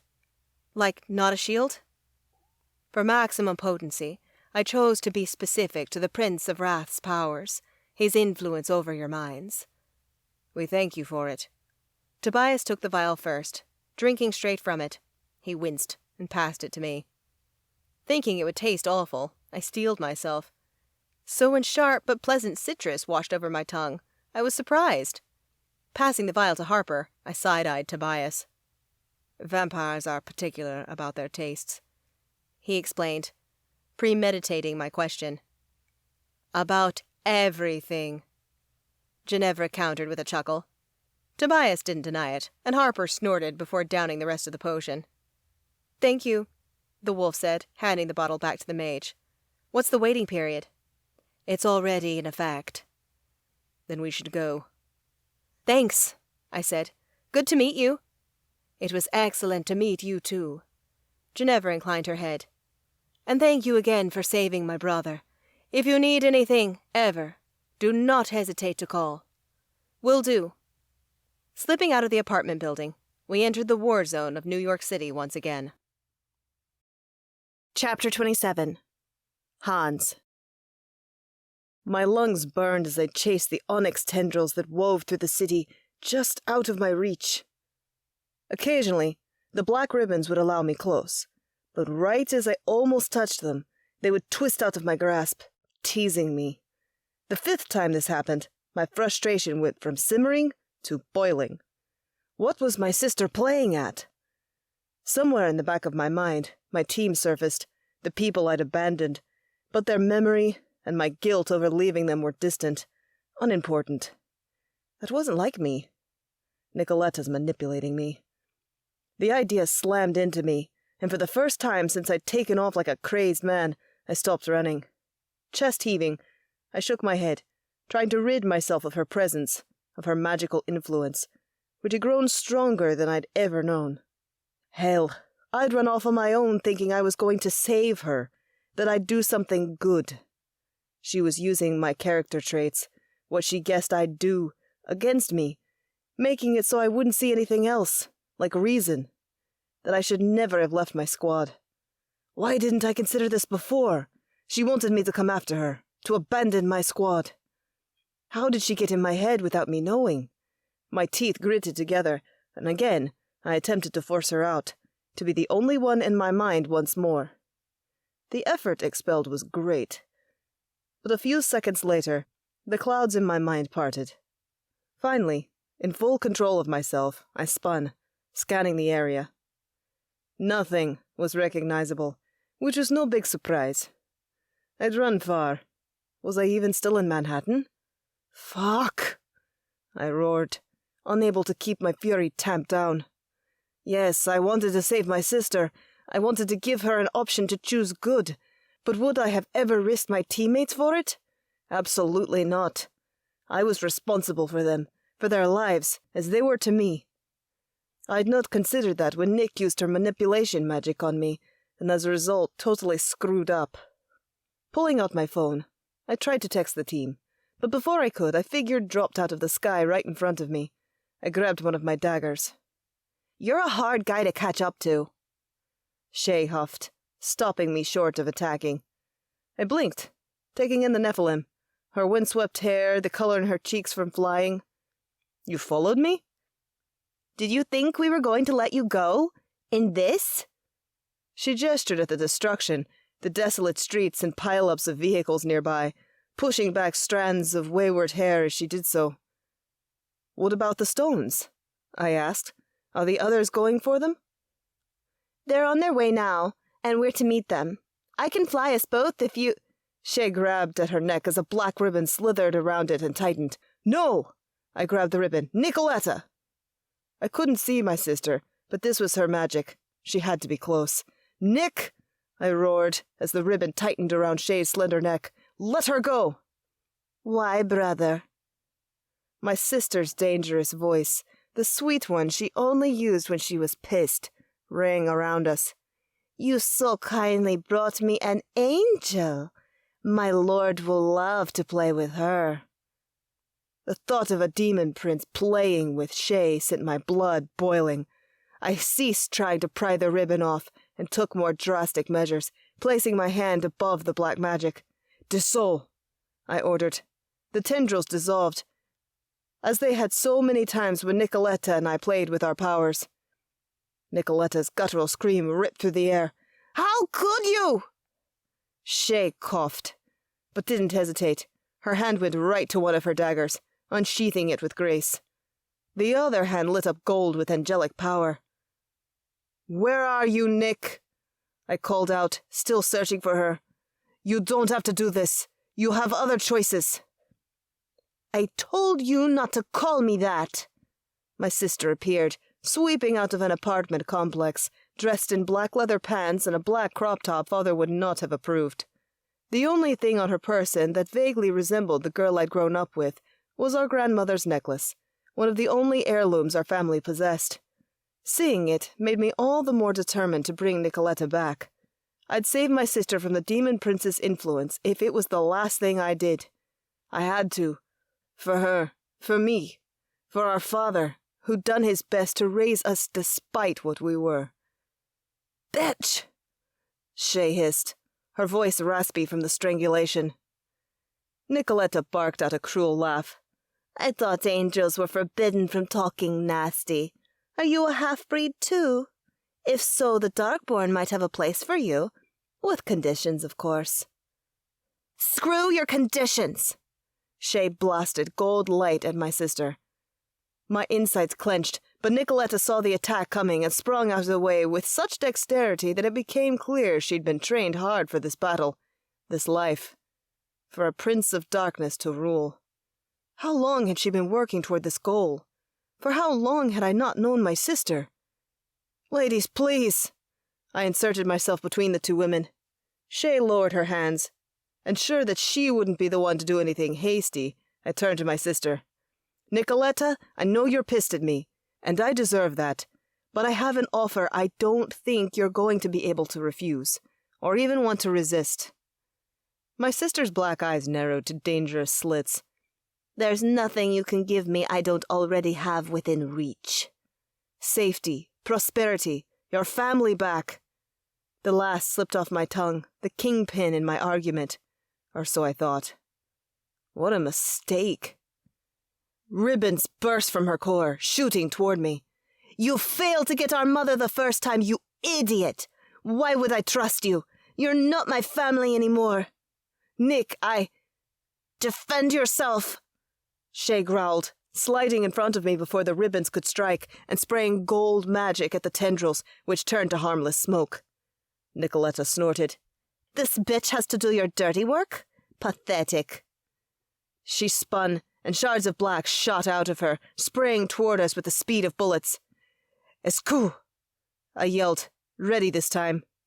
The shield billowed out in front of us, stopping the shards. The few that slipped through my protection turned to harmless sand. Witch spells! Nicoletta screamed. Weak! If you're really going to do this, brother, use your real power! Hans, no! Shay whispered. If you do, I can't. I won't. I growled, not wanting to hear what she'd say. I never used my demon magic and wasn't tempted. That part of me needed to die, and it needed to take my sister's darkness with it. Split. Shay's blue eyes remained locked on me for a second longer, before she unfurled her wings to lift into the air. Nicoletta tracked Shay as the angel disappeared over the roof. She left you, huh? My sister snorted, a hard smirk on her lips. Giving you up for a lost cause? Does she not see that you're infatuated with her? My heart, which had been thundering in my chest, ground to a halt. What the hell are you talking about? You and the angel. The way you look at her, Hans. It's so obvious. My sister rolled her eyes. You've got it all wrong, I argued. I doubt it. But I'm not surprised you didn't figure it out. You always were the stupidest, Novak. Gold magic rained down, shutting my sister up. In quick succession, she performed 3 backflips to land under the apartment awning, so that Shay's attacks fell harmlessly to the cement. Without hesitation, I rushed my sister. She might not be willing to see sense, but if I knocked her out, then I could take her to New Haven. Father is going to kill me, but I gotta do what I gotta do. She'd be safe in the Coven's dungeons. Surely, when another option was laid before her, when Luca talked to her in that calm, convincing way of his, then Nicoletta would sway sides. That was what I thought, but the instant my sister turned her dark, hardened gaze on me again, doubt crept in. Again, her ribbons appeared, this time forming swords that seemed to stretch on forever. Face full of spite, she swung them at me. Sister! I tried again, bobbing and weaving out of harm's way. We'll hide you! Not before I leave your mangled body in the nearest alley. Another blaze of gold came from above. A warning Nicoletta did not heed as she stomped out from the safety of the awning, right up to me, and swung her freakish sword right at my neck. I bent backwards, limbo style, and spun to the ground, catching myself with both hands right as the sword sliced into the ground a few short inches from my face. The cement split open, black smoke hissing from what should have been impenetrable rock. You have no idea what I can do, brother. No idea what he's taught me. He was my mentor, my real family. He wants to use you, I roared, scurrying backward, putting space between us. You're Lilith's daughter. You might be as powerful as him. Don't let him use you. Her laughter was almost manic with belief in her lord. So what? I want to use him too, to rule. Another swipe of the sword, and this time it shot outward, again, coming right for my neck. Somehow I dodged the attack once more, and as I did so, another blast of angelic magic showered down on my sister. This time, Shay landed a direct hit. Her golden magic spread over Nick, like oil, coating her skin a gold shine that pulsed rhythmically. My sister shrieked and fell to the ground, her weapons and attacks on me forgotten as her body convulsed. What the fuck? Shay's magic was strong, but I'd never seen it do anything like this. Aghast, I looked up. Found the angel watching with wide eyes, no longer attacking. Shay, what's going on? I don't know, Shay called back, and a lump lodged into my throat. Nicoletta, writhed on the ground, the angelic magic still shimmering and pulsating on her skin. I couldn't live with hurting my sister, with killing her. What kind of big brother was I? Nick, what's going on? What can I do? In answer, she tore herself in the ground, twisting toward me, and in that instant the gold light evaporated. An animalistic growl ripped from Nicoletta's lips. I took a step back, fear slithering through me. My sister's eyes, usually black as night, were crimson. Her skin, normally pale and smooth, had become red, and even from here I spotted lines of grey traveling her arms. Her veins were grey? But why? Was that all from Shay's magic, or was it a result of Nick breaking Shay's hold over her? What's going on, Nicoletta? Please let us help you. I need no help, she growled, and ribbons spiraled from her. But this time they dug into the ground, sending black smoke up again. I need nothing from you, brother. The next time I see you, you better watch your back, because that's when you'll get what's coming to you. The cement beneath my sister dissolved, and the black smoke engulfed her until I could no longer see her. Nick, where are you? Please, let us help. Instead of replying, gritty smoke rushed me.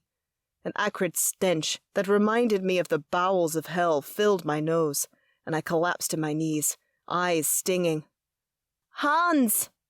Fire flashed in the blackness. Shay was wielding her flaming sword, a weapon best suited for fighting up close, in case Nick rushed her. Where are you? Here!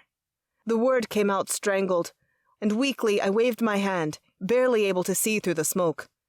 The fire flashed closer, then disappeared as fingers gripped mine, and another hand tightened around my palm. Hold tight! My arms stretched out until my toes left the ground and I was hanging in the air, lifted by Shay. Wait! I rasped, but the word didn't come out right. I twisted, trying to see below. My sister! She's gone. Shay said, Stop moving. I have to get you away from the smoke. What? How? A second later, my feet touched down on the ground. Shay's hand released mine, and I coughed, trying to force the horrible stench of my sister's dark magic from me.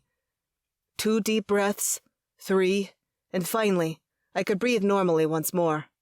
Slowly, I opened my eyes and found that I was on a rooftop. Shay stood in front of me, rubbing the skin of her hand, which was bright red. What happened to you? That's where I touched you, where the smoke licked my skin. She shook her head. I don't know why you're so worried about me. You should look at yourself.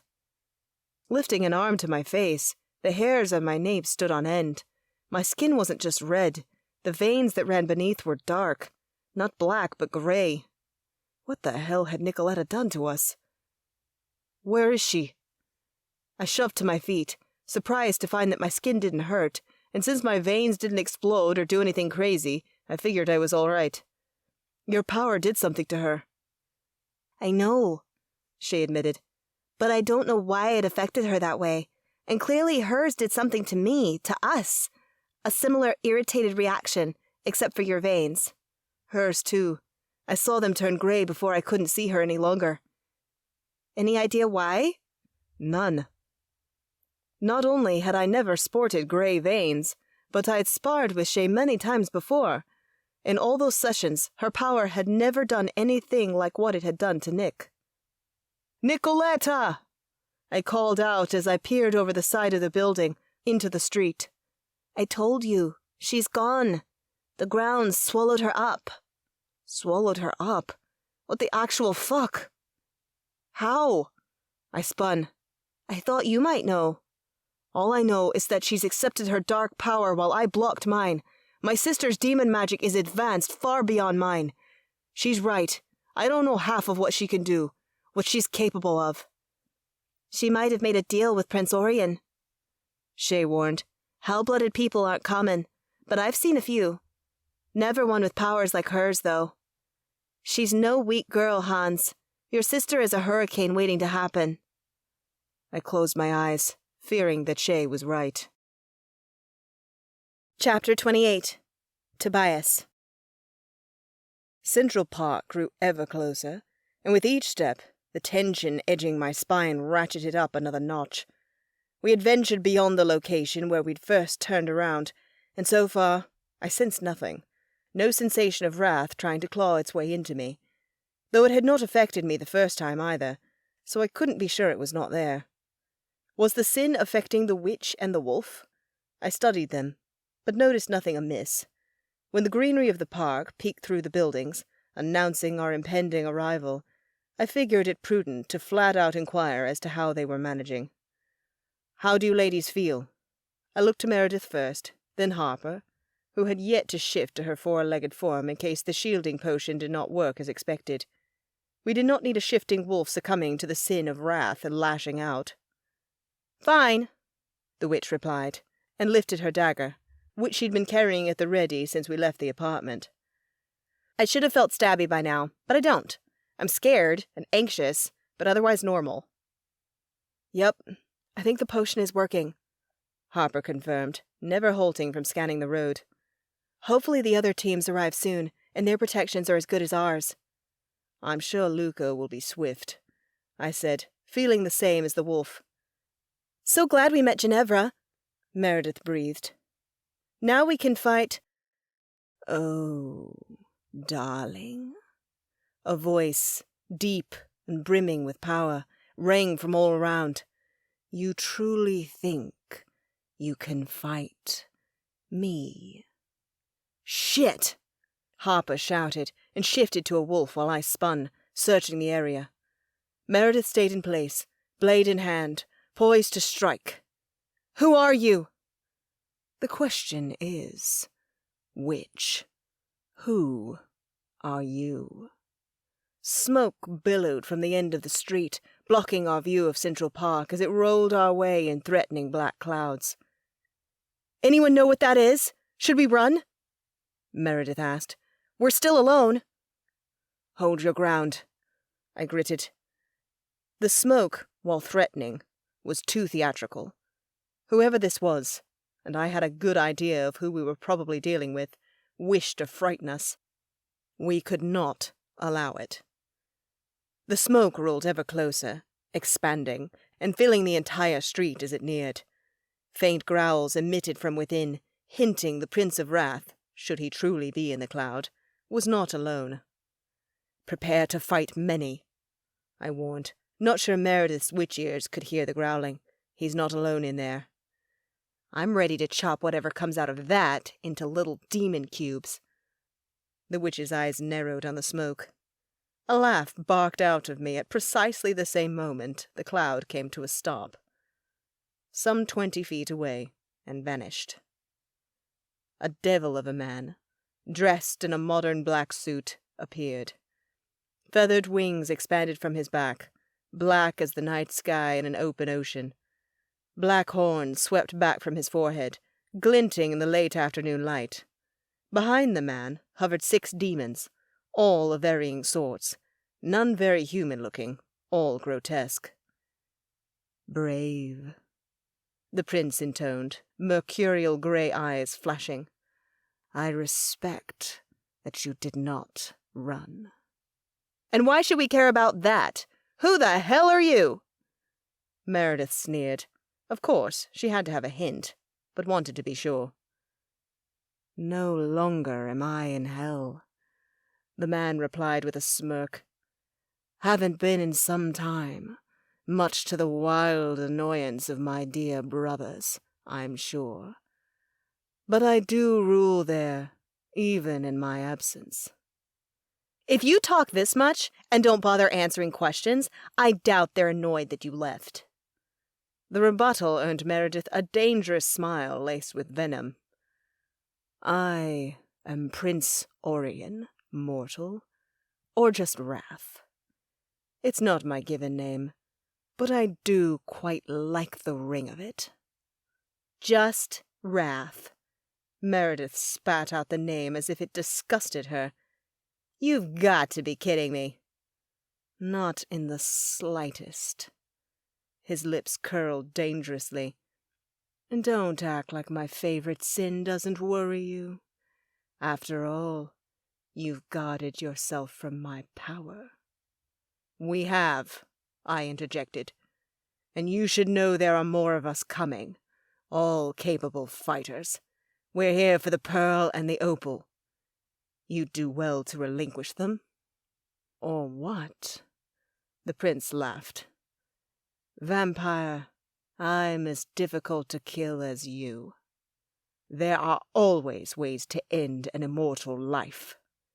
"Certainly. But since there are only 3 of you now, and," he gestured back to his minions, 7 of us, I shall take my chances. That is, unless you'd like to cross over. I could use more Darkborn followers for what's coming, particularly one with your talents, which sweet Nicoletta has told me much about your abilities." Fucking finally! Meredith let out a long breath of relief. Now that we've received a real invite, I'd love to join your cult. I twisted to find her expression deadpan, and my lips curled upward. Cheeky bugger. The Prince of Wrath was not as amused, and the sharp planes of his cheeks turned 3 shades redder. "Fine witch. Decline, my grace. It matters not. We'll use your power, whether you are with us or not. And when we're done with you, well, then you'll learn what hell is really like." Don't think so, douche canoe. Meredith hurled her blade at him, striking the prince in the chest. Not going back. He exhibited not a modicum of pain, not even as he gripped the hilt and pulled the dagger out slowly. Right away, the wound healed. "Oh, but I think you are." With a snap of his fingers, the demons behind the prince charged, teeth gnashing and claws flailing. I didn't recognize the type of devils that were coming at us, and that was a danger. What if, like the hellhounds, they transmitted a horrible disease? Or their blood was poison like the shade? One was still a fair way away when it launched itself at Meredith. In that moment, the questions I once harbored vanished. Only one thought remained. Protect what's mine. Lunging at the demon, I collided with its brutish body, tumbling to the ground. Teeth snapping, the beast tried to bite into my face, but I was too fast. I reached up, gripping its temples below a pair of stubby, protruding horns, and tore the creature's head clean off. "Tobias!" Meredith yelled. "You all right?" When I looked up, dread and fear cut through me. A bloody demon body lay at her feet, but she wasn't safe yet. While she scanned my face, the Prince of Wrath went straight for her. "Behind you!" I yelled. Meredith spun as I hauled myself up to aid her. I couldn't help but feel both proud of her bravery and aching to rip out the prince's heart if he so much as scratched her skin. I prowled closer, watching the witch arch her dagger high. Not swaying in the slightest, the Prince of Wrath ran forward, though he didn't see Harper coming from the side. The wolf launched at the prince, her sharp teeth sinking into his arm. A roar emitted from the devil, and 2 streams of dark magic surged out of him. One slammed straight into Meredith, and time slowed as she soared through the air, her body crashing into a building. She went limp and fell to the ground. "No!" I pivoted, desperate to get to her, but it was no use. Ribbons of darkness wrapped around me, pinning my arms to my torso. As the Prince of Wrath used his ribbons to reel me in like a sailor pulling a fish from the depths, I searched for Harper, only to find her passed out against a building, too. Fucking hell! He'd knocked both my partners out in one go. Where were the other teams? Had they been able to find covens with warders? Luckily, we had already dispatched all 6 of the prince's minions before he shot my teammates down, so no one could injure the witch or the wolf further, not as long as I distracted the prince. Before I could come up with a plan to save them, Wrath and I were eye to eye. A smart strategist, he kept me at arm's length, so I couldn't bite him. But I spied an advantage. I was still close enough for me to use my one remaining power. "Release me," I demanded, drawing on my compulsion ability. Wrath's eyes dimmed and glassed over, For a millisecond, the grip of his black tendrils around me loosened. Then, his eyes returned to normal as the prince shoved my compulsion from him, claiming his mind once more. The tendrils clenched ever tighter around my torso. With influence like that, you must be a Laurent. When I sneered, he smirked, already knowing the answer. You weren't exaggerating when you called your trio capable fighters. The prince shook his head. I'll admit, I didn't believe you. Humans so often overstate their power and strength. I won't make that mistake again. A bolt of energy raced along my back, electrifying me, and a scream wrenched from my throat as the black binds fell to the ground. The shock took down the prince, too, and he bellowed in pain, releasing me to the clutches of gravity. "Tobias, move!" A voice called as I thudded against the cement.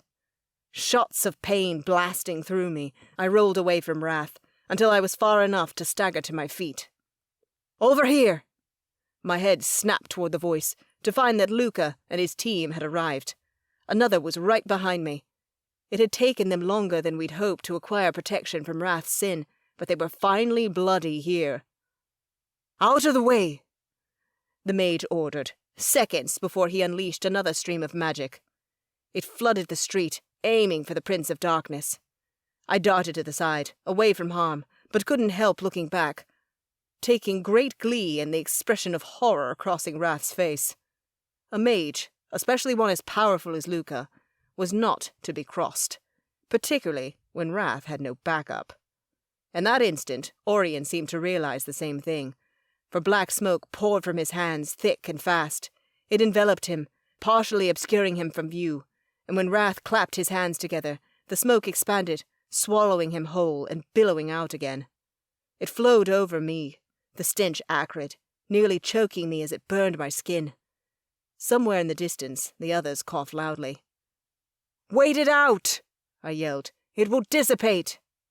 Although his cloud took longer to disappear than it had when the prince arrived, the smoke did eventually clear, leaving me standing in the street, demon corpses all about, but no Prince of Wrath to be found. "Tobias." Luca came up behind me. "Are you all right?" "I am." Spinning around, I searched for Meredith. I'd gotten disoriented in the fight and wasn't quite sure where I was. When I found her, relief smelled within me. Coven members were assisting, and 2 others squatted near Harper, too. Thanks to the wolf's quick healing abilities, she was already sitting up, blinking heavily. "Are they okay?" "Too soon to tell," Luca admitted. "Let the others assess the damage. Tell me what happened." Though I wished to go to Meredith's side, I did as the Coven Master commanded, sparing no detail. "Thank you for sending us to Ginevra," I finished. "Her potion probably saved us. Your secret is safe. If I didn't trust each of you implicitly, I never would have compromised her." "Luca!" someone called from the side. "You should see this!" The Coven Master exhaled. "Thank you for assuring me, though, Tobias." "Always," I replied, and we split, Luca going to assess a finding, while I strode to Meredith's side. When I reached her, she was once again conscious and sitting up. She shooed those tending her away and met my stare. "We scared him off?" "We did." "But no stones?" Meredith frowned. "Unfortunately, not." "Why didn't he use them?" "I don't know," I admitted. Perhaps he wanted to show off what he could do. Either way, I'm sure Wrath had them, but he left when Luca appeared. Her eyebrows knitted together. "Why?" Demons and mages do not live in the same realms, and while demons fear angels more, Luca's kind is a close second on their list of magicals to avoid. Mage magic is versatile and deadly. "Too bad there aren't more mages around here, then." "Or that they're not as powerful as our leader," I added, knowing full well some mages wouldn't have succeeded in scaring off the prince. Luca's bloodline and his commitment to the study of magic made him tremendously powerful. "How do you feel?" "Like I got the shit knocked out of me. But other than an aching head and shoulder, okay, I guess." Eloquent, as always. I save all my grace for you. Her sass helped me relax a touch more because it meant that she really was fine, and held out a hand. Can you walk? Let's find out. She took my hand, our fingers twining together in a way that sent shots of electricity up my arm that stole my breath. I suspected the same thing happened to her, for Meredith's eyes widened. Meredith breathed, coming to stand mere inches from my person. So close. I could feel the heat off her skin, could count her eyelashes. Thanks for the lift. You're welcome, I replied, doing my best to ignore her distracting jasmine and pine scents that threatened to cloud my head. I'm sorry I didn't defend you better. It wasn't your job. She paused. Not really. We didn't succeed in our job. Her eyes dropped to the ground, and unable to help myself, I hooked the underside of her chin with my finger, lifting her face to mine again. She's beautiful. We didn't get the stones, I agreed, struggling not to act on the emotions rushing through me, demanding that I take her lips in mine, that I claim this woman. Mine. I swallowed, fighting down the thought. But we know for certain who our enemy is now and what they're capable of. It's a step in the right direction. Meredith's gaze blazed into mine, her pink lips parted, and for one insane second I gave up fighting and dipped my face toward hers. Okay, teams, Luca called out, shattering whatever spell was left between us. I exhaled, thankful for the grounding his voice provided, and leaned away. At my motion, Meredith took 2 steps back, her breathing deeper, though her stare was still locked on me, a turmoil of emotion swirling in those mismatched eyes. The Prince of Wrath might be gone, but the city is still in disarray, Luca called out, clearly oblivious to the near kiss he'd interrupted. Thank the bloody saints my mother had prayed to. People are hurt, and some are still possessed. I've contacted Hans and Shay, and they're on their way. If we find a possessed person, text Shay right away. She'll find you. Anyone else, help where you can. He clapped his hands, signaling that we could get a move on. Not about to let her out of sight, I turned to Meredith. Would you like to A trio of screams, one of them youthful, cut off my words. Meredith whirled. That came from deep inside the park. Looks like we know where to start, I said as Luca and a few others ran by us toward Central Park. Meredith and I took off after them. She was slower than usual, but given that she'd sustained a head injury, that didn't surprise me. It only made me resolve to keep watch on her. When we got to the green space in the middle of the city, most of the teams had already dispersed, searching for those who needed help. The screaming, however, stopped, leaving me uncertain which way to go. One sounded like a kid to you, right? Meredith asked. It did. That sign said there's a playground this way, she said. Let's try there first, and hope the kid is just scared because their mom is missing. I went with her, hoping against hope we would only find an abandoned child, waiting to be reunited safely with a parent. That would not be ideal, and certainly traumatizing for the kid, but considering the city had been infested with demons, far worse scenarios were sure to exist. The moment the playground came into sight, and the hedges and fences obscuring its insides became obvious, I rounded the witch. Let me go first. You were recently injured. She blinked, and her mouth parted. Unable to stop myself, my eyes dipped to her lips. Okay, sure. I can't bear to see you hurt again. We're a team, so we need to look out for one another. S&S code. I finished, pushing down the lust rising inside me. Right, she replied, though she didn't sound like she bought it. Did she sense the air heating between us too? Stay here. I'll come in when you give me the all clear. I snorted and faced the park. Meredith would not be bossed around, and to be honest, I didn't mind as much as I should. I was getting used to the sassy, stubborn witch. Perhaps, annoying as they were at times, I even liked those qualities about her. My keen senses took over, checking the surrounding area. The aromas I associated with children, sugar, dirt, and the chemical tang of sunscreen from their mother's applications, laced the air heavily, as if someone, or multiple someones, were in the area. But all was quiet. If someone was inside, they were likely hiding, terrified by the monsters in their city. I unlatched the gate and let myself inside. A quick scan revealed no children, but among the park's varied equipment there were many tunnels to hide. More importantly, there were no demons in the area that might attack. We could take our time searching. "Meredith?" I called back. "All is clear. You—" "Tobias!" Meredith screamed. I whirled to see the Seeker Witch lifted in the air by a winged demon. Chapter 29. Meredith. "Let me go!" I thrashed in the demon's talons as the beast soared higher and higher.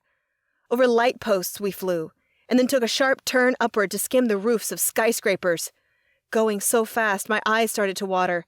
The destroyed city flew by below, the cars resembling ants. On second thought, maybe I don't want to be let go. Falling would mean certain death, so I stopped moving, stopped insisting the monster drop me. "Where are you taking me?" I screamed into the wind. The ugly horned creature with a bull-like face growled and tightened its grip. Sharp talons dug into my shoulders, and a hiss parted my lips as pain spiraled through me. Before, at least I'd been able to move. Now, no way, bucko. Not if I didn't want to lose my arm. "Dude!" I yelled when I caught my breath again. "Lay off! I need my arm!"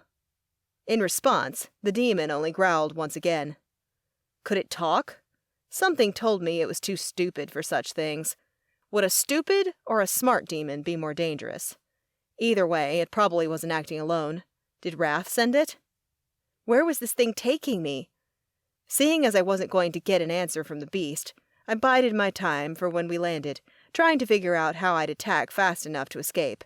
I still had weapons in the bag I carried, so the moment he released me, I'd have to get to them quickly. Our sudden descent interrupted my thoughts. I glanced down to find that the demon was approaching, not the ground like I'd hoped, but the top of a building. We were going in for a rooftop landing, and fast, way too fast. "Shit!" I screamed as my captor hurtled toward the building, apparently not accounting for the fact that it carried a human parcel that, if smashed into the wall, would likely die. At the last minute, though, the beast jerked upward, so that the soles of my feet skimmed the rooftop, rather than my body crashing into the wall. When we touched down, my trembling feet flat against the roof. A gravelly sound that might have been laughter rolled out of the creature, and fury rose inside me. "Oh, you're so funny, aren't you? Well, what do you think about this?" I yanked my arm from the devil's talons, and instead of just injuring myself further, I actually succeeded. Not wasting a second, I reached for my daggers, ready to fight the horned monster off with one arm. "I think not." A door banged open, and before I could wrap my hand around cold steel, the bag ripped away from my body to soar across the rooftop and disappear over the edge. "What the hell? Immobilizer, creature!" The demon kicked me to the ground, but I caught myself and rolled away from him. A heartbeat later, I sprang back up like a jackrabbit, spinning toward the new enemy. A man, tall and gangly, strode in my direction. His hand extended, his head shaking.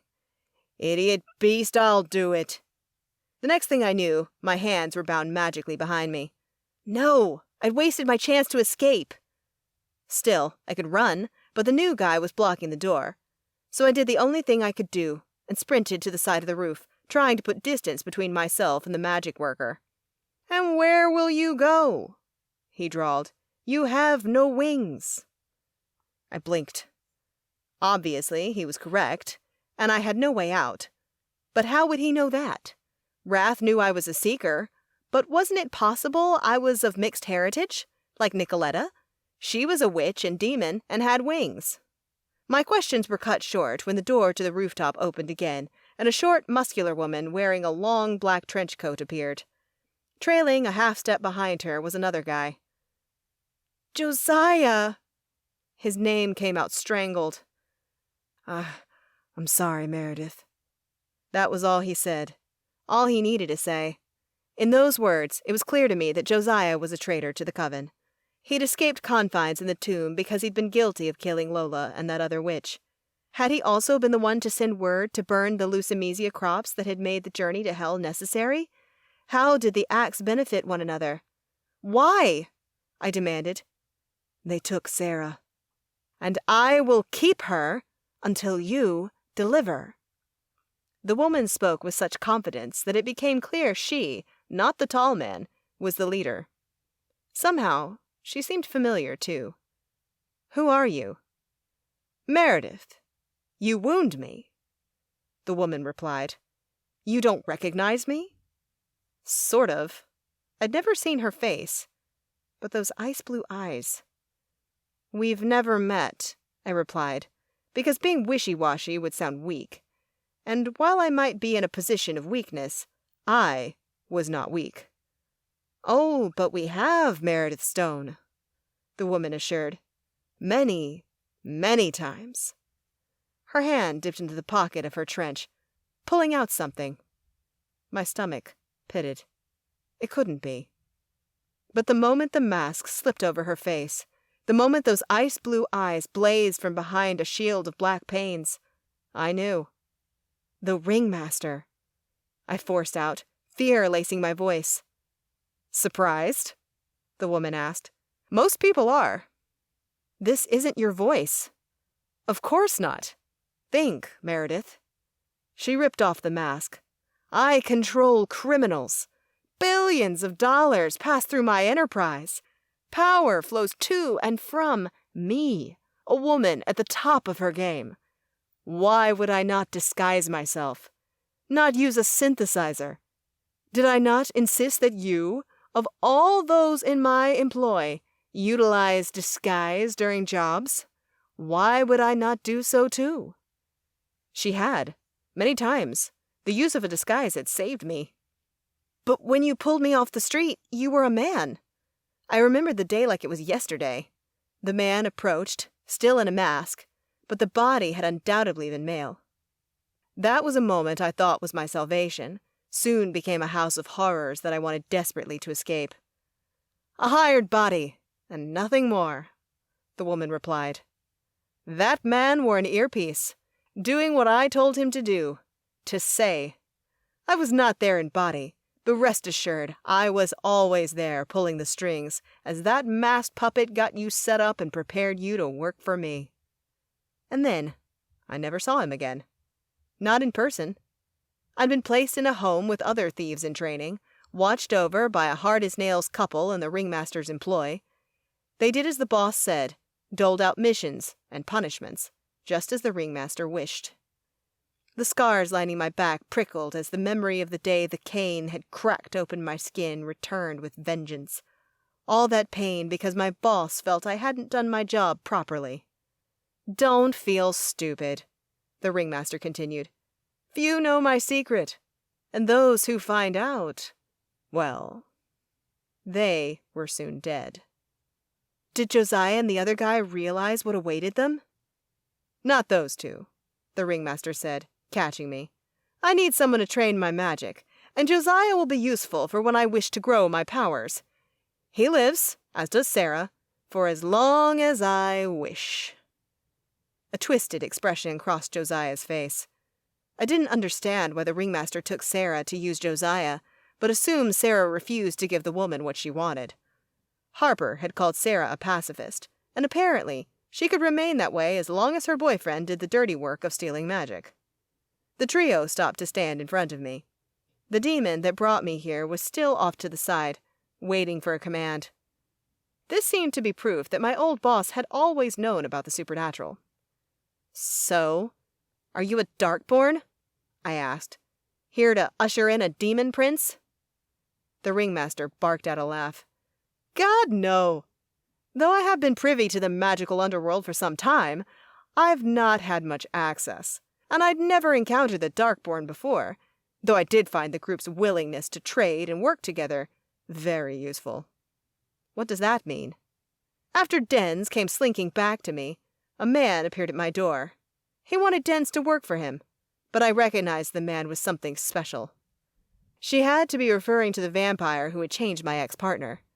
He was powerful, and though I'm often in positions with leverage, this man reeked of something different, something not human, of strength and a rare pedigree of might, like one who did not cower, nor did he do business with the weak. He dripped with possibility. I took a chance and told the man he could have dens, if he gave me a servant and information. Her hand landed on the gangly man's shoulder. The servant came easily. The other, not so much. But I persevered. My new partner invited me deep into a world I'd only glimpsed before. One that intrigued me in a way I had not experienced in years. I wanted a peace. And the man, though he clearly was not used to dealing with humans, said he would help me. But there was only one way for me to be truly of this world, to have power that even my wealthiest, most influential clients will never possess. Stealing magic from supernaturals. You targeted Lola, I whispered. I did, and that other witch, for practice. The ringmaster spoke of their deaths like they were nothing. Her magic would have been good to test myself with. But you have been my true target for some time, Meredith. Me? A hard and cruel smile curled her mouth. I suspected you were different.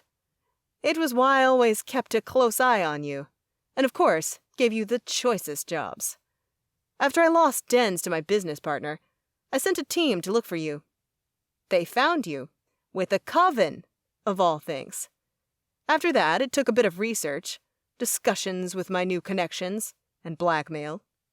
She cast a glance at Josiah. But I figured out what you were. That you possess a particular breed of magic explains so much, don't you think? Like how I'd always been the best thief in her employ. The first to find lost objects even when we had almost nothing to go on. The one with the best track record. You've always been smart. So now, I'm sure you see, Meredith, what's to happen. It's time to call in your debts. At her tone, ice trickled through me. Ambition glinted in her ice-blue eyes. And since you ran, your debt to me has grown. I'll only accept one form of payment. Your power. Her attention shifted to Josiah, the light glinting off the slender line of her skin as the sun set. If you want to save your loved one's neck, it's time to get to work, necromancer. Chapter 30. Gunner. This has gotta be it. I stared through the rain-splattered windshield as we came upon a drive barely wider than our car, and overrun with ferns. Don't you think, Si? I guess so, the Fae replied. Seeing as we've passed by it 3 times, there might be other properties that we missed. This area is difficult to navigate. He was right. The roads were dinky as all get out, and there was too much vegetation. Not much light, either. I could sense that magic blanketed the area, too, hiding something. Unfortunately, the magic was spread out for miles, which made it hard to judge where the magic worker themselves might be hiding out. The weather ain't helping one bit, I added, glancing at the darkened sky. As a Fae, Si had to feel the magic, too. That didn't need to be said. This rain is supposed to last through the night. Silas pulled up the drive, a narrow gravel road, and tucked the car out of the way of oncoming traffic before turning to me. Should we wait until tomorrow to check it out? Tempting. A beer and the pretty curvy server manning the inn's pub were calling my name, and yet, even with all those comforts and promises, I didn't want to give up yet. Damn near 12 hours it had taken us to get to England, drive to the remote village in the north of the country, and find someone who'd give us directions to the area where Miriam Black lived. Not that they'd heard the woman's name, but they knew the area. We had to take what we could get round these parts. Overall, I considered myself a pretty laid-back guy, but retreating now felt bad, like giving up for good. Plus, I couldn't shake the hunch that if we came back tomorrow, we might not find this place again. Nah, the boss gave us a job, I reminded. Let's check her out.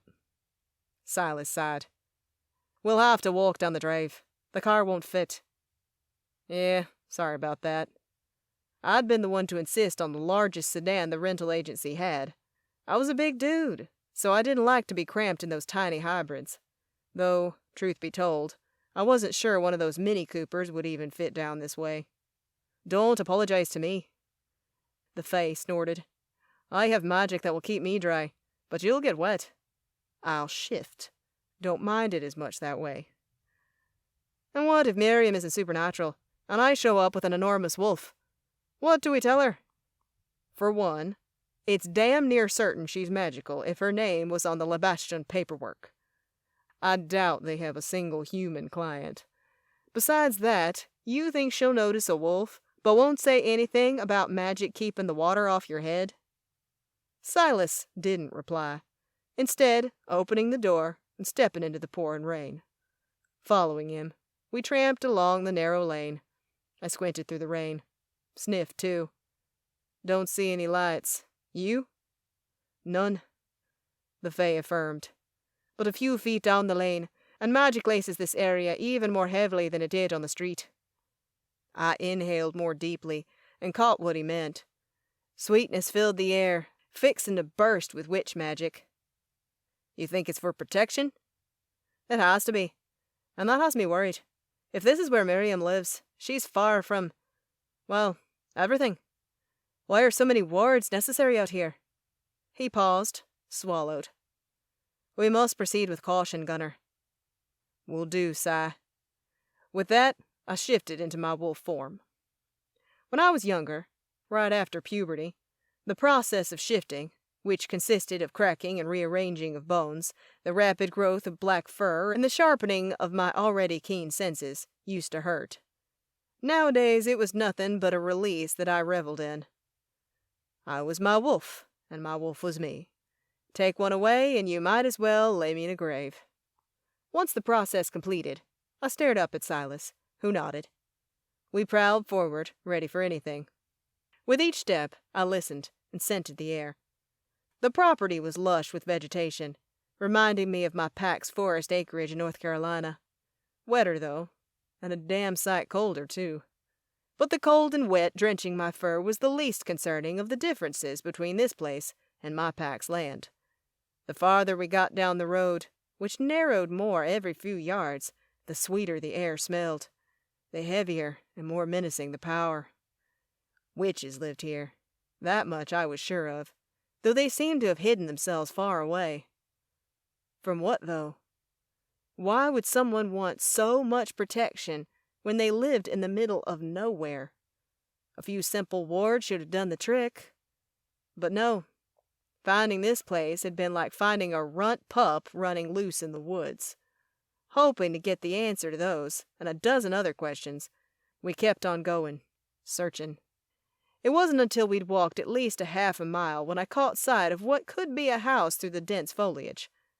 Since Silas was no wolf, and we couldn't mind Link, I let out a low rumble to get his attention. The Fae looked at me, and I jerked my head toward the lights. He squinted. His soft inhale punctuated the sound of raindrops falling in puddles. That has to be a mile away. Same thing I was thinking. Also thought that the magic in the air was trying to sway me to want to turn around. Interesting bit of magic they got there. Isn't it odd for someone to have such a long driveway? Silas sounded anxious. Perhaps we should wait until morning, Gunner. Don't you want to go back to the inn? Get a beer? That sneaky Fae was trying to tempt me. Didn't take much. Usually a cold brewski would work, but not today. I wanted to make some progress, even if it was just seeing the house, to make certain it was real. Because the magic in the air was making me question things for true. Ignoring him, I kept on walking. And because S&S had a code to never leave your partner behind, Silas followed. You better be sure of this, Wolf. I wasn't sure of much in this world.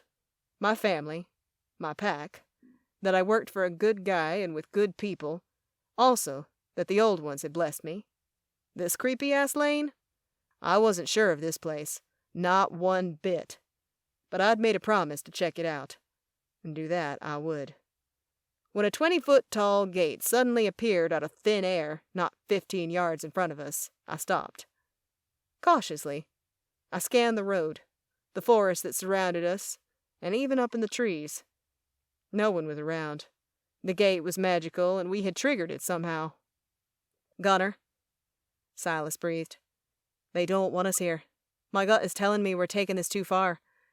Again, I prowled forward to the gate, walking along it. The metal barrier extended into the woods, and though I didn't follow it far in either direction, I guessed it would extend all the way around the house we saw twinkling away in the distance. After all, half-assing magical protections didn't make sense. I returned to where Silas stood, craning my neck to look up at the fence. Had it been a 6-footer, or even a 10-foot-tall fence, I might have jumped it. This height, though? There was no way I'd be able to leap over that sucker. Not in this form, anyhow. Knowing there was only one way, I shifted back to my human aspect. It's iron. Silas hung back. I sense it and won't be able to touch it. Maybe I can climb it? I suggested, ignoring the strong, go-away aura coming from the fence. Then I'll go to the house and get someone to let you in. He didn't respond. We gotta try, Si. Don't you take chances on your missions? Of course, the Fae snapped, sounding more annoyed than worried. It's just that this feels wrong. He shivered. Was he feeling that sense to leave, too?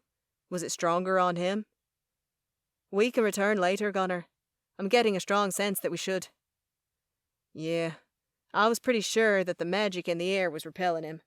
I needed to find a way in, and fast. How about you stay here, and I'll check it out? Stubborn as a tick on a hound, I approached the fence.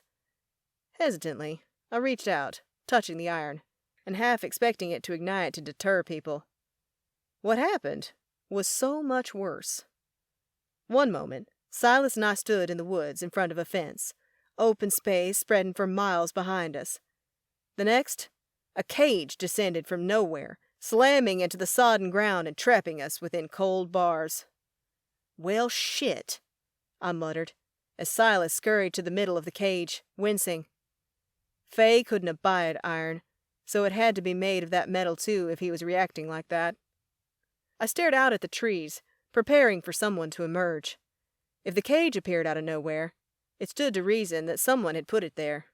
Or at least, I hoped they had. I waited, and when no one appeared right away, doubt crept through me. "Who's out there?" I roared. "We aren't here for trouble. We need to talk." Rain continued to pummel my face, to pour, the only soundtrack to our situation. With each passing second, my muscles hardened. Being caged didn't suit an alpha wolf.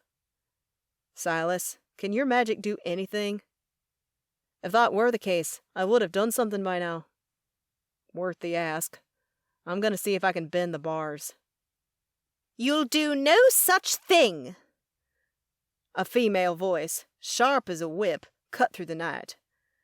I spun to find a trio of women, all at least in their 70s, had snuck up on us. How, I wasn't sure, but I applauded that. It wasn't easy sneaking up on a wolf.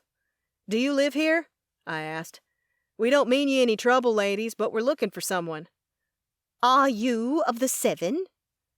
The woman in the middle asked. Her gray hair matted down, and rain dripped off her chin, though it didn't seem to bother her any. "The 7?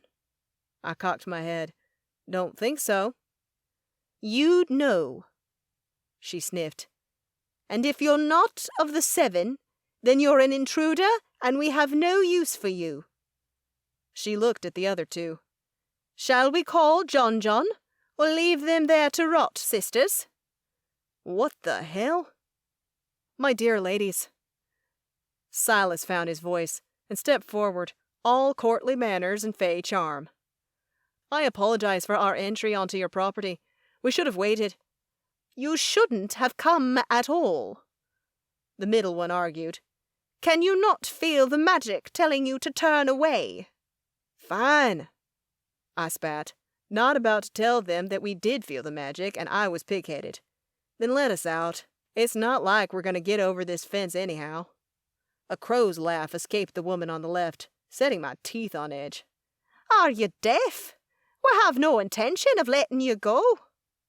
Nah, I wouldn't accept that. We could get out of this. There might be a way. My mind latched on to one thing. Meredith was supposed to find a woman named Miriam. Could one of these crones be her? If so, was Meredith one of the 7? Whatever the hell that meant. It was time to find out. You should let us go, because I think I know who one of the 7 is that you're talking about. I tilted my chin up in defiance. But if we don't make it back home, she won't come here. She'll know it won't be safe. Bluffing. That was what I was doing. Meredith would come, I was sure of it. Witch like her wouldn't rest until she did. But these ladies didn't know Meredith from Adam. Thankfully, I'd learned the fine art of bluffing from my pa, and judging by how the old ladies' faces lit up, my skills hadn't failed me. You know one of the 7? The middle woman asked, her tone totally different, interested, almost greedy. Are you sure? What's their name? Pretty sure. Her name is Meredith Stone. I didn't miss when the witch on the right clutched her heart, or when the one on the left looked to the sky, her lips moving fast as if their prayers had been answered. And I certainly didn't miss when the middle crone waved her hand, and magically the cage disappeared. The gate opened. Come, the middle witch said. You two might be useful after all. This has been Hunted by Darkness, Coven of Shadows and Secrets, Book 2. Written by Ashley McLeo. Narrated by Elsie Johnson. Copyright 2022 by Ashley McLeo. Production copyright by Ashley McLeo.